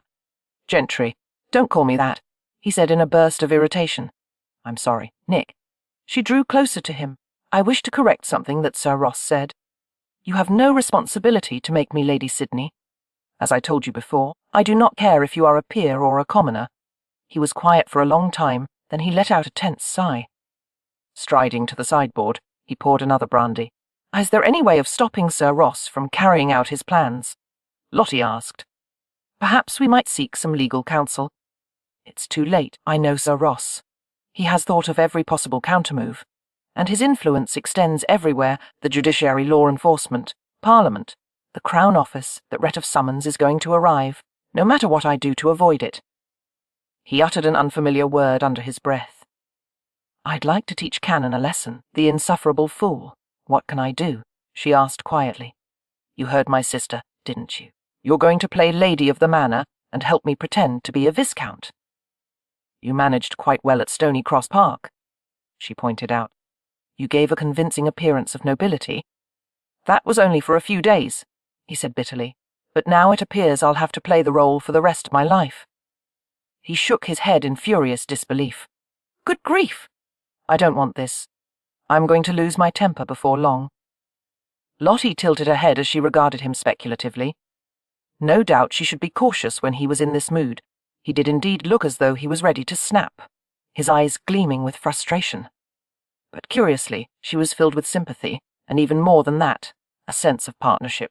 They were both floundering, both facing a life they had neither planned nor asked for. How did you feel at Stony Cross Park, when you introduced yourself as Lord Sidney? She asked. At first I found it amusing, the irony of masquerading as myself, but after the first day, it became a weight on my shoulders. The mere mention of the name annoys the heck out of me. Lottie wondered why he was so antagonized by the name he had been born with. There had to be some reason other than the ones he had given so far. Nick, what did Sir Ross mean when he said that you were financially equipped to manage the title? His mouth twisted. He meant that I could afford the cost of maintaining a large estate and the kind of lifestyle required of a peer. How could he know such a thing? He doesn't know for certain. He is wrong, of course. No, Nick muttered, he's not wrong. Before I came to Bow Street, I made a few investments, and I have some holdings here and there. All in all, I have about 200 put away. Silently, Lottie reflected that £200 in savings was not bad, but it did not offer the kind of security one could have wished for. She only hoped that his investments would not depreciate in value. Well, that seems quite satisfactory, she said, not wishing to hurt his feelings. I think we shall do fairly well if we economize, but I do not think the circumstances allow for a wedding trust sign. Not at this time. Perhaps in the future. Lottie, he interrupted, we don't need to economize. £200 is a fine sum, but it will be difficult to maintain a household with. Lottie. He glanced at her with an odd expression. I was referring to thousands. £200,000. But Lottie was astonished. It was an immense sum, a fortune by anyone's standards, and about £5,000 a year from investments and private commissions, he added, stunning her further. His face darkened. Although it seems my days of private commissions are over. Why? You must be as rich as Lord Radnor, she said dazedly. He made a choppy gesture with his hand, as if consideration of money was completely irrelevant compared to his far greater problem. Probably. You could afford a dozen houses. You could have anything, I don't need a dozen houses. I can only sleep under one roof at a time. I can only eat 3 meals a day, and I don't give a darn about impressing anyone. Lottie was surprised by the realization that he was not motivated to acquire wealth. His fortune had come as a consequence of his need to outwit everyone from the underworld to Bow Street.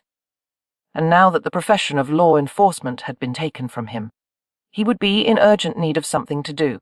He was a tremendously active man, not at all suited for the cultivated indolence of aristocratic life.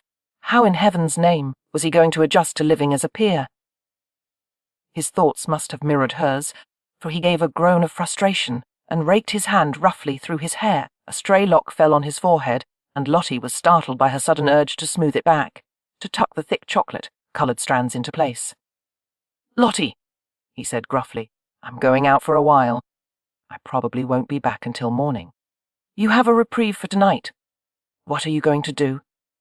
I don't know yet. He stepped back from her with a restlessness that contained an edge of panic, as if a heavy net had dropped over him. Lottie knew that she should not care if he went out and had a drink, or got into a disagreement with someone, or did any of the numerous things that men in search of amusement did. She should not want to soothe his barely contained frustration. But she did.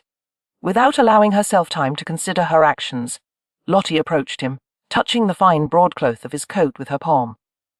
Her hand smoothed over the fabric and eased inside. His waistcoat was the same inky black as his coat, but the material was silkier, slipping a little over the firm outline of his chest.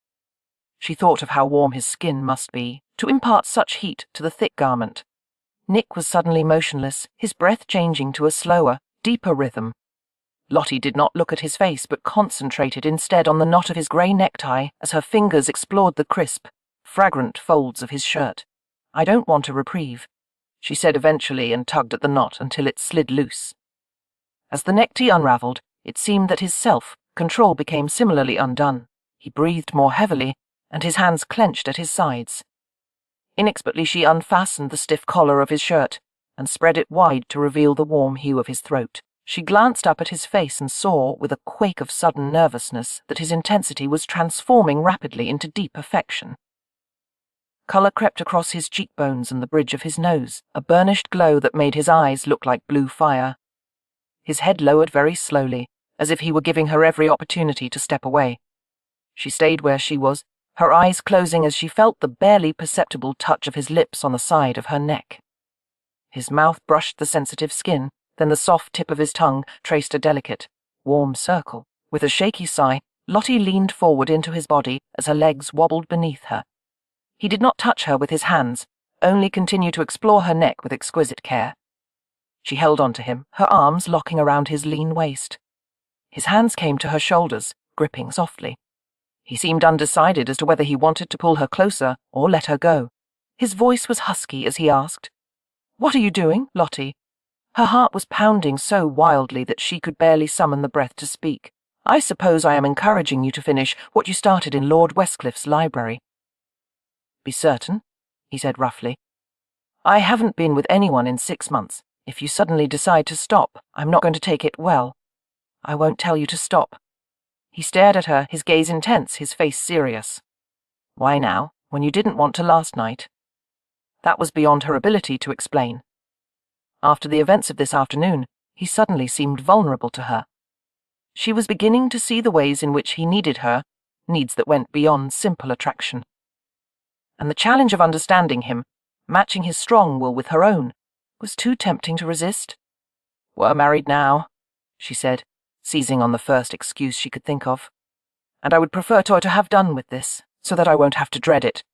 She saw the flicker of determination in his eyes. He wanted her. He did not waste time asking questions, only extended his hand. "Come upstairs." Then, carefully, Lottie placed her hand in his. "Nick, there is just one thing." "What?" "It's not dark yet. And, is it appropriate to do this in the afternoon?" The question pulled an unsteady laugh from him. "I don't know, and I don't care." Keeping her hand in his, he guided her from the library to the entrance hall and up the grand staircase. Chapter 9. Lottie went upstairs with him, her hand caught fast in his, her legs feeling unsteady when they finally reached his bedroom. The curtains were parted, admitting soft grey light through the windows. She would have much preferred darkness. The thought of being exposed in the daylight caused her to tremble. "Easy," Nick murmured, standing behind her, his hands closed gently around her upper arms. His voice was lower, softer than usual. "I'll be careful. I can make it nice for you. If you'll trust me." They were both still and silent. Lottie moistened her lips, reflecting that she hadn't trusted anyone in years, and to put her faith in Nick Gentry, the most unpredictable man she had ever met, it was not just risky, it was reckless. "Yes," she said, surprising herself. "Yes, I will trust you." He made a quiet sound, as if the words had caught him off guard. Gradually his hands slid across the upper part of her chest, exerting a gentle pressure that caused her to lean back against him. She felt his presence close behind her, his breath warm against the back of her neck. His hands gently brushed the delicate fabric of her gown as he moved closer. The bodice loosened slightly, revealing the soft layers beneath. His touch was tender as he traced the curve of her collarbone. "You're lovely, Lottie," he murmured. "The way you carry yourself, your grace." He carefully removed the pins from her hair, letting them fall softly to the floor, and ran his fingers through the silken strands. A warmth spread through her as she leaned back against him. He helped her out of the gown, his hands guiding her arms free from the sleeves. Turning her to face him, he gently loosened the corset, allowing her to breathe more freely. His touch was light as he adjusted the delicate fabric of her chemise, his fingers barely grazing her skin. She reached for his coat, her movements eager yet uncertain. He chuckled softly, his voice soothing. "Take your time," he whispered. "There's no rush." He removed his outer layers, revealing his strong frame. His presence was commanding, his confidence evident even without words. His fingertip traced the curve of her cheek. "Do you understand what comes next?" Lottie nodded slightly. "Yes, I believe so." "Who explained it to you?" he asked, his voice gentle. "Not my mother," she admitted. "Some of the girls at school spoke of experiences they'd had with gentlemen." His smile was reassuring. "And did they describe it well?" She met his gaze, her cheeks warm. "Well enough. You'll find it even better than they said," he promised, his voice soft. His hand brushed the edge of her chemise, his touch careful and considerate. Obeying his wordless urging, she lifted her arms and let him remove the garment. She kicked off her slippers and stood before him in her underclothes, with her arms crossed over herself. He stood over her, his hand trailing over her back, raising gooseflesh on every inch of her skin. "Put your arms around me, Lottie." She obeyed awkwardly, bringing her body closer to his. His body was incredibly warm, his presence undeniable through the fabric. A shock of sensation went through her, followed by a surge of emotion so acute that she could hardly bear it. Gripping his neck, she pushed her face against the dense muscle of his shoulder. For a long, blissful moment, he held her like that, warming her with his own body. Reaching between them, he loosened her undergarments and let them drop to the floor, before picking her up and carrying her to the bed with astonishing ease. As Lottie reclined on the embroidered counterpane, Nick's gaze slid over her. A smile tugged at his lips. "I've never seen anyone blush from head to toe before." "Well, I've never been like this in front of a man," Lottie said, abashed. It was inconceivable that she should be conversing with someone while in such a state. His hand closed gently around her ankle. "You're adorable," he whispered, and climbed over her. Increasingly uncomfortable, Lottie tried to conceal herself from his view. His head moved over her, his breath warm against her skin. "Don't hide," he coaxed. "I can't help it," she said, shifting slightly. Somehow she managed to pull the bedclothes around herself in search of comfort. Following with a low laugh, Nick joined her beneath the covers. Lottie stared blindly at the dark canopy overhead. "Nick," she asked hesitantly, "is this the usual way that people share affection?" His voice was muffled. "What is the usual way?" She inhaled sharply. "I'm not entirely certain, but I don't think this is it." His voice held amusement. "I know what I'm doing. Lottie." "I was not implying that you didn't. Oh, please." Then she felt him shake with suppressed laughter. "For someone who has never done this before, you're rather opinionated. Let me show you how I care for you, The first time, at least." He gently held her wrists. "Just relax, Nick." She tensed slightly but soon found herself lost in the moment, her breath quickening as warmth spread through her. His touch was tender, his focus entirely on her. A soft sound escaped her lips as she surrendered to the unfamiliar yet overwhelming sensations. He gently kissed her neck, then her shoulder, his touch tender and loving. His embrace was warm and comforting, filling her with a sense of safety and affection. Lottie felt her heart race as he held her close, his presence soothing yet thrilling. She sighed softly, leaning into his touch. "Nick," she whispered, her voice trembling with emotion. "Please." He smiled against her skin, continuing to hold her with care. His hands moved gently, tracing patterns along her back, making her shiver with delight.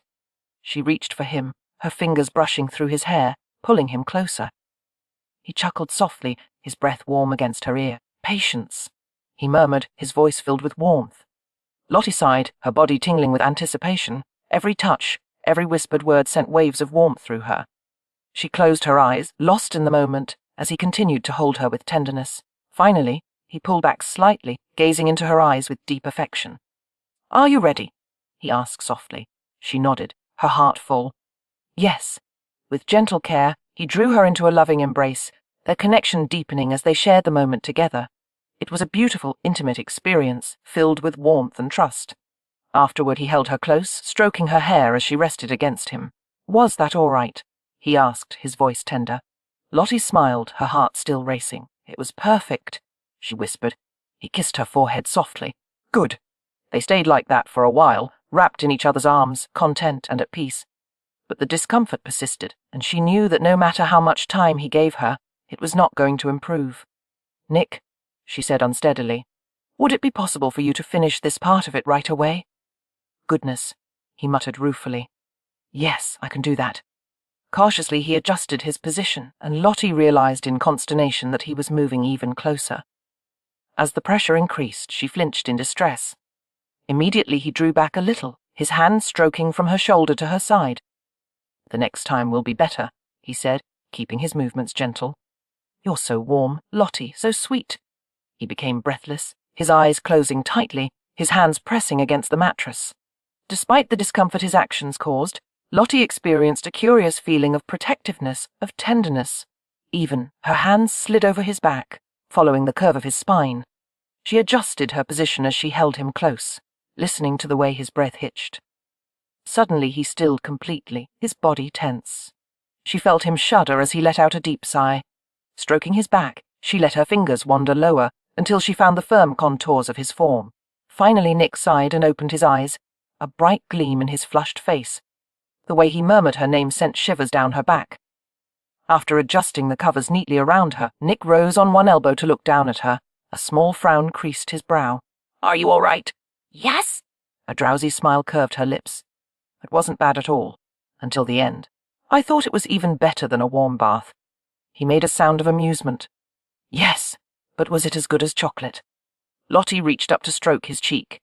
She couldn't resist teasing him, not quite. Another chuckle escaped him. "My goodness, you're hard to please." He turned his face into her hand, kissing her palm. "A's for me. I'm more content than a sailor in paradise."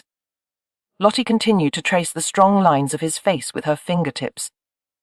With a flush lingering on his cheeks and his expression softened, he looked younger than usual. "What is paradise for a sailor?" she asked. "A place of endless joy. Nothing but music, laughter, and good company all day and night." "What is your idea of heaven?" "I don't believe in heaven." Lottie's eyes widened. "I'm married to a skeptic," she asked, and he grinned. "You may yet be sorry you didn't marry Radna." "Don't joke about that," she said, turning away from him. "It's not a subject for humor." "I'm sorry," he interrupted, his arm sliding around her waist. He pulled her into the shelter of his body, her back fitting against his chest. "I didn't mean to upset you. Here, rest against me." He nuzzled into the pale strands of her hair. "What a spirited little thing you are." "I'm not spirited." Lottie protested, for that quality hardly suited a proper lady. "Yes, you are." His hand rested gently over her side. "I've known it from the moment we met. It's one of the reasons I wanted you." "You said you wanted me merely for convenience." "Well, there is that," he said with a grin, reacting swiftly as she tried to nudge him. "But in truth, convenience had nothing to do with it. I wanted you more than any woman I've ever met." "Why did you insist on marriage when I offered to be your companion?" "Because that wasn't good enough for you." He paused before adding quietly, "You deserve everything I can give you, including my name." A sobering thought dimmed Lottie's pleasure in the compliment. "After everyone learns that you are Lord Sydney, you will be quite sought after," she said. A man with his looks, a fortune, and a title to his name was an irresistible combination. He would undoubtedly receive a great deal of attention from women who would want to tempt him into distraction. "I won't stray from you," Nick said, surprising her with his perceptiveness. "You can't be certain. A man with your personal history." "What do you know of my personal history?" He gently pressed her back and leaned over her. "It is obvious that you are very experienced." "I am," he admitted, "but that doesn't mean I've been indiscriminate. In fact, Lottie prompted. He looked away, nothing. "You were going to tell me you haven't had all that many partners, I suppose." Her tone was skeptical. "Although the concept is subjective. What is many for you, I wonder? 100? 50? 10? It doesn't matter," he said with a scowl. "I wouldn't believe you if you claimed anything less than 20. You would be wrong. Then, how far off the mark would I be?" "I've been with only 2 women," he said curtly. "Including you." "You have not," she exclaimed with a disbelieving laugh. "Believe what you like," he muttered, moving away. He seemed annoyed, as if he regretted what he had just told her. As he left and walked to the wardrobe, Lottie watched in astonishment. She couldn't quite accept his claim, yet there was no reason for him to lie. "Who was the other one?" She couldn't resist asking. He shrugged into a burgundy robe, a woman who ran an establishment. French, you mean? No, the kind who managed a certain type of business, he replied plainly. Lottie nearly lost her balance. She kept her expression composed as he turned toward her. Was it a long friendship? 3 years. Lottie absorbed the information silently, realizing with dismay that the heaviness in her chest was jealousy. Were you in love with her? She asked. No, he said without hesitation. But I liked her. I still do. A frown crossed her forehead. Why do you no longer see her? Nick shook his head. After a while, Gemma believed there was nothing more to be gained by continuing the arrangement. I've since realized she was right, and I haven't been with anyone else, until you. So you see, I don't have a problem staying faithful. A wave of relief swept over her. She wasn't ready to examine why she was so pleased at the thought of keeping him to herself. Leaving the bed, she hurried to pick up her discarded dress and held it in front of her. I will admit I'm surprised, she said, trying to appear casual. You are certainly not predictable. He approached and placed his hands on her shoulders. Neither are you, he replied. I never expected to find such connection with someone so new to this. Taking the dress from her hands, he dropped it and drew her close.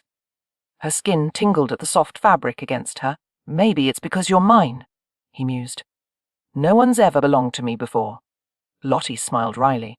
You make me sound like a horse you've just bought. A horse would have been cheaper, he replied, grinning as she playfully swatted at him. He caught her wrists gently. Save your energy, he advised, smiling. Releasing her, he rubbed her back. You must be tired. I'll draw a hot bath for you. When you finish, we'll have something to eat. A hot bath sounded wonderful. The thought of dressing formally for dinner, however, was unappealing. Shall I have a supper tray sent up here? Nick asked. Yes, Lottie said immediately and gave him a quizzical glance. How do you do that? You always seem to know what I'm thinking. Your face shows everything. Removing his robe, he placed it around her, the heavy velvet warming her with the lingering heat of his body. I've only eaten in my bedroom once, when I was ill, she told him as he tied the robe around her. And that was years ago.